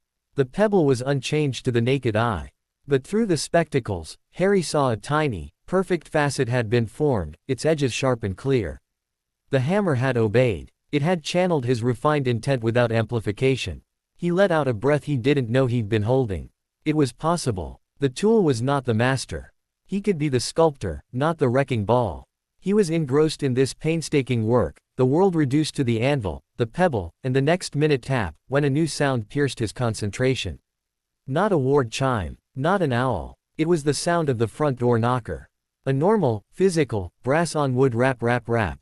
It was so ordinary, so utterly non-magical, that it was more terrifying than any spell. No one used the knocker. No one could even find the door. His blood turned to ice. He set down the hammer and ran to the house, his occlumency walls slamming up instinctively, making his face a calm mask. Tilly was already in the foyer, peering through the same window they'd used days before. Her back was rigid with tension. "Who is it?" Harry whispered, joining her. The figure on the doorstep was not a witch in plum robes. It was an old man. A very old man, with hair and a beard so long and silver they could have been woven from moonlight. He wore sweeping robes of deep blue, embroidered with stars that seemed to twinkle gently even in the overcast afternoon light. His half-moon spectacles perched on a crooked nose, and his eyes, a bright, piercing blue, seemed to look directly at Harry through the glass in the wall. He leaned not on a wand, but on a polished, wooden staff. And he smiled, a warm, gentle smile that did nothing to thaw the ice in Harry's veins. Albus Dumbledore had found him. Time stopped. The world condensed to the rectangle of the window, the old wood of the door, and the figure standing patiently on the other side. The gentle rap rap rap seemed to echo in Harry's skull, a sound more terrifying than any curse. This wasn't a breach. This was an invitation accepted. Dumbledore hadn't forced the wards, he had been permitted to find the door. Through Iolanthe's spectacles, which he still wore from the forge, Harry saw the truth. The complex, shimmering lattice of the cottage's wards didn't repel the old wizard. They parted for him. Not in a forced rupture, but with a gentle, recognized deference, like servants bowing to a respected, if unexpected, master. Threads of the oldest Potter magic, the deep green gold, even seemed to shimmer in welcome. Dumbledore's own magic was a breathtaking tapestry, vast, deep, and layered like a mountain range seen through mist, shot through with threads of purest silver and a core of unwavering, sunny gold. It was the most powerful, the most complex magic Harry had ever seen. "He is being here," Tilly breathed, her voice quivering with a mixture of awe and terror. "The great wizard. The one who is putting you with the bad muggles." Those words broke Harry's paralysis. The warmth of Dumbledore's smile, the twinkling eyes, they were a mask over the man who had delivered him to Privet Drive. The anger, the cold stone of resolve he'd been forging within himself, surged up, armoring him against the instinctive, childlike hope that this kind-looking old man was here to help. "Go to the kitchen, Tilly," Harry said, his voice low and surprisingly steady. "Don't come out unless I call." "But Master Harry." "Now, Tilly. Please." With a worried pop, she vanished. Harry took a deep breath, fortifying his occlumency walls until his mind was a smooth, unreadable surface. He was no longer a scared 9-year-old in a cupboard. He was the heir of Potter, standing in his own hall. He walked to the door, his bare feet silent on the stone flags. He did not open it immediately. He stood there, on his side of the wood, and spoke. "Professor Dumbledore." The voice from outside was warm, tinged with gentle surprise. "Ah, you know who I am. May I come in, Harry? It is rather damp out here for these old bones." "Why?" The question was flat, a barrier in itself. A pause. "To talk. I have been looking for you for some time. I am relieved, and intrigued, to find you so well situated. The last time you found a place for me, it was a cupboard." Harry didn't try to keep the bitterness out. Let him hear it. The silence this time was longer, heavier. When Dumbledore spoke again, the twinkle was gone from his voice, replaced by a grave weariness. "A profound and tragic error, for which I bear a great and lasting shame. I came to understand that only recently. May I come in and explain? You have my word, as a wizard and as your parents' friend, that I mean you no harm. I wish only to speak. Your parents' friend." The words were a key, turning in a lock he didn't want to open. He thought of the memory in the pensive, of Dumbledore in the Hog's Head, hearing the prophecy. Of Dumbledore in his parents' kitchen, pushing for the Fidelius charm. Friend, architect, keeper of fatal secrets. With a trembling hand, Harry turned the lock and opened the door. Albus Dumbledore seemed to fill the doorway, not with bulk, but with presence. He was even taller than he looked from a distance. The scents of lemon drops, wool, and a faint, ozone-like magic wafted in. His blue eyes swept over Harry, taking in the soot-smudged face, the simple robes, the silver spectacles perched on his nose. The eyes lingered on the spectacles for a fraction of a second, a flicker of profound recognition and surprise before it was gently tucked away. "Thank you," Dumbledore said softly, stepping inside. He closed the door behind him with a soft click, and the wards sealed seamlessly once more. He looked around the foyer, at the worn but elegant furnishings, his gaze lingering on the portrait of a stern-looking witch on the staircase landing. Ivy Cottage. I had not stood within these walls since Charles and Doria passed. The magic remembers. It has missed a Potter's touch. He turned his full attention back to Harry. And it seems it has found one. You look remarkably like your father, Harry. But I see Lily in every line of your determination. How did you find me? Harry asked, not moving from his spot, a small, defiant statue in the center of his hall. A series of deductions, and a little help from the magic itself, Dumbledore said, leaning lightly on his staff. When the blood wards at Privet Drive fell, I felt it. It was a seismic event in the protective enchantments of our world. I knew you had left, or been taken. The Ministry's frantic, clumsy search confirmed it. They detected a powerful, anomalous magical event here some days ago, a rather impressive piece of obfuscation involving geological memory, I believe. Harry said nothing. Dumbledore's eyes twinkled again, faintly. I, however, was looking for something else. I was looking for a signature of love, Harry. The same power that saved you as a baby. It leaves a trace, you see. A faint, golden thread. When your magical outburst occurred, it was like a lighthouse flaring on a dark coast. I followed the echo of your mother's sacrifice, and it led me to a ward so powerful and ancient it could only be a Potter sanctuary. I simply knocked. He made it sound so simple. So inevitable. Harry felt a spike of frustration. All his efforts, his secrecy, his hard-won control, and this man had just followed a thread of love like a bloodhound. You put me there, Harry accused, the words sharp. With them. You knew what they were. Dumbledore's face seemed to age a decade in a second. The warmth drained from it, leaving behind a landscape of deep sorrow and unflinching regret. I knew Petunia was embittered. I hoped, foolishly, that family, that blood, would compel a baseline of care. I was blinded by the power of the magic I was using, the magic of your mother's sacrifice. I believed it would protect you from physical harm, and I underestimated the damage that could be done in silence, in neglect, in the slow crushing of a spirit. For that, Harry, I can never apologize enough. I failed you, as I failed them. The raw, unvarnished guilt in the old wizard's voice was a shock. It wasn't an excuse. It was a confession. It disarmed Harry's anger, leaving him feeling unbalanced. Why are you here now? Harry asked, his voice less hostile. To see that you are safe. And to offer you a choice. Dumbledore gestured to the drawing room. Might we sit? I find my knees are not what they once were. Hesitantly, Harry led the way. Dumbledore settled into the same armchair Lupin had occupied, his robes pooling around him. He looked incongruous amidst the slightly shabby comfort of the room, a legendary figure in a domestic setting. You have clearly found remarkable guardians, Dumbledore began, steepling his fingers. The wards are a masterwork of goblin and ancient family magic. And I sense a devoted, if anxious, house elf presence. You are housed, protected, and, I suspect, educated. By Phineas Nigellus Black, unless I miss my guess. His magical signature is like a particularly dry cough, one never forgets it. Harry just watched him, waiting. The goblins' interest is in the preservation and growth of the Potter legacy, Dumbledore continued.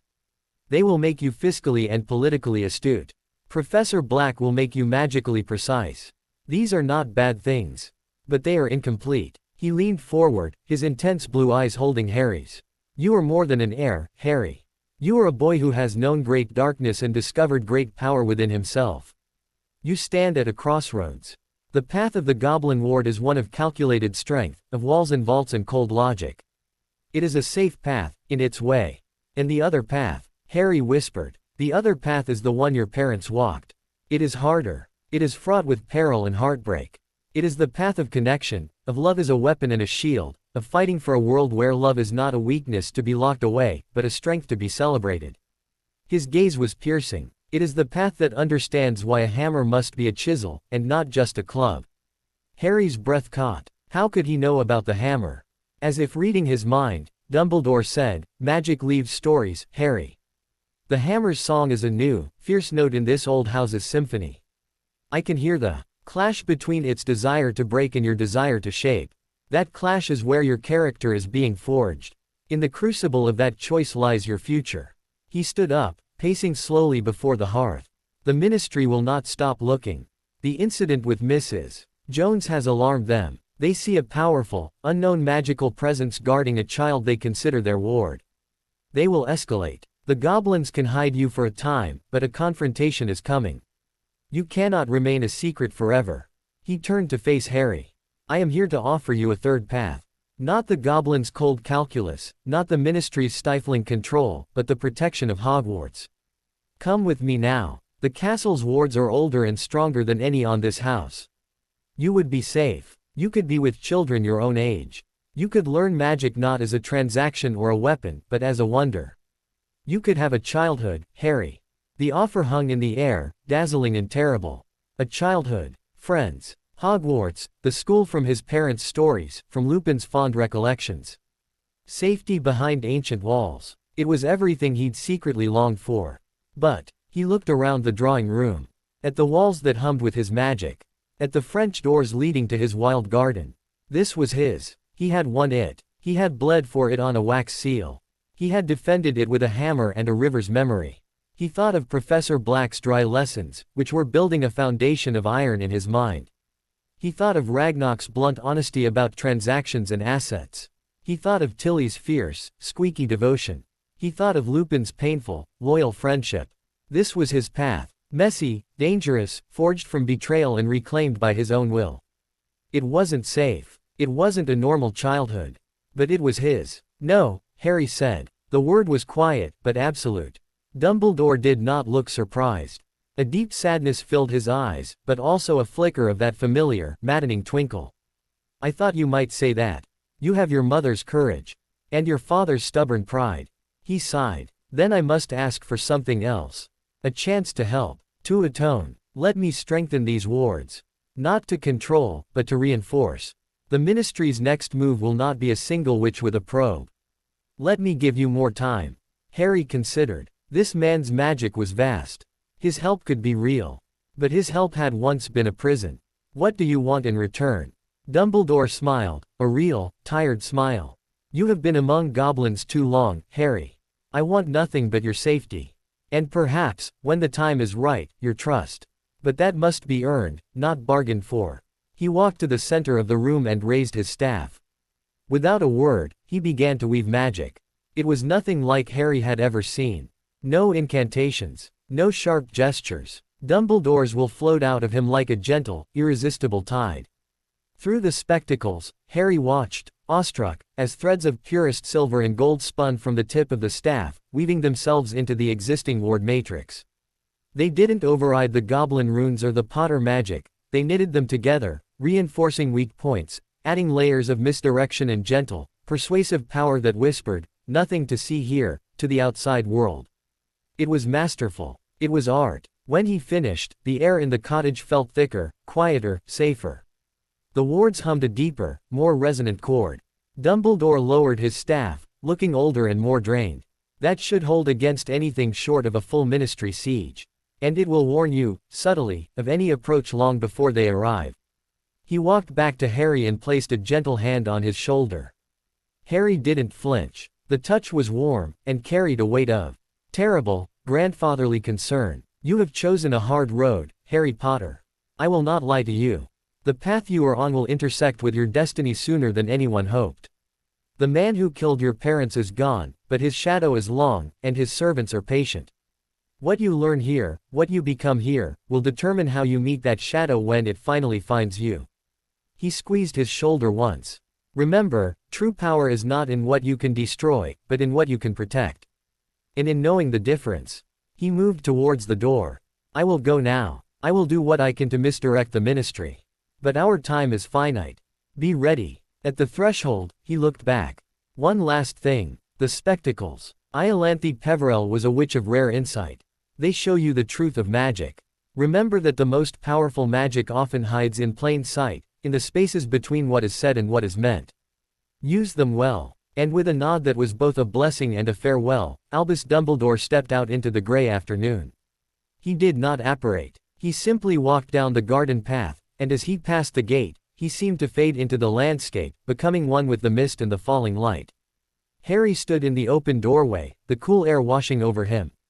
He felt the new, formidable strength in the wards. He felt the immense, conflicting legacy left by the old wizard's visit, an offer refused, help given, a warning issued, and a destiny acknowledged. He closed the door and locked it. The cottage settled around him, its song changed, stronger, but with a new, somber note in its harmony. He had sent the headmaster of Hogwarts away. He had chosen the forge over the castle, the crucible over the cradle. He walked to the drawing-room window and looked out at the gathering dusk. Somewhere out there, the ministry was plotting. Somewhere, a shadow waited.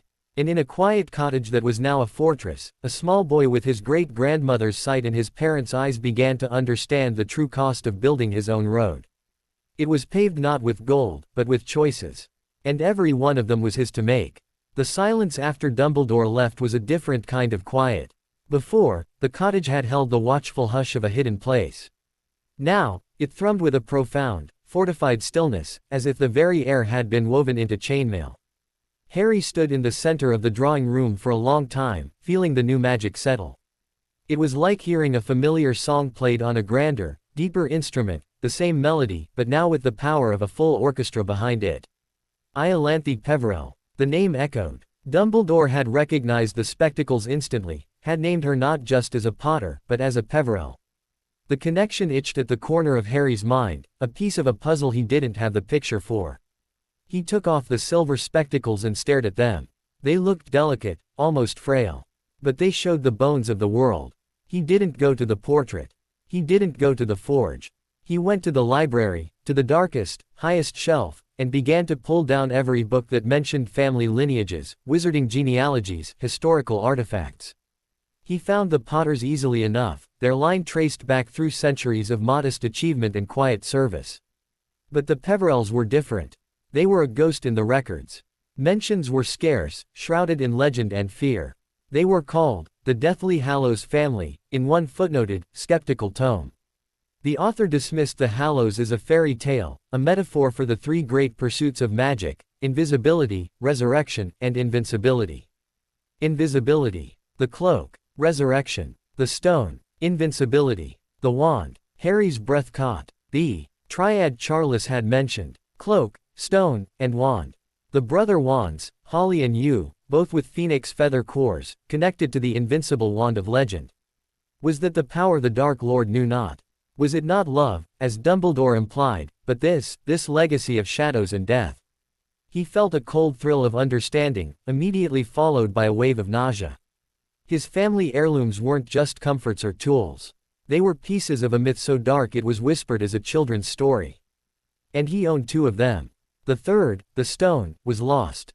Did he want to find it? The story said it could recall the dead.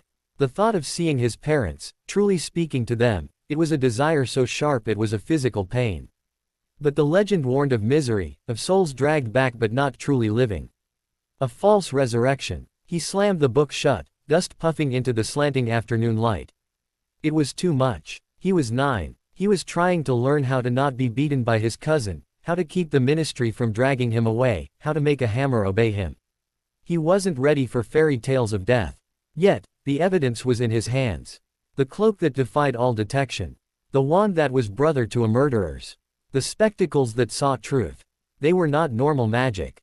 A soft pop broke his spiraling thoughts. Tilly stood there, holding a plate of sandwiches, her face creased with worry. Master Harry is reading the scary books. The ones with the dusty stories. Tilly is bringing food. For thinking. He took the plate. Thank you, Tilly. Did you feel the headmaster's magic? She nodded, her ears drooping. It was being big. Big and sad and strong. Like a mountain that is remembering it was a volcano. He is putting strong magic on the house. Good magic. But, she hesitated. But what? But it is being allowed magic, Master Harry. The old, quiet house magic is being respectful. But it is not singing with the new magic. It is singing beside it. 2 songs. Not one. She looked up at him, her large eyes serious. The headmaster is being a good wizard, Tilly is thinking. But he is being a wizard who is used to making the tune. Our house is having its own tune now. You is being the conductor. Her elfish metaphor was eerily accurate. Dumbledore had added a powerful section to the orchestra, but he hadn't rewritten the score. The melody was still Harry's to direct. The responsibility of it was immense. The next morning, Professor Black arrived. He stepped into the reinforced wards, and for the first time, Harry saw a genuine reaction on the old wizard's face. He stopped dead in the foyer, his head tilted, his watery eyes narrowed behind his spectacles. "The castle's hand is upon this place," he murmured, his voice a dry rustle of astonishment. "Albus has been here. And he has been generous." He turned to Harry, a sharp, calculating look in his eyes. "You refused him." It wasn't a question. Yes. A slow, thin smile spread across Black's parchment-like face. It held no warmth, but a deep, sardonic approval. A choice of fascinating historical precedent. To refuse Dumbledore's sanctuary is to declare independence in a world that prefers its heroes neatly managed. It is a politically volatile, and magically significant, act. He seemed to look at Harry anew, as if reassessing an interesting, volatile compound. "It also means our timeline has accelerated. The Ministry will not ignore a ward strengthened by the headmaster of Hogwarts. It will be seen as either a blatant challenge or a declaration of hidden allegiance. We must proceed to more substantive applications." The lesson that day was not theory. Black led him to the garden, to the cleared area where Harry usually practiced spells. "You have been playing with force in the forge," Black stated. "Today, you will learn to apply it with elegance. The bludgeoning hex. Observe." He flicked his wand at a stout, wooden post that had been used for target practice. Depulso. A silent, invisible hammer blow of force shot from his wand and struck the post with a dull thwack, making it shudder violently. The banishing charm, used offensively. Crude, but effective. Now, the true art, the piercing hex. Penetria. A second spell, a thin, concentrated beam of violent blue light, shot forth. It struck the same post and punched a clean, smoking hole straight through the 8 inches of seasoned oak. Harry stared. It was so precise, so lethally focused compared to the blunt shockwave of resolve. "Power is not volume," Black intoned. "It is concentration. A pinprick of focused magic can defeat a battering ram of wild energy. Your task is to pierce that post. Not to shake it, not to splinter it, to make a hole." Harry tried. His first attempts were pathetic, sputters of force that barely scratched the wood. He channeled his magic, thinking of the hammer's focused tap on the pebble. He thought of the needle flame in the forge. He tightened his will, visualizing the magic not as a wave, but as a spear. Penetria. A jet of blue light, thinner and brighter than before, shot from his wand. It struck the post and left a deep, blackened dent, but no hole. "Better," Black acknowledged. "You are visualizing the correct form. But you are still pushing. You must release. Like an arrow from a bow. The tension is in the build, not the flight." Hours passed. The sun climbed. Harry's arm ached. His magical core felt strained, a muscle he'd overworked. But he kept at it. Each failure was a lesson. Each tiny improvement, a deeper dent, a wisp of smoke from the center of the target, was a victory. Finally, as the afternoon light turned golden, he gathered himself. He didn't think of the prophecy, or the ministry, or the hallows. He thought only of the point. Of the absolute, undeniable here that needed to become not here. He drew his magic tight, a coiled spring, and then let it fly. Penetria. A brilliant, sustained beam of blue-white light, thin as a knitting needle, lanced from his holly wand. It struck the center of the post with a sharp crack pop and burst out the other side, leaving a perfect, clean hole, edges glowing with embers.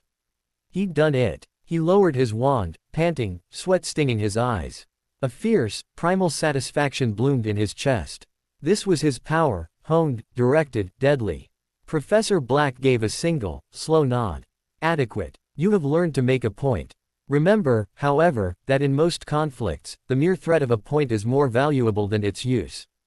The most powerful wand is the one that never has to fire."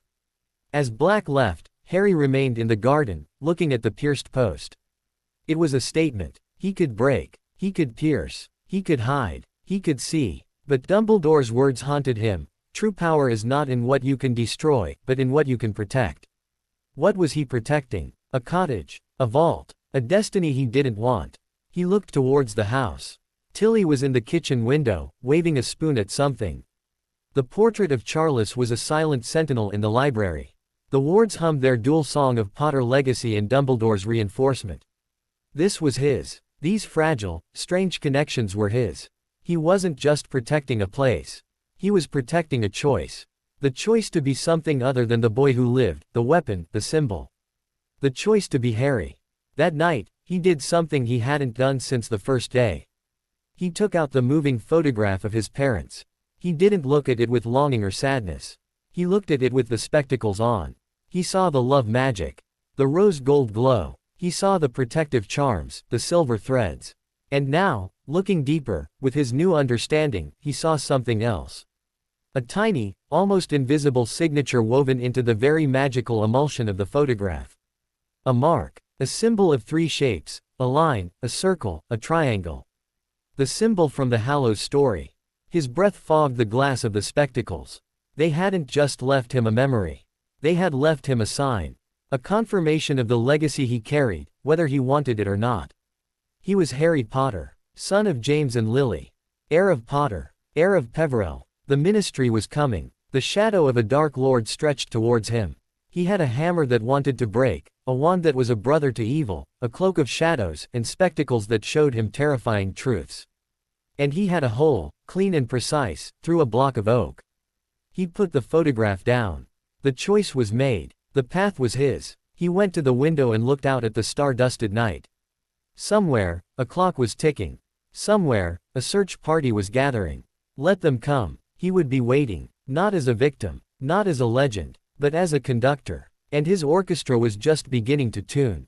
The calm that followed Dumbledore's visit was not peace. It was the drawn breath before a storm. The cottage's reinforced wards hummed with their new, dual-layered strength, but the magic felt like a clenched fist, powerful, but strained. Harry moved through his routines with a hyper-awareness, his senses sharpened by the spectacles and the constant, low-grade tension. Every rustle of leaves in the garden, every shift in the wards, harmonic tone, felt like a potential first stroke of lightning. Professor Black noted the change in him. "Your occlumency is improving," he remarked during a session, watching as Harry maintained a perfect, blank mental landscape for a full 3 minutes. "Fear has been sanded into vigilance. A useful transformation. Do not let it become paranoia. Paranoia is a noisy guest, it leaves fingerprints everywhere." But it was hard not to listen for fingerprints. Harry spent hours studying the wards through Iolanthe's spectacles, tracing the new silver-gold threads Dumbledore had woven. They were magnificent, complex, resilient patterns that seemed to absorb and diffuse external magical probes like a sponge soaking up water. Yet, even as he admired them, he felt a disquiet. They were Dumbledore's patterns, not his. He was living inside another wizard's masterpiece of protection. The thought chafed. His response was to deepen his own studies. He combed the library for texts on wardcraft, not just theory, but the gritty, practical magic of anchoring, tuning, and maintaining protective enchantments. He found a crumbling scroll titled The Sentinel's Art, Warding for the Solitary Wizard. It was dense, archaic, and spoke of ward stones, ley line taps, and symbiotic magic with the land, concepts far beyond his current skill. But he began with the basics it outlined, the meditation to feel the pulse of his own territory. He sat in the center of the garden, not practicing spells, but just listening. With the spectacles off, he felt only the hum. With them on, he saw the dazzling, complex tapestry. He tried to find the thread that was purely his, the connection Charles had mentioned, the keystone of his own magic. After days of patient, silent searching, he found it. It was not a loud, brilliant thread. It was a thin, stubborn filament of vivid green and resilient black, like a young, deep-rooted tree, running from his core directly into the earth beneath Ivy Cottage and then branching out, becoming one with the oldest Potter magic in the stones. He was not just living in the wards, he was a living part of them. This knowledge changed his practice in the forge. He stopped trying to break or pierce for its own sake. Instead, he took small, raw lumps of iron ore he found in a forgotten crate there. His goal was not to make a weapon, but to make a ward stone. A focal point he could imbue with his own protective intent, keyed to his unique magical signature. The process was agonizing. Melting the ore required a sustained, controlled heat that tested the limits of his incendio. Shaping it required a combination of precise hammer strikes with resolve. He had learned to temper its hunger, making it an instrument of delicate force and careful transfiguration spells to smooth and form it. He poured his intent into it, not the intent to destroy, but the intent to endure. To be unmoved. To say, "This is mine." After a week of scorched fingers, magical exhaustion, and several deformed, useless lumps of metal, he produced a single, palm-sized stone. It was uneven, pitted, and ugly. But when he held it, it felt solid. It resonated with the same green-black thread of his magic. He had made something that was his alone. He buried it at the northern boundary of the garden, where the old stone wall met the wild copse, following the instructions in the scroll for anchoring. He felt a subtle shift in the ward matrix, a faint, new harmonic. It was a whisper compared to Dumbledore's symphony, but it was his whisper. This small act of creation did more to quiet his anxiety than any occlumency drill. He was no longer just a passive element in a defensive scheme. He was a builder. It was the evening after burying the ward stone that the siege began.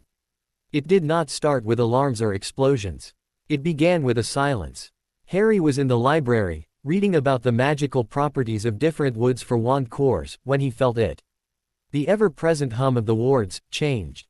It didn't grow louder or softer. It became muffled, as if the cottage had been wrapped in a thick blanket of wool. The usual night sounds, the distant hoot of an owl, the rustle of the wind in the trees, vanished completely. An absolute, unnatural quiet descended. He ran to the window. The garden was shrouded in a peculiar, grayish twilight, though it was only dusk. The air outside the glass looked thick, stagnant. Through Iolanthe's spectacles, the sight was terrifying. The wards were not under attack. They were being smothered. A dense, viscous fog of sterile, white magic was oozing over the outermost layer of the protections.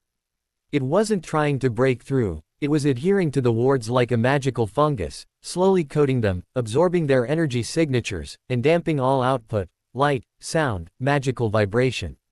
It was a silencing field of immense power and subtlety. This wasn't the work of a single ministry witch with a probe. This was a coordinated, professional operation. "Tilly!" Harry yelled, his voice sounding horribly loud in the swallowed quiet of the house. She popped in, her eyes wide with terror. "The magic is being eaten, Master Harry. The nasty fog is drinking the wards." Song. "Can you feel anything outside? Any people?" She closed her eyes, her ears twitching. "Many, many wizards. All around. They is being quiet. They is waiting for the fog to finish its meal. A containment team. They weren't trying to get in yet. They were making the cottage deaf and blind first, cutting it off from the outside world before moving in." This was a surgical strike. Harry's mind, cold and clear behind its occlumency walls, raced. Fighting them directly was impossible. There were too many. Blasting a hole in the fog would only reveal his position and capabilities. He needed to think like the maze, the mirror, the illusion Charles had spoken of. He looked at the muffled, dying glow of his wards. Through the spectacles. The fog was a consumer. It fed on active, outgoing magic. What if he gave it nothing to eat? "Tilly," he said, his voice low and urgent. "I need you to do something very specific, and you have to be exact. I need you to help me lower the wards." Tilly stared at him as if he'd gone mad. "Lower them. But the bad wizards will come in. Not all the way. Just the outer, noisy layers. The ones that shout, 'I am here.' We need to make the house look dead. Magically inert. Let the fog settle on nothing. Can you help me pull in the Potter magic, make it sleep deep in the stones? Like the portrait sleeps." Understanding dawned on her small, worried face. She nodded vigorously. "Tilly can ask the house to be very still. To play a trick. But the goblin wards and the headmaster's wards, Tilly cannot touch those. You don't have to. Just the family magic. The deep down hum. Make it go quiet." Together, they worked. Harry stood at the hearth, his hand on the stones, focusing on that green-black thread of his connection. He poured his will into it, not with force, but with a gentle, persuasive request. "Sleep. Be still. Be a stone among stones." He visualized the vibrant, living magic of the cottage retreating, pulling back from the outer boundaries, condensing into the very foundations. Tilly placed her small hands on the floor, singing a low, humming, elvish tune that was the opposite of her usual busy magic. It was a lullaby for a house. Harry, through the spectacles, saw the deep green gold glow of the Potter magic recede, pulling inwards like a tide going out, leaving the outer layers of the wards, the brilliant orange goblin spikes and Dumbledore's silver gold weave, exposed and unsupported. The effect on the fog was immediate. The viscous white magic, deprived of the rich, living, magical signature it had been feeding on, hesitated. It continued to coat the goblin and Dumbledore wards, but its progress slowed, becoming sluggish, confused. The muffling effect lessened slightly. Harry could now hear his own heart pounding. But it wasn't enough. The outer wards were still active, still broadcasting a powerful signature. The fog would eventually consume them too, and the team would know the core was defended. He needed a diversion. A burst of magic so loud, so chaotic, and so elsewhere that it would draw the fog and the wizard's attention away from the now quiet core of the cottage. He knew what to do. But it meant leaving the safety of the hushed house. "Keep the house asleep, Tilly," he whispered. "No matter what you hear, don't wake it up." He grabbed the invisibility cloak and threw it over himself. He took a deep breath, focused on the black lake of his mind, and slipped out the French doors into the eerie, silent garden. The air outside was thick and tasted of chalk. The fog wasn't visible to the naked eye, but he could feel its muffling weight. He moved quickly, silently, under the cloak, towards the northern wall where he'd buried his ward stone. He could feel them now, shadowy presences in the trees beyond the wall, maybe a dozen, their magical signatures suppressed but detectable as cold, disciplined pools of waiting energy. They were positioned in a perfect ring around the property. He stopped at the wall, right above his buried stone. This was the gamble. His small, ugly ward stone was linked to him, to his quiet, sleeping house magic. It was a tiny, hidden spark. He pointed his wand at the ground where it was buried. He didn't want to destroy it. He wanted to ignite it. He thought of the first, uncontrollable snowstorm. Of the wild, emotional magic that had burst from him in a chaotic flurry. He needed that now, but focused, aimed. He needed a single, spectacular, magical firework. He dropped his occlumency shields for 1 second, one terrifying second, and let all the fear, the anger, the desperate need to protect his home roar through him. He channeled it not into the air, but down into the earth, directly into his ward stone. Flagrate, he hissed, the spell for creating fiery marks. The ground beneath the wall didn't explode. It erupted. A geyser of raw, chaotic, multicolored magical fire shot 30 feet into the air, a screaming column of defiant, untamed energy that tore through the silencing fog like a hot knife through butter. It wasn't a spell of destruction, it was a spell of pure, deafening announcement. It crackled with his magical signature, wild and bright and entirely different from the dormant, ancient magic of the cottage or the disciplined layers of the outer wards. For a few seconds, the night was banished. The eerie silence was shattered by the roar of magical flame. The fog recoiled, drawn to this new, vibrant source of energy, flowing away from the cottage towards the brilliant distraction. Shouts came from the trees. "Breach! Northern Point! Wild magic signature! Contain it! Don't let it spread! Is it the boy? Locate him!" Harry was already moving, back towards the cottage, under the cloak. He slipped inside just as the first stunner spells, vivid red bolts of light, began to streak towards the dying fountain of fire, slamming into the ground and the wall, trying to quell his diversion. He closed the door and leaned against it, gasping. The cottage was still quiet, its heart magic sleeping.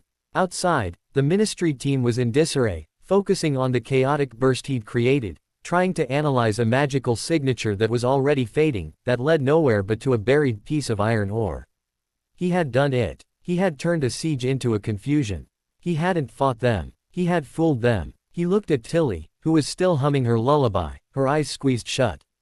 The cottage around them felt like a sleeping beast, invisible under its blanket of stone-cold magic. Outside, the muffling fog, deprived of its primary food source and distracted by the flare, began to thin, to dissipate. The angry, frustrated voices of the containment team argued in hushed tones. They had no silent, helpless prize to collect. They had a mystery. Harry sank to the floor, the cloak pooling around him. He was shaking, not with fear, but with the aftermath of channeling such raw power. He had used his own chaos as a weapon. He had hidden his home by making it look dead, and drawn attention by pretending to be a reckless, fleeing spark. Dumbledore had spoken of power in protection. Professor Black spoke of power in precision. Tonight, Harry had discovered a third kind of power, the power of misdirection. The power of the unseen boy who could make the earth itself lie for him. The siege was over. They would not try the same approach again. As the first, true sounds of the night, the tentative call of an owl, filtered back through the wards, Harry knew the game had changed. The Ministry had moved from investigation to containment. And he had just shown them that the child in the cage was not only aware of the lock, but knew how to pick it from the inside. The silence that returned to Ivy Cottage was no longer oppressive. It was the silence of a held breath, a shared secret between a boy, a house elf, and a sleeping house. And it was a silence that promised, quietly but absolutely, more war to come. The silence after the siege was not the same as the silence before. It wasn't the quiet of anticipation or the hush of a hidden place. It was the ringing, hollow quiet after a great noise has ceased, a silence that felt fragile, borrowed, and thick with the scent of ozone and burnt earth. Dawn broke over Ivy Cottage not with a gentle light, but with a pale, washed-out gray that did nothing to lift the weight from the garden. Harry stood at the French doors, looking out at the scar his magic had left.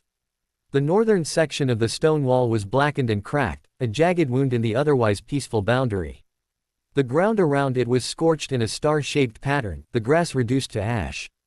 Through Iolanthe's spectacles, the air still shimmered with residual magical turbulence, a chaotic splash of color against the now calm, deep tones of the sleeping cottage magic.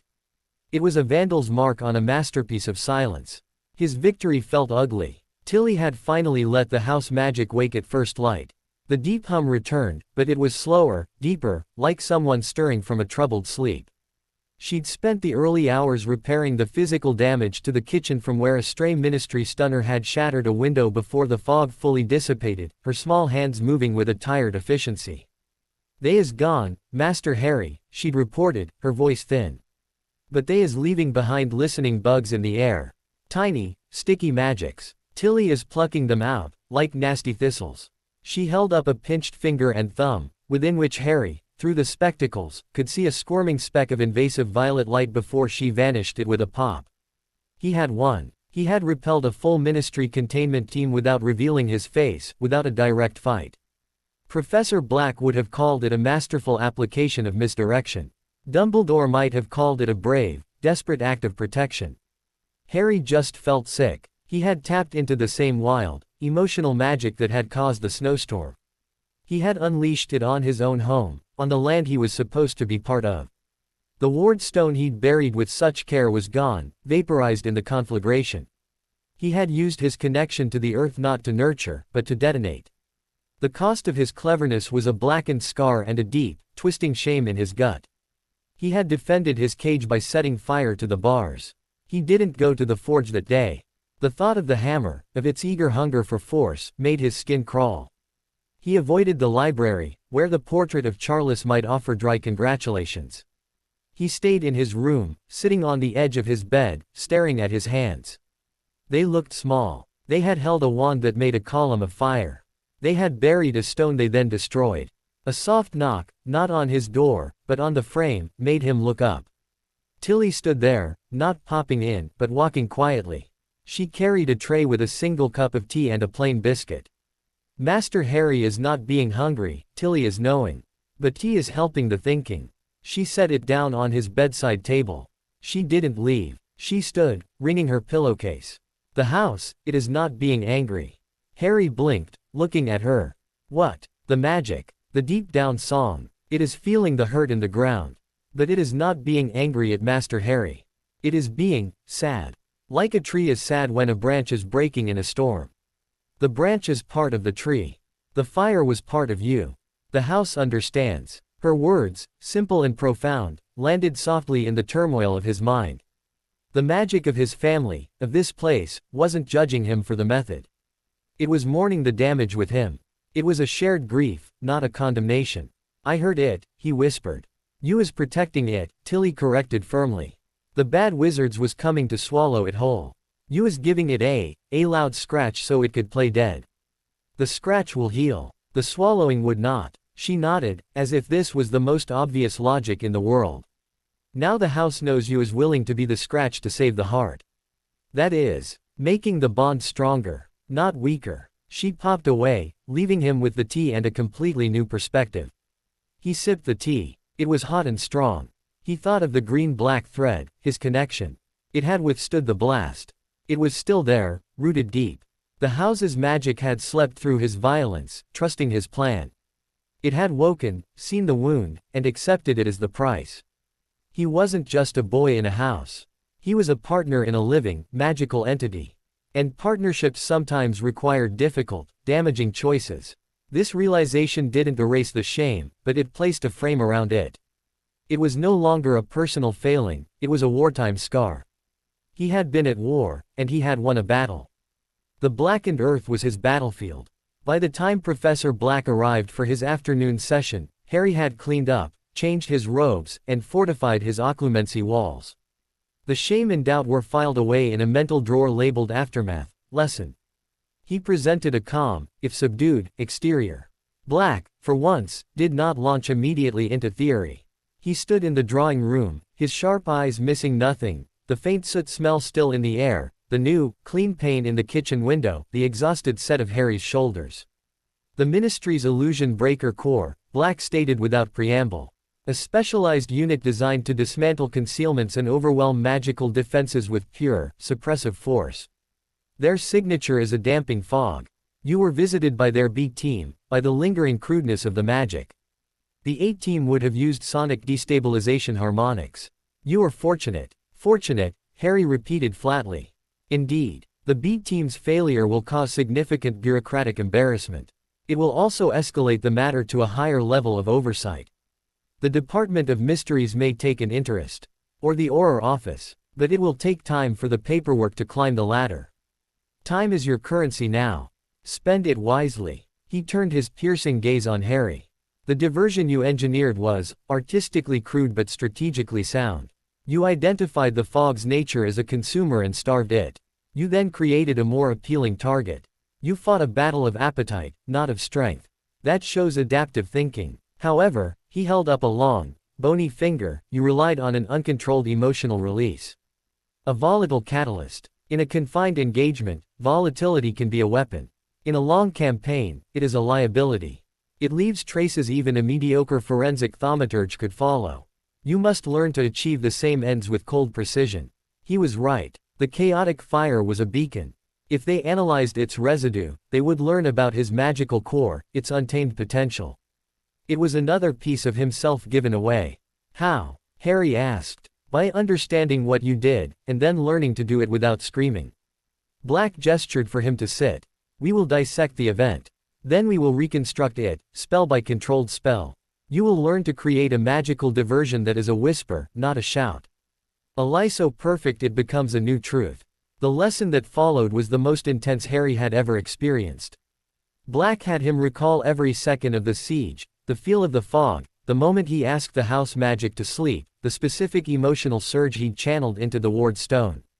They broke it down into components. The dampening charm, a variant of silencio on an environmental scale, the emotional transference principle, the elemental conjuration of fire.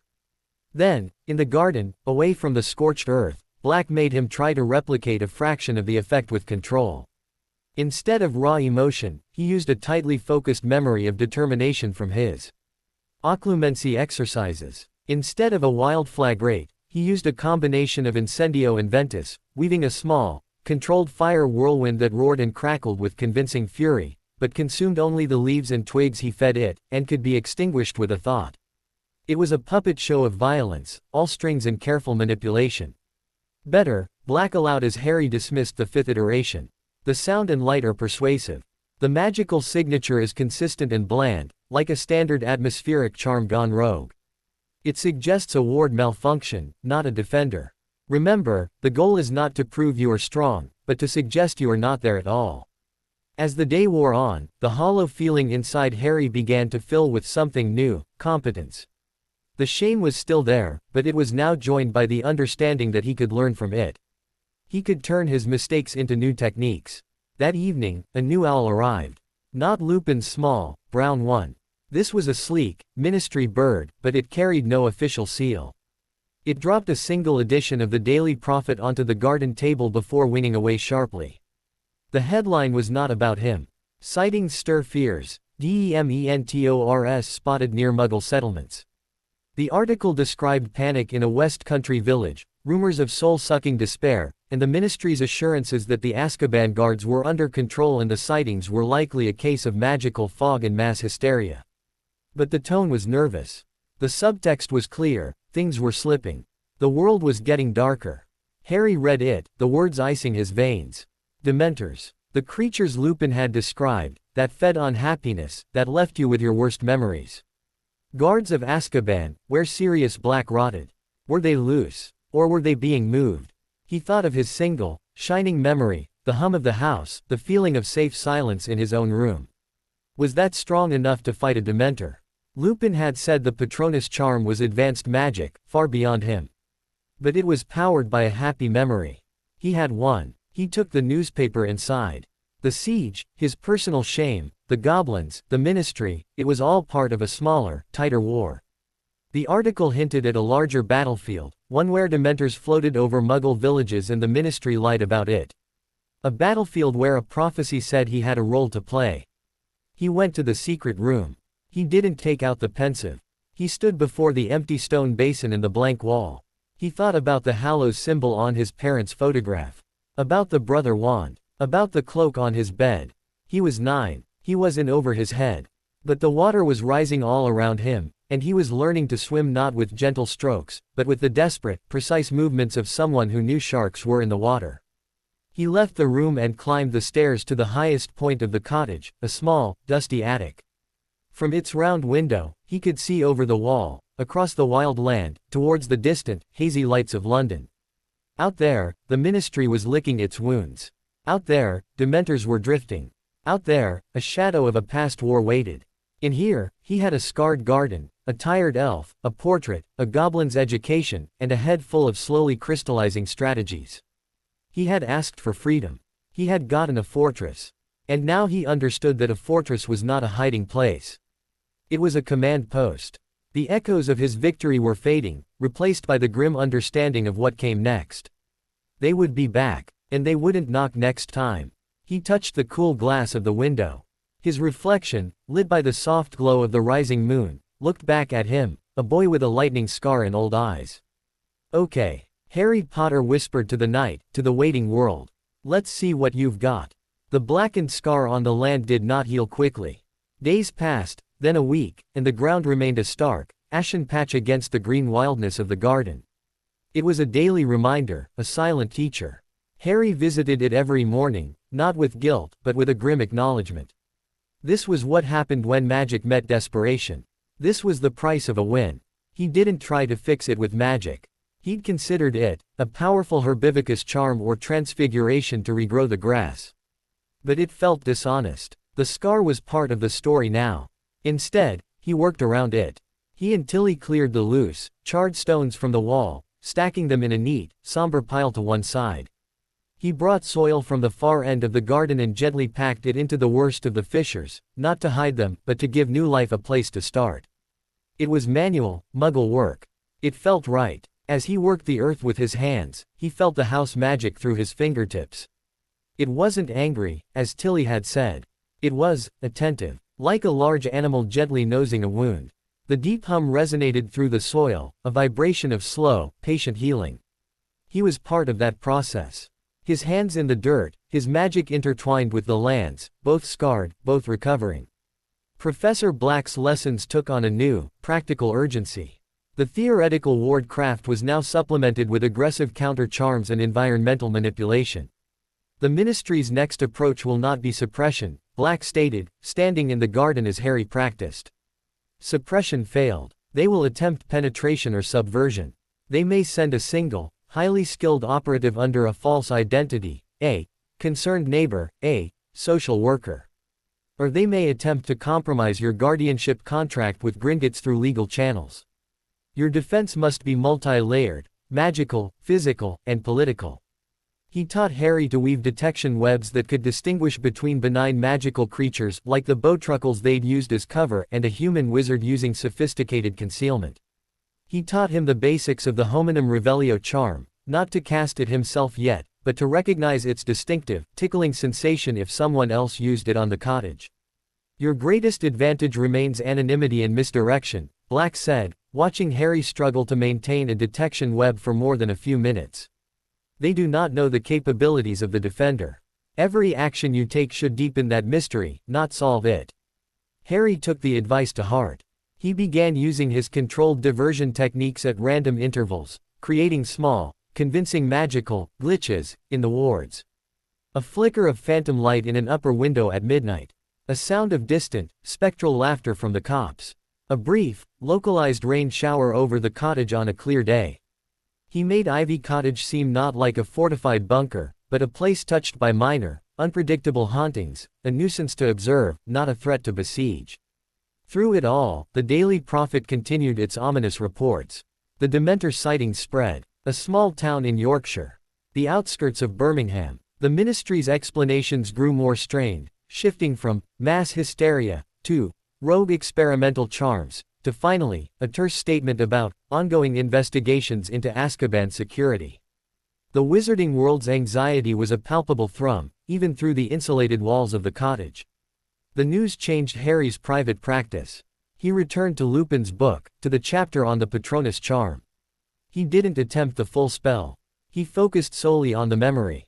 He sat in the quiet of his room or the deep shade of the unharmed apple tree, and he held onto that feeling of safe silence, of the hum in the walls, of a door that locked from the inside. He nurtured it, polished it, made it a perfect, radiant gem in the vault of his mind. It was his antidote to the creeping fear the newspaper brought. When he thought of dementors, of despair made physical, he would touch that memory and feel its warmth push back the chill. One afternoon, a week and a half after the siege, an unexpected tutor arrived. Not Professor Black, nor a goblin. The wards chimed a complex, questioning note, one Harry had never heard before. It wasn't an alarm, it was a recognition of deeply familiar, yet long absent, magic. He went to the front door, Tilly hovering nervously behind him. On the step stood a witch. She was elderly, but with a straight, proud spine, her hair a cloud of white around a face that was both stern and kind. She wore traveling robes of a sensible brown, and she carried not a wand in her hand, but a woven basket from which peeked the leaves of strange plants. Her magic, seen through the spectacles, was a beautiful, vibrant green, shot through with earthy browns and the bright gold of sunlight, the magic of growing things. Harriet Potter's great-nephew, I presume, she said, her voice crisp but not unkind. I am Professor Herbert Beery, retired. Though when I taught your great-aunt herbology at Hogwarts, I was just Beery. May I come in? I believe the Flutterby bushes by your eastern wall are suffering from a rather advanced case of dragonrot, and it's making the ward stones sneeze. Harry was too stunned to speak. This was a Hogwarts professor. A herbology expert. How had she found them? And why? Tilly, however, squeaked in recognition. The plant lady. Mistress Beery. Tilly is remembering. You is giving Tilly the recipe for the fungicide for the black mold in the old wine cellar. Professor Beery smiled, a network of fine wrinkles spreading around her bright eyes. Ah, the Black family elf. I heard you'd found better employment. Good. Now, about that dragonrot. It's quite contagious to certain types of protective enchantments. Causes instability in the lower earth frequencies. I've brought the poultice. She swept in, as if she owned the place, her sharp eyes taking in everything. She nodded approvingly at the healthy state of the indoor plants, frowned at a slightly drooping Dittany on the windowsill, and made her way straight to the kitchen, where she began unpacking her basket with the efficiency of a field surgeon. It turned out Professor Beery was not just a retired teacher. She was a specialist in magical botany and its interaction with ward magic, retained by the Potter family for generations to maintain the health of the magical ecosystems around their properties. She had felt the distress call of the cottage's integrated flora when Harry's fiery diversion had scarred the earth. The damaged land had affected the magical plants, which in turn were sending disruptive pulses through the wards. You can't just slap a stone wall around a place and call it a day, boy, she explained briskly, as she showed him how to prepare a pungent, green paste from crushed billywig stings and fluxweed. A true sanctuary is a living system. The plants are part of the wards. They filter magical intrusions, they confuse scrying spells with their life signatures, they anchor the magic to the ley lines. You blasted a hole in the choir, and now the whole song is off-key. For 3 days, Professor Beery worked alongside Harry and Tilly. She taught Harry to listen to the plants, not with his ears, but by feeling the flow of their magical energy through the soil, a much more delicate version of sensing the house's hum. She showed him how to diagnose magical ailments in vegetation and how to treat them with precise applications of magic and potions. Under her guidance, they applied the poultice to the scorched earth. Within hours, the gray, dead look began to recede, replaced by a healthy, dark brown. Tiny, magical mosses of a brilliant blue-green began to spread from the edges, knitting the wound closed with living thread. Resilient things, magical ecosystems, Beery remarked, wiping her hands on a rag. Give them half a chance and they'll heal themselves. Just like people. She gave Harry a sharp look. I understand from the portrait of that insufferable bore Charles that you've had a spot of trouble with the ministry. Harry nodded cautiously. HMPH. Bureaucrats. All thumbs when it comes to subtle magic. They see a wall, they try to knock it down. They don't understand that the best defenses are the ones that convince you there's nothing worth defending in the first place. She pointed a dirt-stained finger at the now thriving patch of magical moss. That's your new first line of defense. A perception filter. Anyone looking at this place with hostile intent will see an overgrown, mildly haunted ruin. Their eyes will slide right off it. It's not invisibility, it's profound disinterest. Nurture this. Talk to it. It's more loyal than any hired wand. When she left, the cottage felt different. Lighter. Cleaner. The wards hummed a pure, clear note, the dissonance healed. Harry had gained not just a repaired garden, but a new understanding. Defense was not just about walls and weapons. It was about harmony. About making his sanctuary so intrinsically a part of the natural magical world that attacking it would feel like trying to set fire to a lake. The experience left him thoughtful. He had been focusing on the hammer, the piercing hex, the blasting curse, the magic of conflict. Professor Beery had shown him the magic of integration. Both were necessary. One was a sword, the other was a shield woven from the very air and earth. That night, he dreamed again. Not of fire or green light, but of a forest. A deep, dark, ancient forest. He walked under a canopy so thick no moon pierced it. But he was not afraid. The trees knew him. Their roots hummed with the same song as Ivy Cottage. He walked towards a clearing where a stone archway stood, draped in silvery moss. Through the arch, he could see a brilliant, white-silver light. A figure stood silhouetted in the light, a tall, ragged man with long hair, chained, turning towards him. He woke with a start, his scar prickling not with pain, but with a strange, cold resonance. The dream felt significant, urgent. The chained man, Sirius Black. The archway, was that the veil he'd read about in a book on magical artifacts. The Department of Mysteries. He didn't know. But the dream, combined with the Dementor reports, felt like pieces of a larger puzzle clicking into place. The outside world wasn't just knocking at his door anymore. Its nightmares were seeping through the cracks in his sleep. The next morning, a familiar brown owl landed on the wall. It looked tired, its feathers ruffled. The note it carried was shorter than before, the handwriting more frantic. They're moving them. The Dementors. Not escapes. Deployments. Something's happening. The darkness is stirring. Your shield must be more than a memory now. It must be a sword. RL. Lupin's fear was palpable, even through ink. Deployments. That meant someone was directing the Dementors. Someone with authority. The Ministry. Or someone within it, moving pieces on a board. Your shield must be a sword. Harry folded the note, his mind made up. It was time. He could not afford to wait until he was older, more trained. The world was moving too fast. He went to the garden, to the center of the now healed scar. The blue-green moss was soft under his feet. He drew his holly wand. He closed his eyes and found his memory, the safe silence, the hum, the locked door. He held it until it shone in his mind's eye, a beacon of perfect, peaceful safety. He opened his eyes, raised his wand, and spoke the words Lupin had never taught him, but he had read in the advanced defensive book. Expecto Patronum. He put everything into it. The memory. The need to protect. The love for this strange, humming home. The fierce, defiant will that had carried him out of a cupboard and through a siege. For a moment, nothing.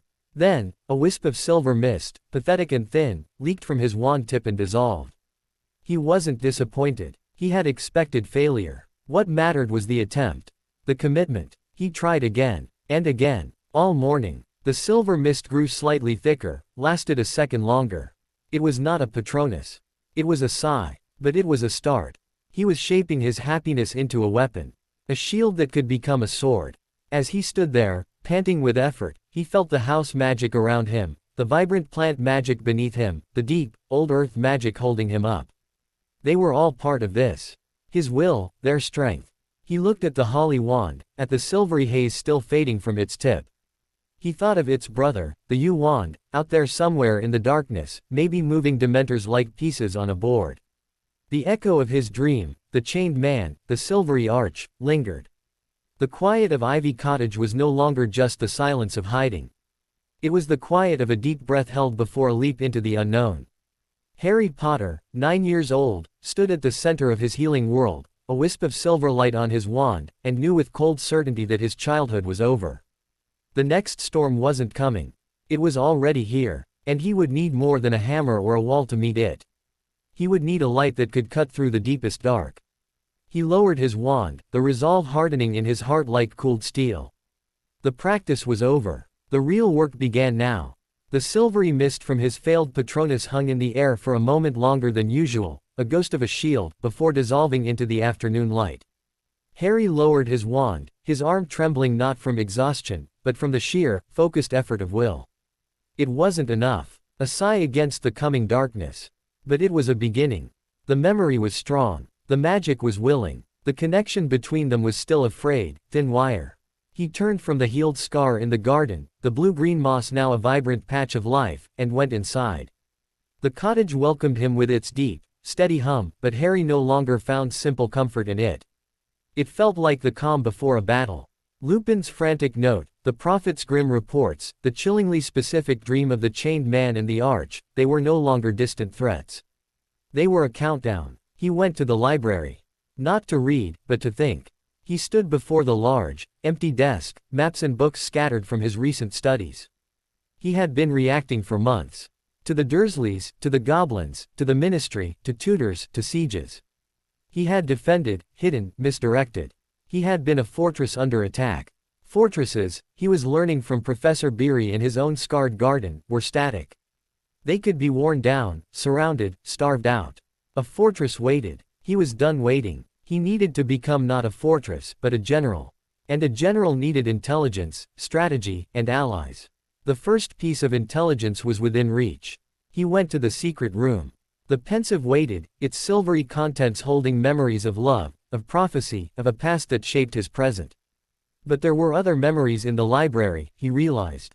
Not in a basin, but in paint and enchanted canvas. He stood before the portrait of Charles Potter. The painted wizard was in his usual faux slumber.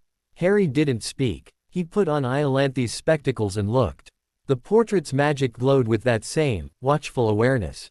Harry focused his will, not on the image, but on the magical consciousness within it. He pushed a thought, sharp and clear, across the boundary between world and painting. I need to know. Not stories. Strategy. In the frame, Charles Potter opened his eyes. They were no longer sleepy, but sharp and alert, meeting Harry's gaze through the layered magic of the spectacles. A slow, approving smile touched his painted lips. The spectacles, Charles's whispery voice spoke directly into Harry's mind, a trick of portrait magic. You're learning to use more than your eyes. Good. Ask your questions, General. The War Council is now in session. Harry took a steadying breath. The prophecy said I have to kill him, or he has to kill me. But he's gone. How do you kill a ghost? Ah. Charles leaned forward in his painted chair. The central fallacy. He is not a ghost. A ghost is an imprint of a soul that wishes to stay. Tom Riddle wished for nothing less than to escape death entirely. He would not linger as a pathetic shade. He would have anchors. Things tethering him to life, against all natural law. Anchors. Harry's mind raced. Like Horcruxes. The painted Charles went very still. Where did you hear that word? A book. Secrets of the Darkest Art. In the forbidden section of the library here. He had found it days ago, buried behind lesser grimoires, its cover cold to the touch. Charles's face was grave. Then the book has chosen to reveal itself. It would not do so for a casual browser. It senses the need. A Horcrux is an object in which a wizard has hidden a fragment of his soul, after committing murder.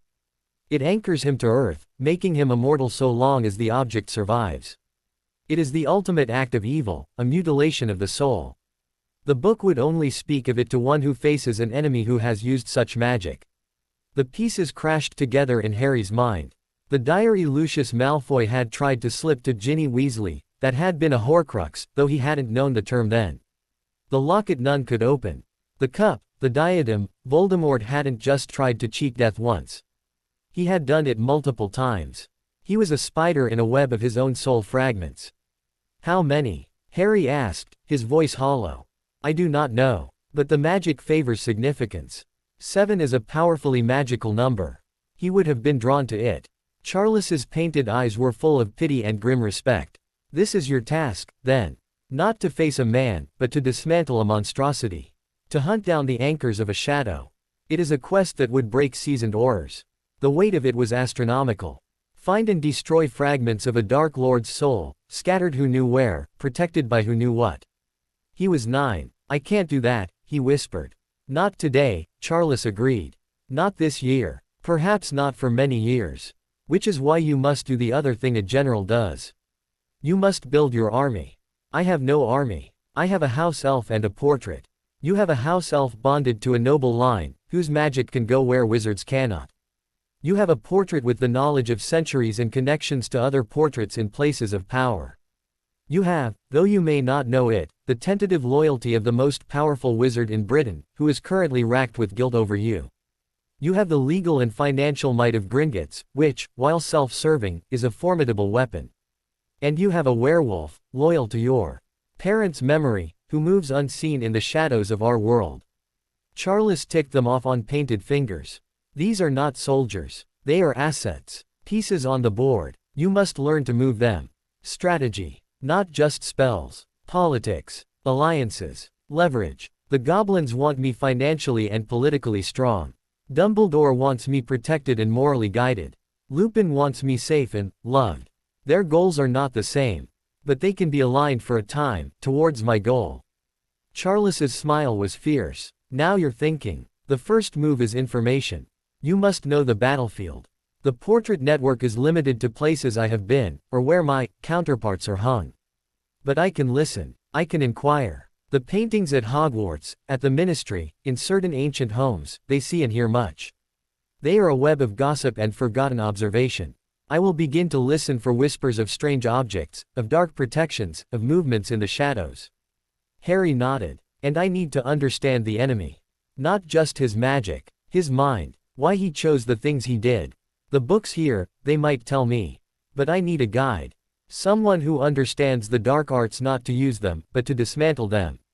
You need a spy, Charles said softly. Or a teacher who has walked the edge of that darkness and returned. Such people are rare, and fragile. A name floated into Harry's mind, from a memory not his own. A gaunt, sickly, brilliant man in a photograph with his father. A man who had been a friend to a werewolf and a murderer. A man Dumbledore had trusted enough to teach. Severus Snape. Charles's painted eyebrows rose. The potions master. A deeply conflicted man. A former Death Eater who turned spy. Dumbledore's man, through and through. Reaching him would be perilous. And he has no love for your father, or by extension, likely, you. But he loved my mother, Harry said, the knowledge coming from that same deep, instinctual place. He's a double agent. He plays a dangerous game. If I approach him, I risk exposing him, or myself. But he knows the enemy's mind. He might know about the anchors. A high-risk, high-reward play, Charles conceded. File it away. Not your first move. Your 10th, perhaps. When the board is more set. They talked for hours, the painted wizard laying out principles of strategy, of magical politics, of the importance of controlling the narrative. The boy who lived is a symbol. You must decide what that symbol means. Right now, it means a missing child, a mystery. You can let others define it, or you can shape it yourself. When you finally step into the light, what will you be? A victim. A weapon. Or something else. When Harry finally left the library, his mind was buzzing, overloaded, but for the first time, there was a path forward that wasn't just hiding. It was a labyrinthine, dangerous path, but it was a plan. He went to his room and took out the invisibility cloak. He ran the cool, fluid fabric through his fingers. A tool for hiding, but also a tool for moving unseen, for gathering intelligence, for striking where least expected. A general's tool. He looked at the holly wand. A weapon, but also a symbol of his will, his right to power. The brother to the enemy's wand. He looked in the mirror, at the lightning scar. A mark of a victim. But also a connection, a lightning rod. A symbol he could reclaim. He was Harry Potter. Heir of Potter. Heir of Peverell. The boy who lived. The labels were burdens. But they were also tools. Pieces of an identity he could assemble into a suit of armor, or a sharpened blade. The next morning, he wrote 2 letters. The first was to Griphook, concise and respectful, citing his ongoing education and requesting a schedule for the promised tutors in wizarding law and economics. He framed it as a desire to better understand his responsibilities and potential, playing to the goblin's interest in a competent asset. He needed that knowledge to navigate the political battlefield. The second letter was to Lupin, sent with the tired brown owl. It was short, coded, and direct. The anchors must be found. Need maps of the enemy's past. His places, his obsessions. The snake is not just a companion. He was asking Lupin to use his knowledge of the First War, of Voldemort's habits and mythology, to start theorizing where Horcruxes might be hidden. The mention of the snake, Nagini, from the Prophet's old reports, was a guess. If Voldemort loved significant objects, would he not also use a significant living being? He was building his army. One piece at a time. He returned to the forge that afternoon, but not to make a ward stone or practice destruction. He fired the furnace and, using a mold he shaped from clay and a steady, careful incendio, he cast a small, simple medallion of bronze. On one side, he engraved with a fine, hot needle the Potter crest. On the other, using the spectacles to guide his hand with impossible precision, he etched the tiny, interconnected symbols of the Deathly Hallows, the line, the circle, the triangle. It was an act of integration. Claiming all his legacies, light and dark, and forging them into a single, solid truth. When he wore it on a leather thong around his neck, it lay cool against his skin. It was a reminder, a statement of intent. He was no longer just surviving. He was preparing for war. And as he stood in the smoky silence of the forge, the medallion a new weight against his chest, he felt a shift in the world's magic, deep and tectonic. It was a feeling of gears engaging, of a story turning a page. Somewhere, in a dark forest in Albania, a whisper of consciousness coiled around the memory of a killing curse and a bleeding scar. A faint, malevolent will stirred, sensing a shift in the balance, the faint, brightening glow of a familiar, hated soul across the miles. The enemy was not a ghost. He was a wound in the world. And the wound had just felt the first, distant prick of a needle. Harry Potter looked out the forge door towards the darkening sky. The quiet of Ivy Cottage was now the quiet of a workshop where terrible, necessary weapons were being drawn. The childhood was over. The long game had begun. The medallion was cold against his skin, a constant, grounding weight.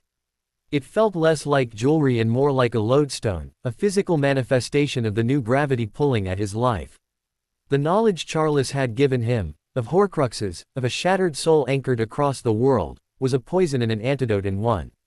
It was a horror that could crush hope, but it was also a map.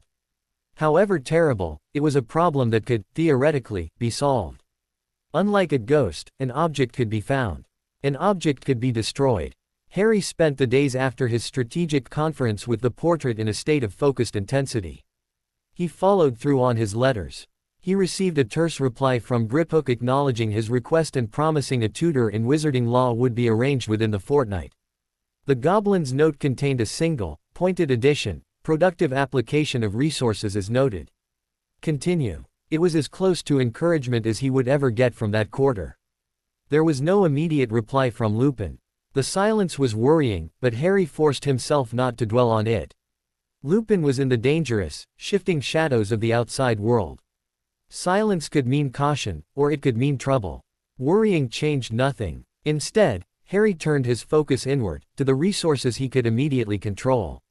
He began a systematic, almost clinical study of the cottage's library, guided now by a specific purpose. He wasn't just learning magic, he was profiling his enemy. He combed through histories of the Wizarding Wars, old society pages that mentioned the Riddle family, textbooks on dark magic theory cautiously, and with his occlumency shields at full strength. He was looking for patterns, for obsessions, for the kinds of places and objects a man who sought immortality through murder might find significant.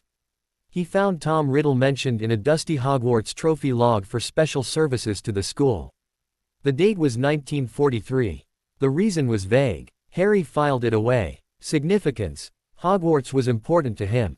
He found a reference in a genealogy text to the Gaunt family, a squalid, dying line of Slytherin's descendants, noted for their instability and possession of a heirloom ring. The last known location, a derelict shack in Little Hangleton. The connection was tenuous, but the word, heirloom, sparked something. He filed it away. He was building a dossier in his mind, a cold, factual picture of Tom Marvolo Riddle. Orphan, brilliant student, charismatic, collector of trophies, obsessed with blood purity, with legacy, with cheating death. A man who saw people as tools and objects as vessels for eternity. It was during this grim research that Professor Black arrived for their scheduled lesson. He found Harry not in the garden practicing spells, but in the library, surrounded by open books, a map of the British Isles with several locations lightly circled in charcoal, and a look of intense, analytical focus on his face that was far older than his years. Black paused in the doorway, his watery eyes sweeping over the makeshift war room. His expression, usually one of detached academic scorn, shifted into something more considering. He approached the table and peered at the map. His finger, long and bony, tapped the circle around Little Hangleton. The Gaunt ruin, he stated. A foul little hovel. Why the interest in that particular patch of misery? Harry didn't lie. He had decided that with Black, calculated honesty was the best currency. Tom Riddle's mother was a Gaunt. He would have known of it.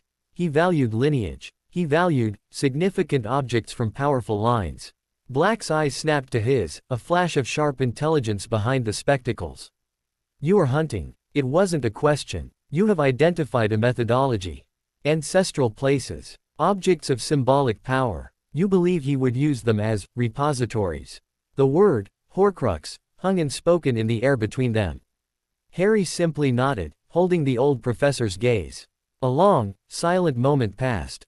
Black slowly pulled out a chair and sat, steepling his fingers. An elegant, if monstrous, deduction. It aligns with the psychological profile of a certain type of dark wizard, the narcissist who believes his own essence is too precious to be confined to a single, mortal vessel. He looked at the other circles on the map. Hogwarts. Obviously. The cave where he tormented his orphanage peers. Possibly, though too sentimental. The Ministry. Too public. Gringotts. Possible, but he despised non-human magic, he mused, thinking aloud. He would choose places of personal triumph, or of profound magical resonance. Places that meant something to him, not necessarily to the world. This was why Harry had trusted him with this. Black's mind was a scalpel, perfectly suited for dissecting the logic of another brilliant, twisted intellect. I need to understand how to find them, Harry said quietly. Not just where. They'll be hidden, protected. Naturally, Black said. You are moving from defensive strategy to intelligence gathering and eventual tactical strikes. A logical, if precipitous, progression. He leaned forward. The first principle of finding hidden dark magic is to stop looking for the magic itself, and to look for the silence around it. Harry frowned. Silence. Think of a ward. It shouts, keep out. A Horcrux, by its nature, would be surrounded by layers of concealment, curses, and misdirection. But at its heart, it is a void. A piece of soul trapped in an object creates a dead spot in the natural magical field. A hunger. The protections around it are loud, aggressive. But if you can learn to sense past those, to feel for the static, the cold, empty space at the center, that is the target. It was a revelation. Harry had been thinking of Horcruxes as glowing with evil, like the dark magic he saw through the spectacles. But Black was suggesting they were the opposite, not sources of dark energy, but sinks. Magical black holes. How do I learn to sense that? Through contrast, Black said, standing. Come. Your lesson today will be in magical resonance and dissonance. We will begin with the simplest form, detecting the difference between a stone and a stone that is pretending to be a stone. They went to the garden. Black had him collect a dozen ordinary stones from the path. Then, from his own robe, he produced a single, smooth pebble that looked identical but hummed with a faint, locking charm. Your task is to sort them. Without touching them. Without using Revelio charms. Use your magical sensitivity. Feel for the lie. The pebble with the charm is insisting too hard. It is a guest wearing a host's face. Find the one that doesn't belong. Harry closed his eyes, reaching out with his senses. At first, all he felt was the gentle, living magic of the garden, the hum of the house. The stones were just there. Inert. Then, slowly, he began to discern minute differences. Most of the stones had a kind of passive, earthy resonance, a contented belonging to the ground. One of them, the charmed pebble, had a thin, rigid shell of energy around it, a uniform hum that felt artificial, like a painted surface. It was trying to match the others, but in its perfection, it stood out. He pointed. That one. Black's lip twitched. Acceptable. Now, we will increase the complexity. He layered more charms on the pebble, disillusionment, false transfiguration to make it look like a leaf, a mild confusion aura. Each time, Harry had to quiet his mind, push past the obvious magical noise, and feel for the core dissonance, the tiny, cold wrongness at the heart of the deception. It was exhausting, subtle work. It made occlumency feel like blunt force. By the end of the session, Harry had a pounding headache, but he could, with intense concentration, pick out the disguised pebble from a pile of 100 leaves and stones 9 times out of 10. The principle is the same, Black said as they packed up. Whether it is a charmed pebble or an abomination containing a soul fragment. The larger the lie, the greater the magical effort to maintain it, and the more profound the silence at its core. Train this sense. It is more valuable than any spell. After Black left, Harry retreated to the quiet of his room. The lesson had been a gift of immense value. He practiced the sensing exercise with small objects around his room, trying to distinguish between a naturally dusty book and one he had charmed to look dusty. The work was slow, frustrating, and deeply necessary. 2 days later, Lupin's reply came. The owl looked near dead with exhaustion, stumbling as it landed on the window sill. The note was on a torn piece of parchment, the handwriting a ragged scrawl. Maps are dangerous. Memory is sharper. He loved the castle's secrets. He coveted the founder's relics. He sought the chamber. He prized the snake, Nagini, called her his last, loyal friend. He feared the dead, yet sought to master them. The forest at Hogwarts holds a colony of Acromantula he once commanded. The shack where his father died is stone and hate. Be careful, Harry. The maps you seek are written in blood and madness. They are watching the old places now, RL. The note was a treasure trove of coded confirmation. The Chamber of Secrets. Founder's relics, the diadem of Ravenclaw. The cup of Hufflepuff. Nagini is a Horcrux, his suspicion confirmed. The Gaunt Shack. And a warning, the enemy, or the Ministry, was already watching some of these locations. Harry burned the note to ash, his mind racing. He had targets. Vague, terrifying targets, but targets nonetheless. Hogwarts. The Gaunt Shack. Possibly the Lestrange vault at Gringotts, if Bellatrix had been entrusted with a cup. He needed a plan to investigate them, but he was a child, locked in a cottage. He couldn't go to Hogwarts. He couldn't break into a Gringotts vault. But he could send a messenger. A silent, unseen observer who could go where wizards could not. That evening, he went to the Ollery he'd had Tilly set up in a quiet corner of the attic. Hedwig sat preening on her perch, her amber eyes intelligent and calm. He stroked her snowy feathers. I have a job for you, he whispered. A very dangerous job. I need you to find a man for me. A werewolf. He smells of sorrow and old books in the forest after rain. He'll be hiding, far from here. Can you find him? Can you take him a message without anyone else seeing? Hedwig gave a soft, decisive hoot and nipped his finger gently. She understood. He wrote a single line on a tiny slip of parchment, using a cipher he and Lupin had not established, but hoping the man would understand the reference to their first conversation. The forest remembers the wolf. The wolf remembers the map. I need a scout. A bird of prey seeks a guide. He tied it to Hedwig's leg. Find him, Harry said. And come home safe. Hedwig launched herself into the twilight, a flash of white against the deepening blue, flying not as a pet on an errand, but as an agent on a mission. The wait began. It was the hardest part. He had set pieces in motion, the request for a law tutor, the research, the outreach to Lupin via Hedwig. Now, he had to be still. He had to trust, and he had to prepare for whatever came next. He spent the time honing his new sense, practicing his Patronus charm. The silver mist was now a consistent, if wispy, shield about a foot across, and walking the boundaries of the cottage with the spectacles, studying the perfected, living camouflage of Professor Beery's plants. He was learning the language of his own defenses inside and out. 1 week after sending Hedwig, as Harry was practicing needle-thin penetria hexes on a specially reinforced target, the wards chimed.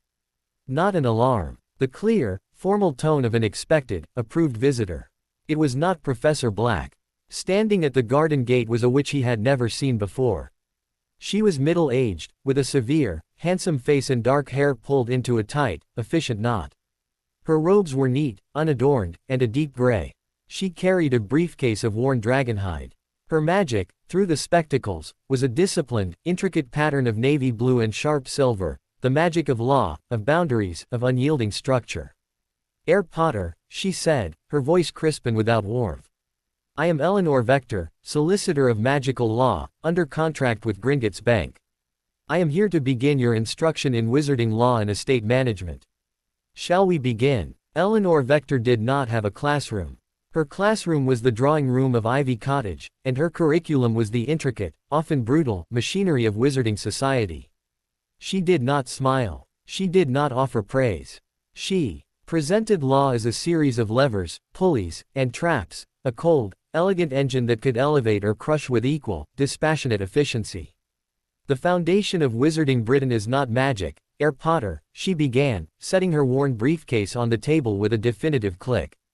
"It is precedent. It is contract. It is the unspoken agreement that certain families hold certain rights, and that the ministry exists to mediate between those rights, not to override them.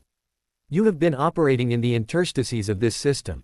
It is time you understood the system itself."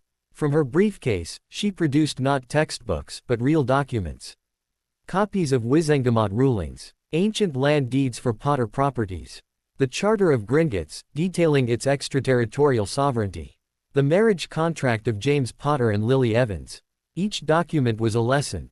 "Your parents will invoke the Gringotts injunction, a clause rooted in the Magical Guardianship Act of 1687, Vector explained, her finger tracing the relevant lines on a photocopied parchment. This was a clever use of an obscure statute, but its success relied on two factors: the clear unfitness of your previous guardians, and the fact that no magical guardian had been officially ratified by the ministry to challenge it. The ministry, current position is that Dumbledore, as your magical guardian de facto through the Blood Wards, failed in his duty, creating a guardianship vacuum which Gringotts, as executor, temporarily filled. This is a legal gray area the size of Scotland. They are currently debating whether to challenge the bank's authority in the International Magical Court, or to legislate it away domestically. Your safety hinges on which bureaucrat wins the argument." Harry listened, his mind grappling with concepts like de facto and extraterritorial sovereignty. It was another language, just as complex as spellcraft. "What can I do?" "Understand the battlefield," Vector said, spreading out a schematic of the Wizengamot. The Wizengamot is the High Court and legislative body. It is composed of seats held by ancient families, ministry appointees, and representatives from various guilds. The Potter family holds one hereditary seat. It has been vacant since your grandfather's death, held in trust. Upon your 17th birthday, it is yours. But influence is not merely about a vote. It is about alliances, debts, and the strategic use of proxy. She pointed to names on the schematic. The Malfoys, the Knotts, the Parkinsons, they are what we call the Old Guard. Traditionalists, wealthy, often sympathetic to pure blood supremacy, though they publicly disavow the Dark Lord. They will see you as a symbol of the light's victory, a destabilizing element. They will oppose you. The moderates, like the Abbotts, the Bones, the Macmillans, are concerned with stability and propriety. They are wary of you because you are an unknown, a child who has already broken norms. They could be swayed by evidence of responsible conduct, or terrified by further scandal. The so-called light faction, Those loyal to Dumbledore, the Weasleys, the Prewetts, the Longbottoms, they will be emotionally predisposed to support you, but Dumbledore's influence over them is absolute. If he decides your current path is reckless, their support may waver. She looked at him over the parchment. You have no faction. You are a ward of a non-human entity. You are politically neutered. This is both a vulnerability and an opportunity. You are outside their games. For now. The lessons continued for days. Harry learned about wizarding economic theory, how the Potter fortune was invested in everything from apothecary suppliers to racing broom manufacturers, giving him soft power in countless industries. He learned about the legal definition of dark artifacts, and how the Ministry's classification could be weaponized. He learned about the power of the press, how the Daily Prophet was owned by a shell company linked to old pure blood money. It was dizzying, exhausting, and utterly fascinating. This was power of a different sort. Not the warm pulse of a wand or the deep hum of the earth, but the dry, sharp power of influence. The power to shape the world not with a curse, but with a clause. One afternoon, as they pored over the property deeds, Harry stopped her. The London house. The one in Grimmauld Place. Is it still there? Vector consulted a ledger. Number 12, Grimmauld Place, London. A Potter-owned townhouse in a wizarding enclave. Unplottable, like this cottage, but on a lesser scale. It has been under a stasis ward since your grandparents' time. Why? I want to see it, Harry said. The idea had formed suddenly, a need to connect with this legacy in a tangible way, beyond vault numbers and legal parchments. A house in London, in a magical community. A place his father might have grown up in. Vector considered him. It is within your rights. However, leaving this secured location carries risk. The Ministry may have the general area under observation. I have the cloak, Harry said. And I need to see it. She didn't ask about the cloak. Her contract with Gringotts undoubtedly included clauses about discretion. Very well. I will arrange a portkey directly into the property's receiving room. A 1-hour window. You will be accompanied by a Gringotts security detail, visible only to you. Understood. 2 days later, a small, brass candlestick appeared on the drawing room table with a note from Vector. Touch at 3 p.m. precisely. Return portkey activates at 4 p.m. Do not be late. At the appointed time, Harry, under the invisibility cloak with the cool weight of his bronze medallion against his chest, touched the candlestick. A familiar hook behind the navel sensation yanked him away from Ivy Cottage. He landed in near total darkness and a cloud of dust so thick it made him cough. The air was cold, still, and tasted of neglect and old wood. A soft pop announced the arrival of 2 goblins in black armor, their forms shimmering with disillusionment charms that Harry could see through the spectacles. They took up positions by the wall, silent and watchful. He pulled off the cloak. The room was small, a receiving parlor. Furniture stood shrouded in white sheets like sleeping ghosts. A thin sliver of light cut through a crack in heavy velvet curtains. He walked to them and pulled them back. Dust motes danced in the sudden, gray London afternoon light. The window looked out not onto a normal street, but onto a quiet, cobbled lane flanked by elegant, narrow townhouses. He saw a witch in blue robes levitating a parcel to an upstairs window across the way.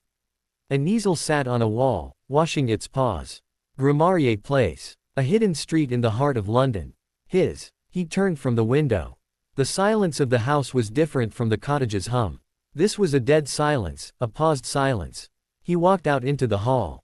It was grander than Ivy Cottage, with a sweeping staircase and dark wood paneling. Portraits lined the walls, but they were all dark, their occupants either sleeping or absent. The spectacles showed their magic was dormant, not dead, but in deep stasis. He explored slowly. A formal dining room with a table for 20. A library, smaller than the cottage's but filled with what looked like first editions. A drawing room with a grand piano. It was a house built for a family, for society, for a life of wealth and connection his parents had left behind for a war. He found his father's old room on the 2nd floor. It was smaller than he'd imagined. The stasis ward had preserved it perfectly. Quidditch posters of the Tutshill Tornadoes were peeling at the corners. A model clean sweep broom hung from the ceiling. School books were stacked haphazardly on a desk, the top one, Advanced Transfiguration. He opened a drawer. Inside were old chocolate frog cards, a broken sneakoscope, and a faded photograph of 4 boys laughing on the shores of a black lake, the marauders, young and unburdened. He touched the image of his father, feeling a pang so sharp it was physical. This was the life that had been stolen. Not just from his parents, but from him. This lineage of comfort, of belonging in a magical community. He felt a sudden, fierce determination. This too was his. Not just the cottage sanctuary, but this place in the world. He would claim it. One day. His hour was nearly up. He made his way back downstairs, but instead of returning to the receiving parlor, a pull, a faint, cold resonance he'd been learning to sense, drew him to a door beneath the stairs. A cellar door, locked with a heavy padlock that radiated a mild, repelling charm. The goblin guards shifted, their attention focusing on him. One made a low, guttural sound of warning. Harry ignored them. He pointed his wand at the lock. Not Alohomora. He focused on the repelling charm, feeling its structure. It was simple, designed to cause mild nausea and forgetfulness in anyone who approached. It wasn't meant to keep people out so much as to make them not want to be there. A secrecy charm, not a security one. He crafted a delicate, counterweave of magic, unpicking the charm's intent thread by thread, as Professor Black had taught him for sensing disguised objects. The repulsion faded. The padlock remained, but it was just a physical lock now. A simple Alohomora made it click open. The goblins were at his side instantly, but they did not stop him. Their job was protection, not prohibition. One drew a short, cruel-looking blade. Harry pushed the door open. Dank, cold air washed out. He descended stone steps into a dark cellar.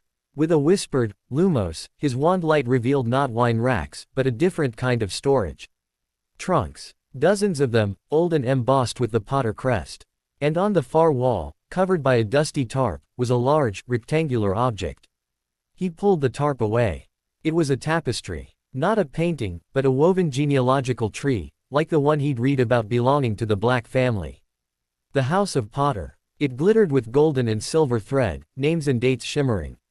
He traced it upwards with his wand light, past Charles and Doria, past generations of Potters, back to the 12th century. And there, at a branching point, he saw it. A line he had never seen in any book. A line that connected, through a marriage in the 1700s, to a name that made his breath stop, Doria Black. But that wasn't the shock.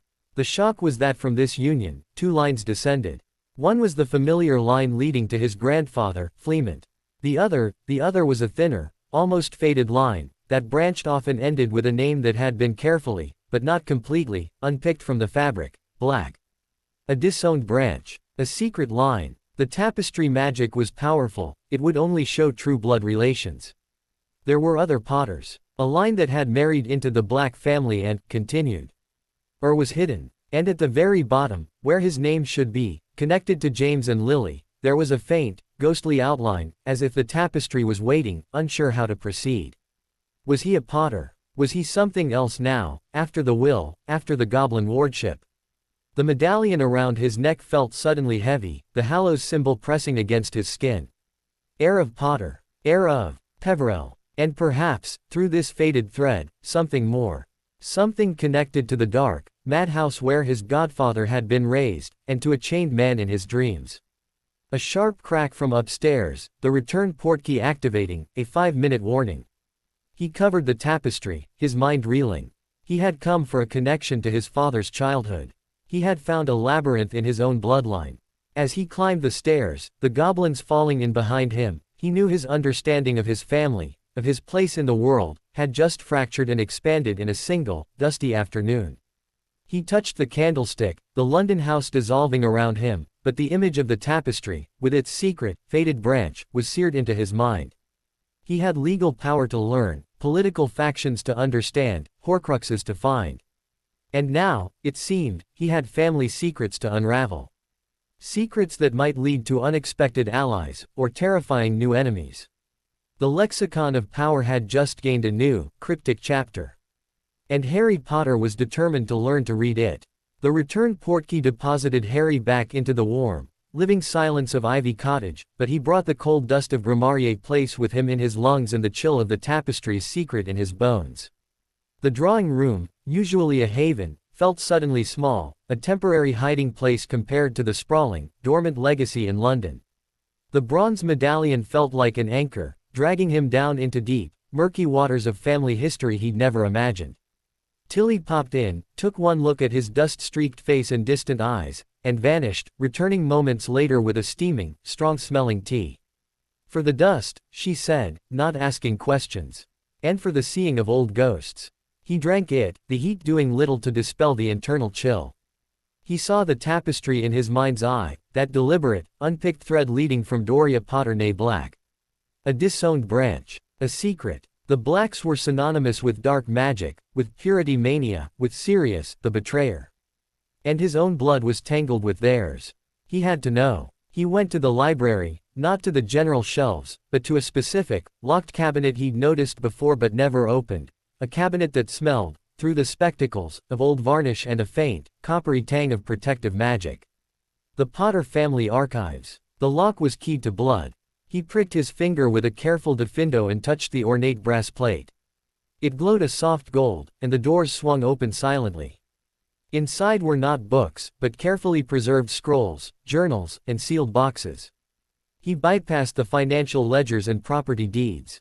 He looked for personal correspondence, for journals from the 1700s. He found them, bundled in faded ribbon, in the hand of one Henry Potter, his great-great-grandfather. The entries were mundane at first, accounts of harvests, notes on Kneazle breeding, complaints about goblin interest rates. Then, an entry dated 1789. Doria persists in her correspondence with Lyra, despite my objections. The girl is a Black, through and through, charming, sharp, and utterly convinced of her family's superiority.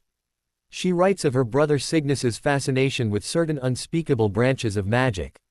I have forbidden Doria from visiting the London townhouse while that man is in residence. The Potters have always stood apart from such extremes. Our strength is in the land, in growth, not in the dissection of souls. A later entry, 1792. A son, Arcturus. Doria is well. Lyra Black sent a gift, a blanket woven with what she claims are protective runes. I had it examined by a Gringotts Ward Smith. The runes are ambiguous. They speak of protection, but also of binding, of claiming. I have stored it in the Grimarier vault. I do not like its magic. I like the connection to that family less with each passing year. And finally, a terse, angry entry from 1795. It is done. Lyra's latest letter crossed a line I cannot forgive. She implied Arcturus would be better served by a traditional Black education, away from the softening influence of the Potter country life. She speaks of our magic as if it is a lesser craft. Doria is heartbroken, but she sees the poison now. I have instructed the tapestry keeper to unpick the black line from our family record. Let them be forgotten. Our son will know his Potter heritage, and nothing of that dark, twisted tree. So, a deliberate severance. A protective, angry act by Henry Potter to shield his grandson from the Black family's influence. The faded thread was no accident, it was a scar. But the tapestry magic was powerful. It recorded truth. It had shown the connection, even unpicked. The blood tie remained, a ghost in the weave. Harry leaned back in the library chair, the old journal heavy in his hands. A connection to the Blacks. To Bellatrix Lestrange, screaming in a cell. To Narcissa Malfoy, mother of the sneering boy in the robe shop. To Sirius, the betrayed betrayer, rotting in Azkaban. And to a house. Number 12, Grimmauld Place. The headquarters of the Order of the Phoenix in the Last War, according to snippets in the history books.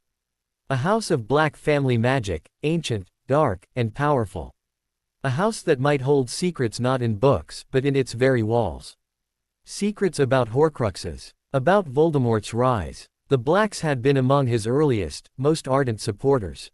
A plan, dangerous and audacious, began to form in the back of his mind. It was a plan for later, for when he was older, stronger. But it was a destination on the map he was drawing. The sound of the front door knocker, the normal, brass-on-wood sound, jolted him from his thoughts. It was not yet time for Professor Black. The wards hummed, not with alarm, but with a complex, layered recognition. Magic he knew. Dumbledore. Harry closed the journal, locked the cabinet, and fortified his occlumency shields. He walked to the front door, more prepared this time, and opened it. The headmaster stood on the step, but he looked different. The usual twinkle was subdued, buried under layers of deep weariness. His robes were travel-stained, and he leaned more heavily on his staff. He looked like a man who had been bearing a great weight for a very long time, and felt every ounce of it. "Harry," he said, and his voice held that same gentle warmth, but it was frayed at the edges. "Might I come in? I bring news. And, I fear, a warning that can no longer wait." Harry stepped aside. Dumbledore entered, his eyes taking in the cottage with a sad, knowing glance. "Professor Beery's work thrives, I see. The harmony here is restored, stronger than before. You have been a good steward." They went to the drawing room. Dumbledore didn't sit. He stood before the cold hearth, his back to Harry for a moment, as if gathering himself. "The Ministry's containment attempt has failed," he began, turning. "But their fear has grown. The incident has been classified. The official story is a dangerous, uncontrolled magical phenomenon, now contained. But within certain offices, a different theory grows, that you are not a helpless child, but a powerful, untrained magical entity being manipulated by outside forces. Goblins. Or worse." "Worse?" Harry asked, though he suspected. "There are those who whisper that the Dark Lord left a piece of himself behind. In you. That the scar is not just a wound, but a connection. That your magical outbursts are not yours, but his. That you are a sleeper agent, a weapon waiting to be triggered." The words were like physical blows. To be seen not as a victim, but as the enemy's vessel. It was a corruption of everything he was fighting against. "That's not true," he said, his voice tight. "I know it is not," Dumbledore said, his eyes blazing with sudden, fierce conviction. "I have known it since the night you survived. The magic that protects you, Harry, is your mother's love. It is the purest, most powerful force I have ever encountered. It is anathema to the darkness that resided in Voldemort. You could no more be his vessel than fire could be a vessel for ice." He sighed, the fire fading back to embers. "But perception, in politics and in fear, often outweighs truth.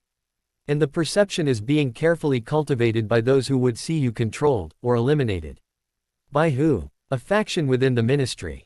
Its heart is in the Department of Mysteries, but its influence spreads to magical law enforcement and the Department of Magical Child Welfare. They are led by a man named Corbin Yaxley. A clever, ambitious, and utterly ruthless man who believes in order above all, and sees you as the greatest disorder of our time." Yaxley. Harry filed the name away. An enemy with a face and a title. "The warning, however, is not merely political," Dumbledore continued, his tone growing graver. "The magical world is unraveling at the seams, Harry. The Dementor deployments are not accidents. They are a strategy. Someone is marshalling them, moving them like pieces on a chessboard, spreading despair, softening the magical and muggle worlds for something. The wards around Azkaban have been subtly altered. Not broken, but redirected. I cannot prove it, yet. But I feel it. A great and terrible chess game has resumed, and the first moves are being made in the shadows." He stepped closer, his intense blue eyes holding Harry's. "Your discovery of your family's London home was noted. The goblins' security is excellent, but the activation of a long-dormant ward in a known Potter property sent ripples. Yaxley's people will be watching it now. You must not return there for a long time." Harry nodded. He'd expected as much. "There is more," Dumbledore said, and for the first time, Harry saw genuine uncertainty in the old wizard's face. "I have, through long and careful work, secured a source within the Department of Mysteries. The information is sporadic, dangerous to convey. But a phrase has come to me, repeated in different contexts. The lost heir sees with death's own eyes. It is a fragment of an older prophecy, one my source could not fully obtain. Death's own eyes. Iolanthe Peverell's spectacles. The lost heir. Him. They know about the spectacles," Harry whispered. "They suspect," Dumbledore corrected. "The Department of Mysteries has records of the Peverell line, of the legends. They know the artifacts existed. They may have guessed that a Potter heir could have inherited one. This, more than anything, makes you a person of intense interest to them. An object that reveals the true nature of magic, to them, that is a weapon beyond price." The walls of the cottage felt thinner. The spectacles, his private window into the heart of the world, were now a target. "What do I do?" The question was not a plea, but a demand for data. "You continue to learn. You continue to become strong. But you must accelerate your plans, Harry. The world will not wait for you to grow up in peace." Dumbledore's gaze was piercing. I believe you have begun to understand the true nature of the enemy. The anchors. Harry didn't bother denying it. He gave a single, sharp nod. A look of profound grief mixed with pride crossed Dumbledore's face. Then you understand the scale. I have theories, places, but confirmation is elusive, and the protections will be deadly. You cannot face them alone, and you cannot face them yet. I'm gathering information, Harry said. I have sources. The portrait, the werewolf, the goblins. Dumbledore listed them. Good. Use them. But trust must be tempered with caution. Even the most well-intentioned can become liabilities, or targets. He hesitated. There is another. A man who walks the line between the light and the dark, who knows the enemy's mind as perhaps no other living soul.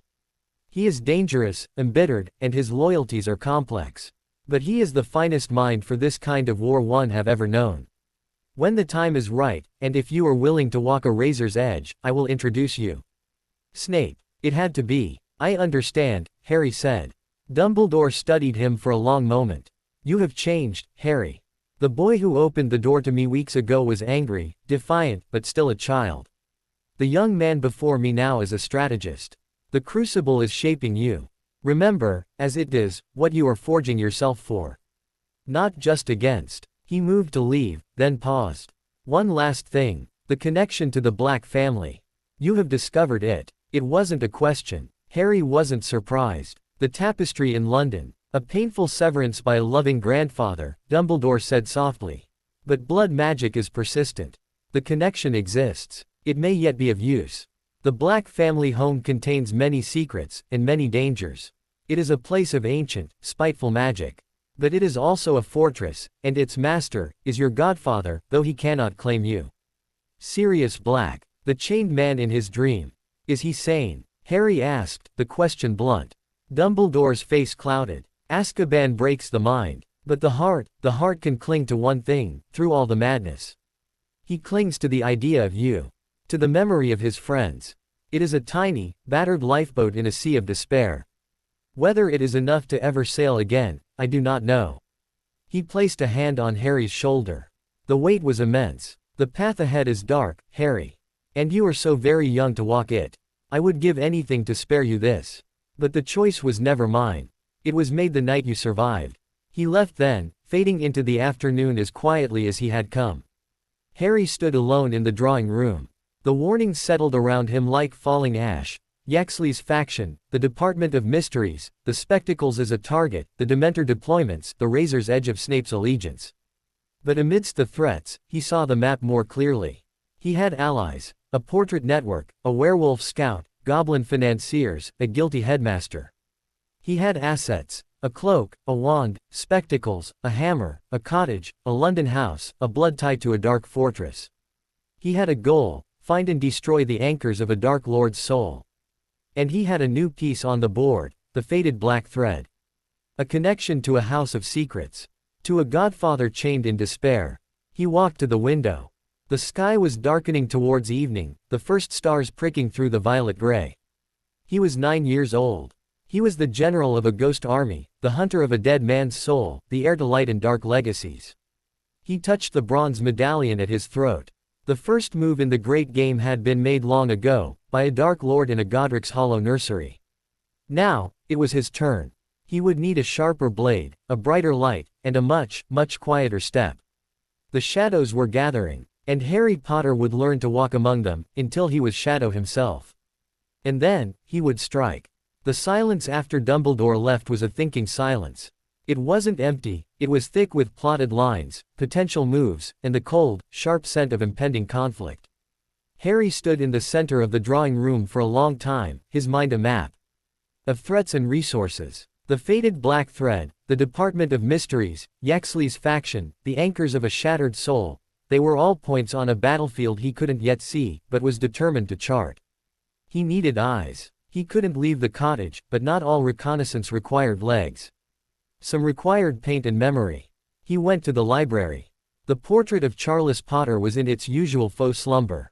Harry didn't wait. He put on Iolanthe's spectacles and focused his will, the same way he'd learned to sense magical dissonance. Wake. We have work to do. In the frame, Charles opened his eyes. The painted wizard looked alert, expectant. The headmaster's visit left a mark, he observed, his whispery voice direct in Harry's mind. You have the look of a commander the night before a campaign. What is the objective? Intelligence, Harry said, keeping his own voice low, though only Tilly was nearby. You said you could listen. Through other portraits. How far does the network go? Charles stroked his painted chin. It is not a perfect web.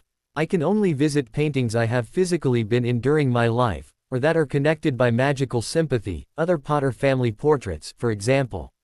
I have counterparts in a few key places. There is a portrait of my younger self in the Ministry, in the Department of Magical Games and Sports, of all places, a brief, misguided appointment. There is one in the headmaster's office at Hogwarts, though that frame is usually occupied by my more illustrious successor, Phineas Nigellus.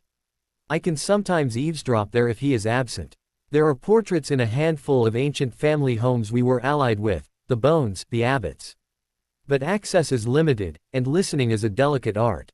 Paintings are notorious gossips, but they are also easily bored and prone to exaggeration. It's a start, Harry said. I need to know what the Ministry is planning. Specifically Yaxley's faction. And I need to know if there's any talk about the places we discussed, the Gaunt Shack, the Cave, Hogwarts.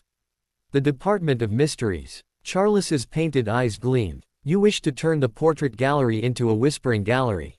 A bold, classic tactic. Very well. I will make the rounds. It may take some time.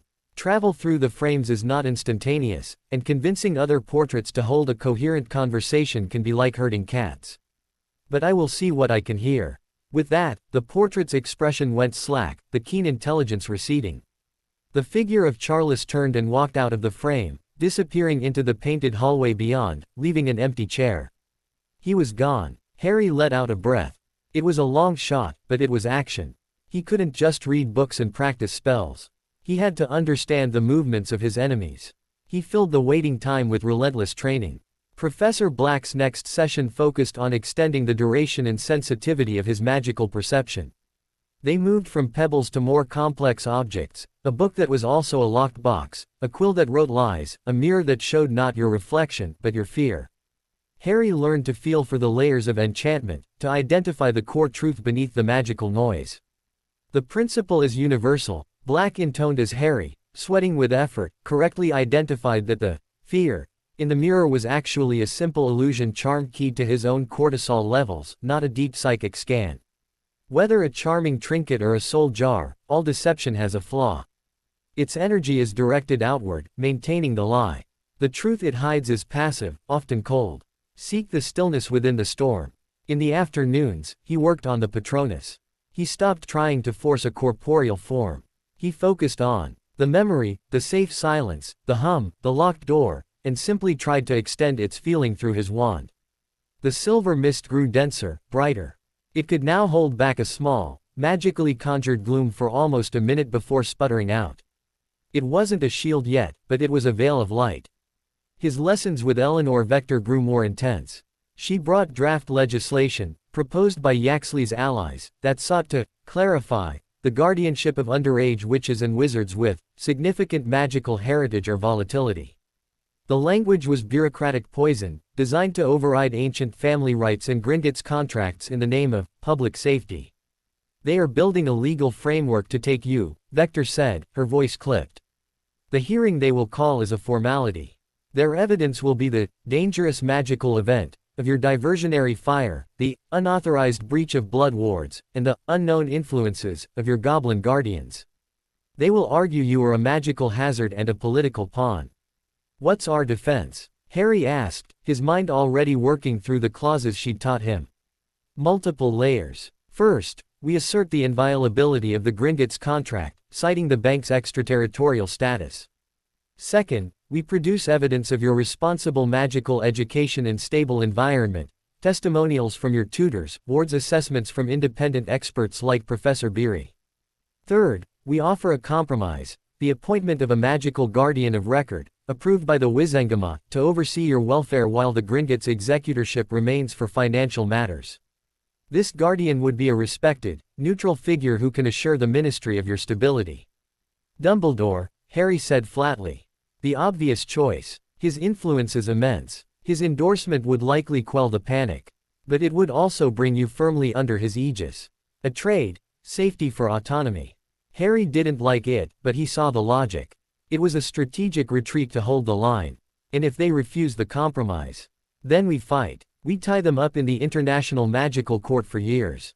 But during that time, you would be in legal limbo, and the Ministry might attempt more direct action, claiming exigent circumstances.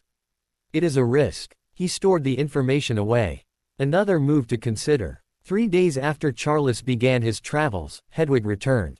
She soared through the open attic window and landed on the back of the drawing room sofa with a soft thump, utterly spent.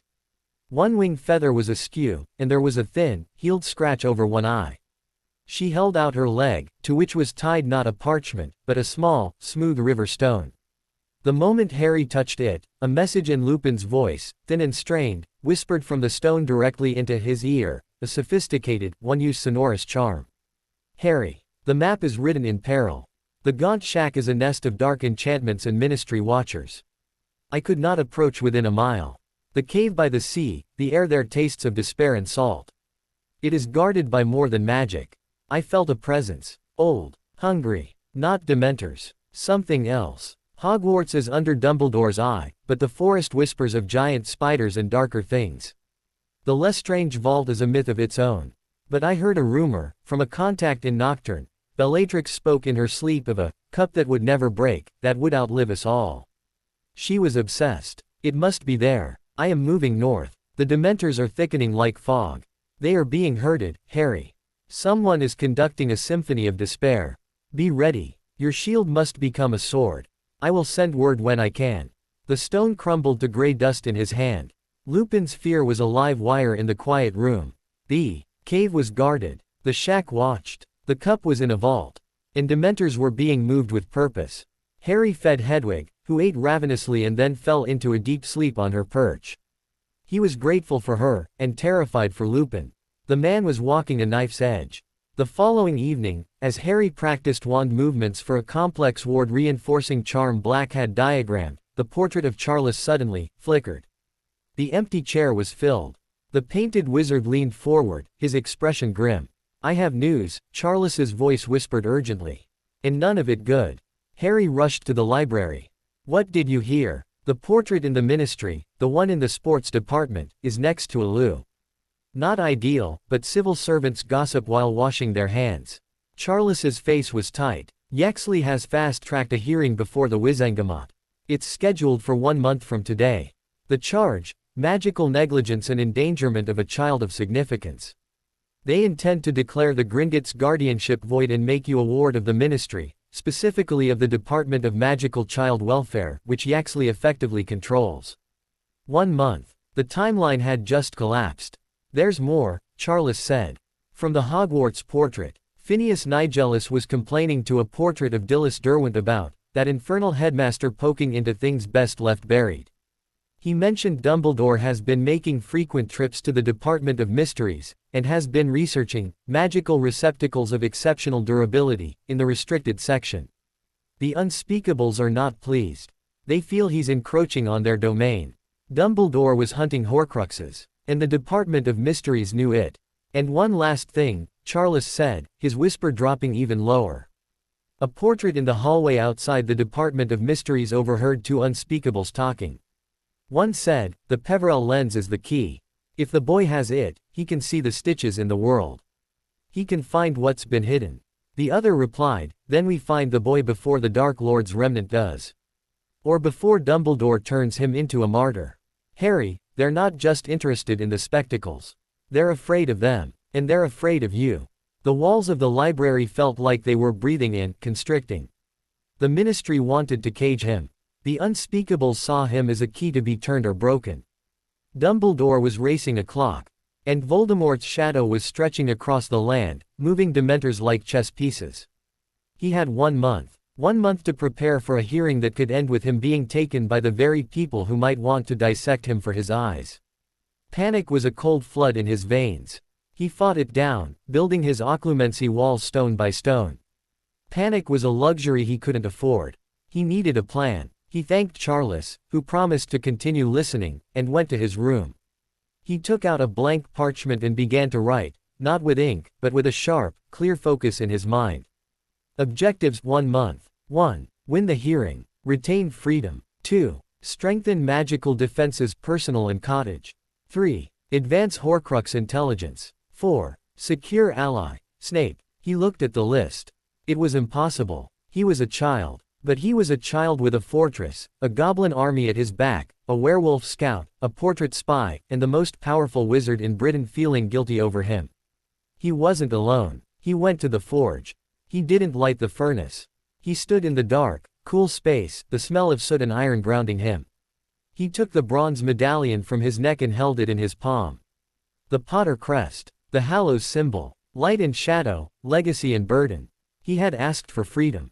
He had been given a war. Very well. He would fight it not with the reckless fire of a scared boy, but with the cold, precise strategy of a general who had just seen the enemy's battle lines. He had 1 month. He would need every second, every ally, every scrap of magic he could master. He slipped the medallion back over his head. The metal was warm from his skin. The Whispering Gallery had delivered its message. The storm was on the horizon. And Harry Potter would not be caught in the open. He would meet it from behind walls of his own making, with a sword of light in one hand, and a map of the darkness in the other. He left the forge and walked back to the cottage, his steps measured, his mind already moving pieces on the board. The game was accelerating, and he intended to play to win. Time, which had once dripped like freezing water in the cupboard, now fell like a landslide. 1 month. 30 days to prepare for a hearing that would decide if he remained a free agent in his own war, or became a specimen in a ministry jar. The pressure was a physical weight on Harry's chest, a constant, silent scream in the back of his mind. But he did not let it break him. He forged it, as he had learned to forge metal, into a tool. The pressure became focus. The fear became fuel. His days became a brutal, precise schedule, partitioned with the efficiency of a military campaign. Mornings were for the mind. 2 hours of occlumency, not just maintaining the Black Lake, but expanding it, creating intricate, branching corridors of false memories and dead ends, as Professor Black drilled him on advanced mental architecture. They will have a legilimens at the hearing, Black stated, his voice like a file on stone. Not a master, but a competent ministry hack. They will attempt to verify your stability, to probe for outside influences. You must give them a tour of a bland, well-ordered, and utterly boring mind. A mind of a studious, slightly traumatized child, nothing more. Harry built that mind. He constructed a mental facade of a boy who was scared of his own magic, who missed his parents, who was grateful for the goblins' protection but found Professor Black's lessons difficult. It was a masterpiece of mundane deception. Behind it, the real Harry, the general, the hunter, the heir, watched from behind one-way mirrors of thought. Afternoons were divided. 1 hour with Eleanor Vector, dissecting the legal framework of the hearing, role-playing questions from the Wizengamot, rehearsing his testimony until his words were polished stones, smooth and unassailable. Vector was relentless, poking holes in every argument, forcing him to think 3 steps ahead. They will ask about the fire, Harry. The dangerous magical outburst. How do you respond? I was afraid. The magic, it sometimes happens when I'm scared. I'm learning to control it with my tutors. They will say that proves you are a danger, unstable. Then I will ask if they have never known a magical child to have an accidental outburst. And I will present Professor Black's reports showing my control has improved 90% in the last month.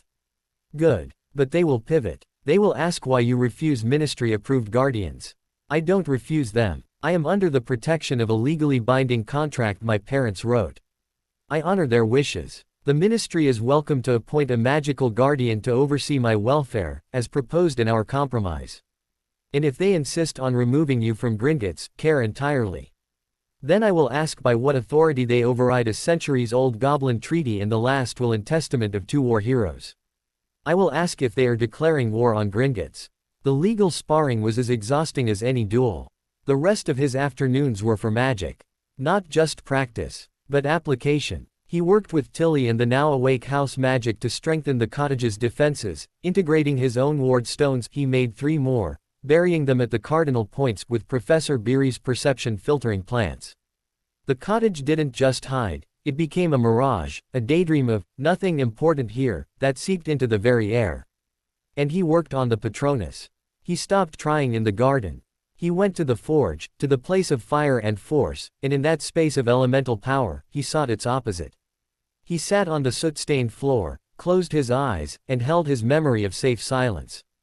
But he didn't just hold it. He armed it. He infused it with his will to protect, with his love for this strange, humming home, with his furious, burning need to guard the fragile connections he had, Tilly, the portrait, Lupin's ragged loyalty, even the grudging respect of his tutors. He made the memory not just a refuge, but a fortress. A declaration. Expecto Patronum. The silver mist that erupted from his wand was no longer a sigh. It was a blast of luminous, shimmering vapor that filled the forge, blazing with such intensity that the shadows screamed and fled to the corners. It held, pulsing, for a full minute, pushing against the walls with tangible force. But it was still mist. A glorious, powerful mist, but not a shape. Not a sword. It was progress. Evenings were for intelligence. He pored over the Black family archives he'd brought from London. Vector had arranged a discreet retrieval. He learned about the grim, proud, cruel lineage. He found a mention of a house elf named Creature, bound to serve the House of Black unto its ruin. He read of Walburga Black, Sirius's mother, and her fanatical pure-blood ideology. He learned that the Black family home, number 12, Grimald Place, was protected by a Fidelius charm, its secret keeper long dead, rendering it utterly lost. Unless you were a blood relative who knew the secret existed. The faded thread on the tapestry might be a key, but a key to a door he couldn't yet find. More productively, he cross-referenced the Black records with his notes on Voldemort's past. He found a connection. Bellatrix Black had married Rodolphus Lestrange, and the Lestranges were among Voldemort's most fanatical followers. The cup, the possible Horcrux, was in their vault. The connection was thin, but it was a thread. He filed it away. 1 week into the month, Hedwig returned. She looked healthier, her feathers preened. The note was on proper parchment, the handwriting steadier. North is cold but clear. The Dementors are clustering around old wizarding prisons, places of sorrow. They are being gathered, not roaming. It is preparation. I have made contact with an old friend, a portrait of a former Auror who roams the edges of the magical world. He says the word in the shadows is, harvest. They are preparing for a harvest of despair. Your light must be ready. The cave by the sea, I have a theory. The presence I felt is a guardian, but not a living one. A spell of despair, made flesh. It feeds on happiness. Your Patronus is the key. Practice. When the time comes to strike, you will need more than mist. R.L. Harvest. The word was chilling. And the confirmation about the cave, a guardian that fed on happiness. A Patronus would be essential. Harry wrote back, a single line, the hearing is in 3 weeks. They mean to take me. I am preparing. Stay safe. He sent Hedwig off again, his heart heavy. Lupin was in the field, gathering intelligence at great risk. Harry couldn't afford to fail. The portrait of Charles brought snippets from the Whispering Gallery. Yexley was confident. He was marshalling his allies on the Wizengamot, calling in favors. The word, Peverell, was being whispered in the Department of Mysteries with increasing frequency. Dumbledore had been seen arguing with the Minister for Magic, Cornelius Fudge, behind closed doors. The outcome was unknown. 2 weeks before the hearing, Professor Black arrived with a new lesson. We will simulate the Legilimency attack, he announced. I am not a master of the art, but I know its principles. I will attempt to penetrate your defenses. You will practice maintaining your facade while hiding your true knowledge. It was the most violating experience of Harry's life. Black's mental probe was like a cold, thin needle of ice, slipping past his eyes, seeking the warmth of his thoughts. Harry's occlumency walls held, but he had to consciously feed the probe the false memories, the bland narrative. It was like performing a play while being dissected. Your surface is adequate, Black said, withdrawing after a particularly grueling session. Harry was on his knees, panting, a nosebleed dripping onto the rug. But you flinched when I approached the memory of the London house. You must be able to hide even the things you are not actively protecting. Everything must be part of the fiction. Again. They did it again. And again. By the end of the week, Harry could sit calmly while Black's mental needle danced around the edges of his true self, finding only the carefully constructed persona of Harry Potter, confused but cooperative ward. The day before the hearing, Harry stood in the garden at dusk. The month of moments had flown by, a blur of stress, magic, and relentless focus. He was as ready as he could be. His magic was sharper, his mind was fortified, his legal arguments were prepared. But he felt no confidence, only a cold, clear certainty that he would do whatever it took to stay free. He took out his wand. He didn't need to practice the Patronus again. He knew the memory. He knew the need. But he did it anyway. Not for practice. For confirmation. He closed his eyes. He didn't just think of the safe silence. He thought of Tilly's fierce devotion. Of Charles's dry, strategic wisdom. Of Lupin's weary, loyal courage. Of the hum of the house that was now part of his own heartbeat. He thought of his mother's love, a magic that had defied death. He thought of his father's defiance. He gathered all of it, not as a shield, but as a rallying cry. A statement of what he was fighting for. Expecto Patronum. The magic that burst from him was not a stream. It was a dam breaking. A blaze of silver light, so bright it turned night into day for 100 feet around, erupted from his wand. It didn't form mist. It coalesced, swirled, and with a sound like a ringing shield, took shape. It was a stag. A magnificent, powerful stag of pure, blinding silver light. It stood as tall as Harry, antlers crowning a head held high, hooves pawing the ground as if ready to charge. It glowed with an ancient, protective power, and when it turned its head to look at him, its eyes were kind, familiar, and blazing with pride. A corporeal Patronus. The mark of a witch or wizard of advanced skill and powerful, happy memories. At 9 years old, the stag paced around him once, a spectral guardian, then faded, leaving the garden darker than before, but imprinted with the after-image of its light. Harry stood, trembling, his wand hand steady. He wasn't scared. He was resolved. The mist had become a sword.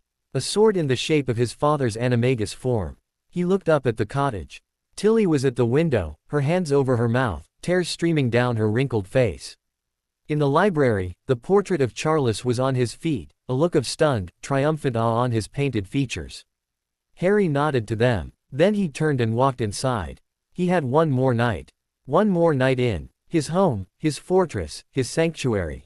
Tomorrow, he would walk into the heart of the ministry and fight for his future with words, with wit, and with the unbreakable light he now carried inside. The month of moments was over. The moment of truth had come. The Ministry of Magic did not welcome, it processed. The atrium was a cavern of cold, dark marble and towering obsidian statues, buzzing with the efficient, soulless energy of 1,000 bureaucrats. Flow flames erupted in emerald bursts, disgorging witches and wizards in severe robes who strode purposefully towards golden gates and descending lifts. The air smelled of ozone, floor polish, and anxiety. Harry felt infinitesimally small. He stood beside Eleanor Vector, who was a pillar of steely composure in her gray solicitor's robes. He wore his best set of formal robes, the deep forest green that Madame Malkin had said was a traditional Potter color. They felt like a costume. In his pocket, his fingers brushed the cool wood of his holly wand and the smooth bronze of his medallion. The invisibility cloak was folded and hidden in an expanded pouch at his belt. He was armed, but not for the kind of battle this room demanded. They had arrived via a private ministry flows reserved for official business, accompanied by a grim-faced griphook and 2 Gringotts guards whose very presence made the nearby ministry workers give them a wide, wary berth. The goblins were a statement. This was not just a child, this was a financial entity. Remember, Vector murmured, not looking at him as they walked towards the lifts, their steps echoing. You are Harrison James Potter, heir to an ancient and noble house, currently under the protective wardship of Gringotts Bank. You are polite, you are respectful, but you are not supplicant. You are a party to a legal dispute. The Wizengamot are your jurors, not your masters. Harry nodded, his occlumency walls a smooth, polished black lake within his mind. On the surface, the persona he had built with Professor Black floated, a quiet, intelligent boy, still grieving, slightly overwhelmed by his magic, grateful for structure. Beneath, the real Harry watched, cold and clear. They took a lift deep into the earth, past departments with ominous names like Magical Law Enforcement and Mysteries. The air grew cooler. They stopped at level 10, and the grill slid open onto a dim, circular antechamber. 2 Aurors in scarlet robes stood guard before enormous double doors of black oak, carved with the scales of justice. They looked at Harry with a mixture of curiosity and professional blankness. "The Wizengamot hearing for the matter of the guardianship of Harrison Potter," Vector announced, her voice ringing in the stone space. One Auror nodded, rapped twice on the door with the pommel of his wand, and the doors swung inward. The Wizengamot chamber took Harry's breath away. It was a vast, amphitheater-like room, rising in tiered benches of dark wood in a full circle. High above, a domed ceiling twinkled with charmed stars that mimicked the night sky. In the center of the floor was a single, high-backed chair, lit by a shaft of cold, white light from above, the chair for the accused, or in this case, the subject. Around it, at a lower level, were tables for the prosecution and defense.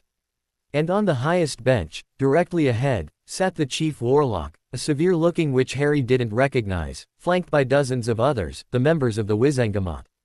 Their faces were a sea of pale blobs in the gloom, but here and there, colors stood out: the platinum blonde of Lucius Malfoy, who looked bored and disdainful, the vibrant red hair of an elderly witch he guessed was a Privet, the kind, worried face of a plump witch he'd seen in a photograph with his parents, Amelia Bones. And in a shadowed enclave to the side, not at a table but observing, sat Albus Dumbledore. His half-moon spectacles caught the light, his face unreadable. "You will sit in the central chair when called," Vector whispered, guiding him to a small, inconspicuous bench at the side. "Until then, you observe." At the prosecution table, a wizard was arranging his notes. He was tall, with thick, straw-colored hair and a face that was both handsome and utterly devoid of warmth. Corbin Yaxley. His magic, what little Harry could sense from this distance, felt like polished steel, hard, sharp, and efficient. The chief warlock, a witch named Griselda Marchbanks according to Vector, rang a small, silver bell. The murmurs in the chamber died instantly. "This special session of the Wizengamot is now in session," she intoned, her voice old but carrying immense authority. "The matter before us is the guardianship and welfare of one Harrison James Potter. The prosecution, representing the interests of the Department of Magical Child Welfare and the Ministry of Magic, may proceed." Yaxley stood. He didn't smile. He simply began, his voice a calm, persuasive baritone that filled the room. He outlined the case: a child of unique magical significance, left vulnerable by the tragic death of his parents, placed under ancient blood wards that had failed. His subsequent disappearance, the concerning magical anomaly detected, he did not call it a siege, the highly irregular guardianship by a non-human banking institution with a known profit motive. "We are not here to villainize Gringotts," Yaxley said, spreading his hands in a show of reason. "But we must ask, is a bank, however ancient its charter, the proper entity to raise a magical child? A child who has already demonstrated volatile, powerful, and uncontrolled magic. A child who is, let us not forget, the symbol of our victory over the Dark Lord, and thus a potential target for any remaining forces of darkness. Leaving him in the hands of accountants and money lenders is not just unorthodox, it is a dereliction of our duty to protect our own." He called witnesses. A witch from the Department of Mysteries, a unspeakable with a shrouded face, who spoke in vague terms about disturbing magical resonances, and Peverell legacy artifacts that posed unquantifiable risks. She never looked at Harry. A scowling wizard from the Accidental Magic Reversal Squad described the wild, powerful, and emotionally driven magical eruption that had required a full containment team. He made it sound like an act of terrorism. Through it all, Harry sat perfectly still, his face a mask of attentive calm. Inside, he dissected every word. The unspeakable was fishing, trying to see if mention of Peverell got a reaction. He gave none. The Reversal Squad wizard was exaggerating, painting him as a bomb. He let the words wash over his occlumency shields. Then, Yaxley called his star witness. "The Wizengamot recognizes the chief warlock of this body, Albus Percival Wulfric Brian Dumbledore." A ripple went through the chamber. Dumbledore rose from his shadowed seat and walked with slow dignity to the witness chair. He did not look at Harry. "Professor Dumbledore," Yaxley began, his tone respectful but edged. "You were the wizard who placed Harry Potter with his Muggle relatives following his parents' death, is that correct?" "It is," Dumbledore said, his voice heavy. "And you did so using powerful blood magic, to keep him safe." "That was my intention. Yet those wards fell, did they not? The child was removed, or removed himself." "They did." Would you say, therefore, that your initial placement was a failure? A pause. Dumbledore's shoulders slumped, just a fraction. In hindsight, and with profound regret, I would say it was a catastrophic error in judgment. I placed my faith in magic where I should have placed it in human decency. I failed Harry Potter. The admission, so public and raw, silenced the chamber. Even Yaxley seemed momentarily thrown. He recovered. And now, the child is in the care of Gringotts. Do you believe this to be a suitable, long-term solution for his upbringing, education, and safety? Dumbledore looked directly at Harry then. His blue eyes were full of that familiar, terrible sadness. I believe that the situation is one of unparalleled complexity. Gringotts operates under ancient laws that even this body respects. The boy's parents foresaw the possibility of his needing sanctuary and provided for it legally. To tear him from that now, against the expressed wishes of his parents and the binding contracts of a sovereign entity, would be to invite chaos. However, he turned back to Yaxley. I also believe a child needs more than financial management and magical tutoring. He needs connection. He needs a magical guardian who can provide wisdom, not just ledgers. So you advocate for a compromise? Yaxley pressed, steering him exactly where Vector had predicted. I advocate for the child's safety, and for honoring the spirit of his parents' will. A magical guardian of record, approved by this body, to work in concert with Gringotts' executorship, would provide the oversight the ministry requires while respecting the legal and magical frameworks already in place. It was a masterstroke. Dumbledore, the man who had failed him, was now publicly endorsing the compromise, lending his immense moral authority to Harry's side of the argument. Yaxley looked like he'd swallowed a lemon. He had hoped Dumbledore would condemn the goblin arrangement, forcing a binary choice. Instead, the old wizard had carved a middle path and made it sound like the only sane option. Yaxley's questioning grew more aggressive, but Dumbledore parried with gentle, unshakable logic. Finally, Yaxley turned and pointed at Harry. And what of the boy's own power? The volatility. The Peverell artifact he is rumored to possess. Is he safe? Is the world safe with him unsupervised? The only artifact I am aware of, Dumbledore said calmly, is the love of his mother, which lives in him still. As for his power, all young witches and wizards require guidance to control their magic. He is receiving that guidance. And to demonstrate that control is not just theoretical, he looked at the chief warlock. With the court's permission, I would ask Harry Potter to demonstrate a particular charm. One that is considered the ultimate mark of a positive, controlled, and powerful magical core. Marchbanks peered down. What charm, Professor? The Patronus charm. A fully corporeal Patronus. A gasp ran through the Wizengamot. Even the bored-looking Lucius Malfoy sat up straight. A corporeal Patronus was Newt-level magic, the mark of a mature, emotionally resilient wizard. Asking it of a 9-year-old was absurd. It was a trap. If Harry failed, it would prove Yaxley's point about instability. If he succeeded, it would shatter their image of a helpless child. Harry's heart hammered against his ribs. This was not in the script. He looked at Vector. She gave a tiny, almost imperceptible nod. Trust him. Harry Potter, Chief Warlock Marchbanks said, her voice intrigued.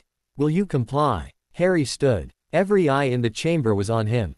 He felt the weight of their stares, their skepticism, their fear. He walked to the center of the floor, to the pool of white light. He felt small and exposed. He closed his eyes for a second, shutting them out. He didn't reach for the memory of safe silence. He reached for the need. The need to protect this fragile freedom. The need to honor the sacrifices of his parents, of Lupin risking his life in the north, of Tilly's devotion, of the portrait's cunning. He gathered the cold, hard resolve that had carried him through the siege, the sharp intellect honed by Black and Vector, the fierce love for the humming cottage that was his home. He forged it all into a single, blazing point of light in his mind's eye. He raised his holly wand. The chamber was so quiet he could hear the rustle of a robe in the highest bench. Expecto Patronum. He did not shout. He commanded. From the tip of his wand erupted not a wisp, not a mist, but a torrent of brilliant, blinding, liquid silver light.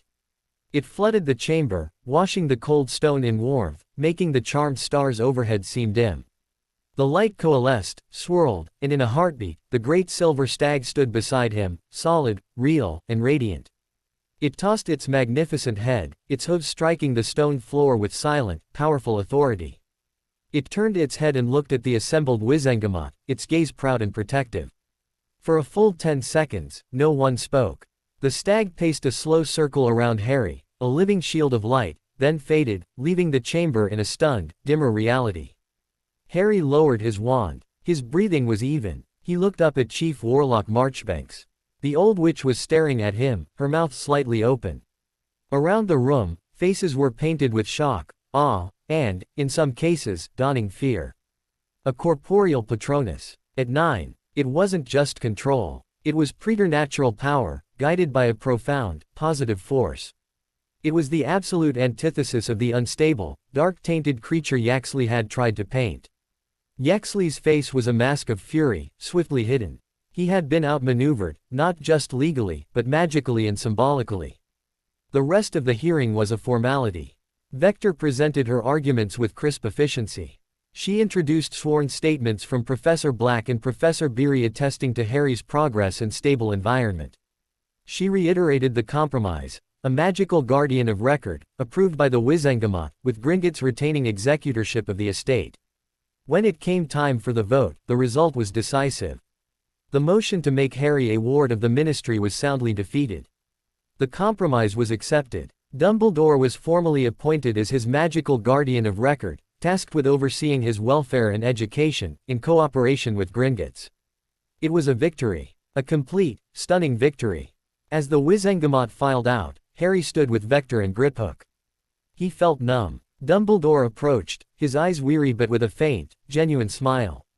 "That was exceptionally well done, Harry," he said softly. "You have secured your freedom, and given yourself time. And you have shown them that the boy who lived is not a pawn. Remember this day. Remember what you are capable of." He left before Harry could respond, sweeping away in a swirl of robes. Griphook gave a sharp, approving nod. "The asset has appreciated in value. The contract stands. We will expect your continued diligence in your financial studies." He and the guards turned and stalked away. Only Vector remained. She placed a hand on his shoulder, a rare, human gesture from her. "You played the game perfectly. But the game is not over. Yaxley is humiliated, not defeated. The Department of Mysteries is more curious than ever. And you have just shown the world a glimpse of your power. They will all want a piece of you now. Go home. Rest. The next battle will come soon enough." They took the flows back to the cottage. As Harry stepped out into the familiar, humming quiet of the drawing room, the enormity of what he'd done crashed over him. He had faced down the highest court in the wizarding world and won. He had a legal guardian in Dumbledore, but his independence, his base of operations, was secure. Tilly popped in, weeping with joy, fussing over him. The portrait of Charles was beaming. "A masterstroke, boy. Using their own test to prove their lies wrong. I haven't seen politics that elegant since my father outmaneuvered a goblin trade cartel." But as the relief faded, Harry felt not triumph, but a deeper, colder certainty. The hearing had been a skirmish. He had revealed a weapon, his Patronus, his control. He had made himself more visible, more interesting. Yaxley would be planning his next move. The unspeakables would be refining their theories. And somewhere in the shadows, a fragment of a soul felt the echo of that powerful, familiar light and stirred with ancient, murderous hate. He had won his freedom. But the cost was stepping onto a brightly lit stage, with every eye in the darkened audience now fixed upon him. He went to his room, the cheers of his small household fading behind him. He looked at his reflection in the window, the lights of the Ministry's victory still glowing faintly in his green eyes. The boy who lived in a cupboard was gone. In his place stood a player in the great game, his first move successful, the board stretching out before him, vast and deadly. He had time, but he had also made himself a clock. And he knew, with the cold clarity of the general he was becoming, that every second from now on would count double. Victory tasted like dust and cold tea. The euphoria that should have followed the Wizengamot hearing never came. Instead, a profound, watchful quiet settled over Ivy Cottage, deeper than the usual hum. It was the quiet of a fort after repelling an assault, where the defenders, though triumphant, now stare at the damaged walls and know the enemy is still out there, licking wounds and sharpening knives. Harry moved through the days after the hearing with a detached precision. He had won. He was free. Dumbledore was his magical guardian, a fact that felt less like a safety net and more like a new, intricate set of strings attached to his limbs. The old wizard had visited once, a brief, formal affair to establish guardianship protocols. They had sat in the drawing room, drinking tea, discussing nothing of importance. Dumbledore had asked about his studies, complimented the health of the garden, and left with a promise to be in touch. The twinkle in his eye had been replaced by a weary, assessing focus. They were allies now, bound by law and necessity, but the trust between them was a thin, brittle thread. The real consequence of the hearing was not legal, it was perceptual. The world now had a new image of Harry Potter, not a missing child, not a victim, but a boy who could conjure a corporeal Patronus at 9 years old. The Daily Prophet, after a conspicuous delay, ran a carefully worded article titled, "A Light in the Darkness, Potter Heir Shows Remarkable Control." It painted him as a prodigy, a symbol of hope, neatly sidestepping the ministry's attempted takeover. But the subtext was clear: he was powerful. He was unusual. He was worth watching. The portrait of Charles confirmed it. "The whispers have changed," he reported, having returned from his travels through the frames. "Before, you were a problem to be solved. Now, you are a curiosity to be examined, a weapon to be coveted. Yexley is furious, but he's clever. He's shifted his rhetoric. He's now expressing concern that such power in one so young, without the proper moral guidance only a ministry-sanctioned upbringing can provide, could be dangerous. He's painting Dumbledore as an enabler, a dreamer who doesn't understand the need for control." So the attack would continue, just from a different angle. Not removal, but infiltration. Not force, but influence. Harry's response was to retreat further into his fortress, not in fear, but in preparation. He doubled down on his training. His sessions with Professor Black grew more abstract, moving beyond sensing disguised objects to manipulating ambient magical fields. Black taught him to create localized zones of silence, to bend light minutely to blur his outline, to lay magical tripwires that would alert him to specific types of intrusive magic. "They will not try brute force again," Black stated, watching Harry struggle to maintain a light-bending field around a single apple. "They will try subtlety. A charmed letter carrying a compulsion. A gift, with a tracking spell woven into its enchantment. A visitor whose very presence is a slow-acting psycho-magical probe. You must become a living sieve, able to filter out the poison while letting the harmless water pass." It was exhausting, meticulous work. It felt like learning to breathe differently. But Harry persevered. His occlumency was now so ingrained it was a second nature. He could hold his false front effortlessly while planning strategy in the depths of his mind. His Patronus was no longer a thing he summoned, it was a resource he could tap. He practiced channeling its essence without the full manifestation, a flash of silver light to disrupt a dark charm, a wave of warmth to counter a creeping chill. He was learning to wield hope as a tactical tool. A week after the hearing, a new tutor arrived, as per Dumbledore's guardianship protocols. This one was for magical ethics and history. Her name was Professor Bathsheba Babbling, a tiny, bird-like witch with spectacles and a voice that could etch glass. She was a noted historian and a staunch advocate of what she called moral magical practice. Her lessons were a different kind of battle. She presented him with ethical dilemmas from wizarding history. Was it right to use the Imperious Curse on a dark wizard to prevent a massacre? Did the greater good justify hiding a prophecy that doomed a child? Where was the line between defensive magic and torture? Her goal, Harry quickly discerned, was not to teach him answers, but to test his moral compass. She was Dumbledore's probe, sent to map the landscape of his soul. Was he his father's son, with a reckless streak? Was he his mother's, with a fierce but rigid sense of right and wrong? Or was he something new, forged in a cupboard and a crucible, with a pragmatism that could slip into something darker? He answered carefully, always leaning on the side of protection, of minimizing harm, of legal and ethical boundaries. He gave her the answers she wanted to hear from a good boy. Inside, he thought of the hammer, of the need to break stone. Of the prophecy that demanded a kill. He thought of the unforgivables not with horror, but with a cold, clinical assessment of their utility. He filed those thoughts away behind layers of occlumency. Let Dumbledore think he was molding a noble hero. The reality was being shaped in the forge and in the silent strategy sessions with a portrait. The fragile peace was shattered by a scream in the night. It was not a human scream. It was a magical one. A piercing, silent shriek that tore through the wards and into the very core of the cottage's magic. Harry jolted awake, his scar burning with a fresh, searing pain. He scrambled to the window. The garden was a scene of silent, surreal horror. The vibrant, blue-green moss that had healed the scar was withering, turning black and crumbling to ash. The plants Professor Beery had nurtured were drooping, their magical auras flickering and dying. And drifting over the wall, not through it, but through the very fabric of the protective magic, were 3 Dementors. They were not like the descriptions. These were sharper, more defined, their ragged cloaks seeming to drink the moonlight rather than just obscure them. Their presence didn't bring a gradual chill, it was an instant, soul-deep winter. The happy memory he held so close seemed to shrink, to dim, buried under an avalanche of primal despair.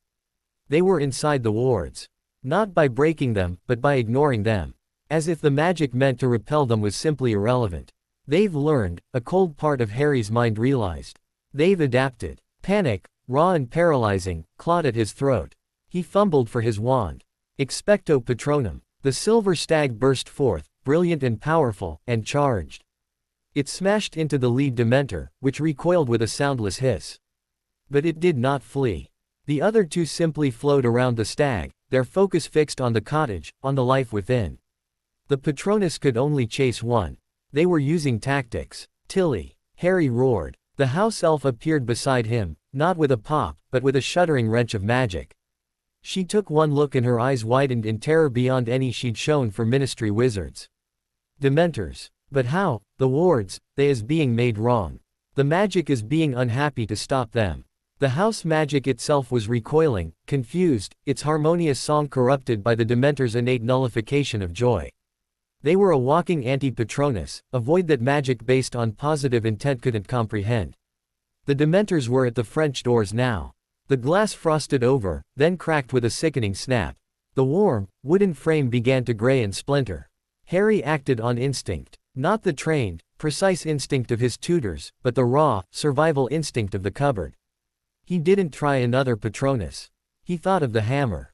Of force. Of breaking. He raised his wand, not for light, but for fire. But not the wild incendio of the siege. He thought of Professor Black's lessons on concentration. A pinprick of power. He focused all his fear, all his fury at this violation of his home, into a single, needle-thin point of magical will. Confringo. He hissed, aiming not at the Dementors, but at the ground between them and the door. The blasting curse hit the flagstones. But instead of an explosion, it was a disruption. A localized, violent eruption of chaotic, destructive magical energy that had no joy, no light, no positive intent for the Dementors to nullify. It was pure, agnostic force. The flagstones shattered upward in a geyser of rock and dirt. The concussive wave of raw magic hit the Dementors. They didn't recoil from pain, but from disorder. Their formless bodies rippled, disrupted. They were creatures of emotional entropy, but this was just entropy, period. It confused them, stalled them. It bought seconds. Tilly, the house. Harry yelled. Don't fight them. Confuse them. Make the magic, angry. Not happy, angry. Tilly, trembling, understood. She didn't try to bolster the loving, protective magic. She reached into the deeper, older layers, the Potter magic of the forge, of stubborn defense, of righteous fury. She grabbed the green-black thread of Harry's connection and pulled, not for harmony, but for territorial rage. The hum of the cottage changed. It grew deeper, rougher, like a growl. The very stones of the wall seemed to swell. The dying plants, infused with this new, defiant energy, didn't rejuvenate, they became barbed, thorny, lashing out with spiteful tendrils of magic that scraped against the Dementor's essence. It wasn't a shield. It was a briar patch. It didn't feel like a place to feed. It felt like a place that would fight back, that would hurt to consume. The Dementors hesitated. Their advance slowed. The lead one, still harried by the silver stag, seemed to signal the others. They began to withdraw, not fleeing, but retreating in an orderly, chilling fashion, flowing back over the wall and dissipating into the night as if they'd never been. The silence they left behind was worse than the scream. The garden was a wreck. The moss was dead. The plants were twisted and hostile. The French doors were cracked and frost-rimmed. And the cottage's magic hummed with a low, sullen, wounded anger. Harry stood panting, his wand arm trembling. The Patronus stag faded. He had won, again. He had defended his home. But at what cost? He had used destructive magic. He had asked his home to channel fury, not protection. He had seen the limits of the light. The Dementors had evolved, and so must he. He couldn't just be a beacon. He had to be a bastion, with spikes on the walls. Tilly was crying, soft, hiccuping sobs as she looked at the blackened moss. The good green is gone, Master Harry. The song is hurt. I know, Tilly, he said, his voice hoarse. But we're still here. He spent the dawn hours with her, not using healing magic, but physically clearing the dead plants, boarding up the broken door. It was penance. It was acceptance. When Professor Black arrived that afternoon, he took one look at the scarred garden and the boarded door and said nothing. His lesson that day was on curses of despair and their counters. It was not theoretical. When Dumbledore was informed via a terse note, his reply came by return owl. It was short. The defenses must evolve. The enemy is learning. I will send something to help fortify the spirit of the place. Expect a delivery. There was no apology, no consolation. Just the next move. 2 days later, the delivery came. It was not an object, but a creature. A large, ugly, but fiercely intelligent-looking bird with vibrant red and gold plumage, a phoenix. It landed on the scorched wall, trilled a single, clear, heartbreakingly beautiful note, and a single, glowing tear fell from its eye onto the blackened earth where the moss had died. Where the tear hit, a single, golden shoot pushed through the ash. Fawkes. Dumbledore's phoenix. A creature of rebirth, of pure, unwavering light. His presence was an antidote to the Dementor's poison, a reinforcement of the positive magic at the cottage's heart. The phoenix stayed for an hour, singing softly, its magic washing over the garden like a gentle, restorative tide. When it left, the garden was not healed, but the hostile anger in the magic was soothed, replaced by a resilient, quiet determination. The golden shoot stood as a promise. Harry watched it go, his emotions a tangled knot. Dumbledore's help was genuine, powerful. But it was also a reminder that his sanctuary was permeable, that even his victories had a price, and that the war for his soul was being fought on multiple fronts, political, magical, and now, spiritual. He looked at the golden shoot, then at the boarded door, then at the holly wand in his hand. The light had a cost. The darkness had a strategy. And he, Harry Potter, stood in the ruined garden between them, knowing he would need to master both to survive. The chapter of the bright, shining prodigy was over. The chapter of the grim, adaptable survivor had just begun. And the first lesson was written in dead moss and a single, stubborn note of phoenix song. Hope could heal, but it couldn't always stop the teeth in the dark. For that, you needed a different kind of magic. He turned and walked back into the wounded, growling house, already planning how to build stronger walls, with sharper edges. And that is just the beginning of Harry's true destiny.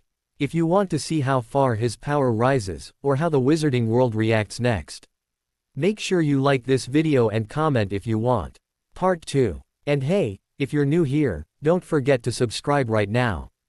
Because I upload daily dark and powerful Harry Potter what-if stories. And trust me, the next one will be even more insane. And I'll see you in the next magical chapter. Until then, stay legendary.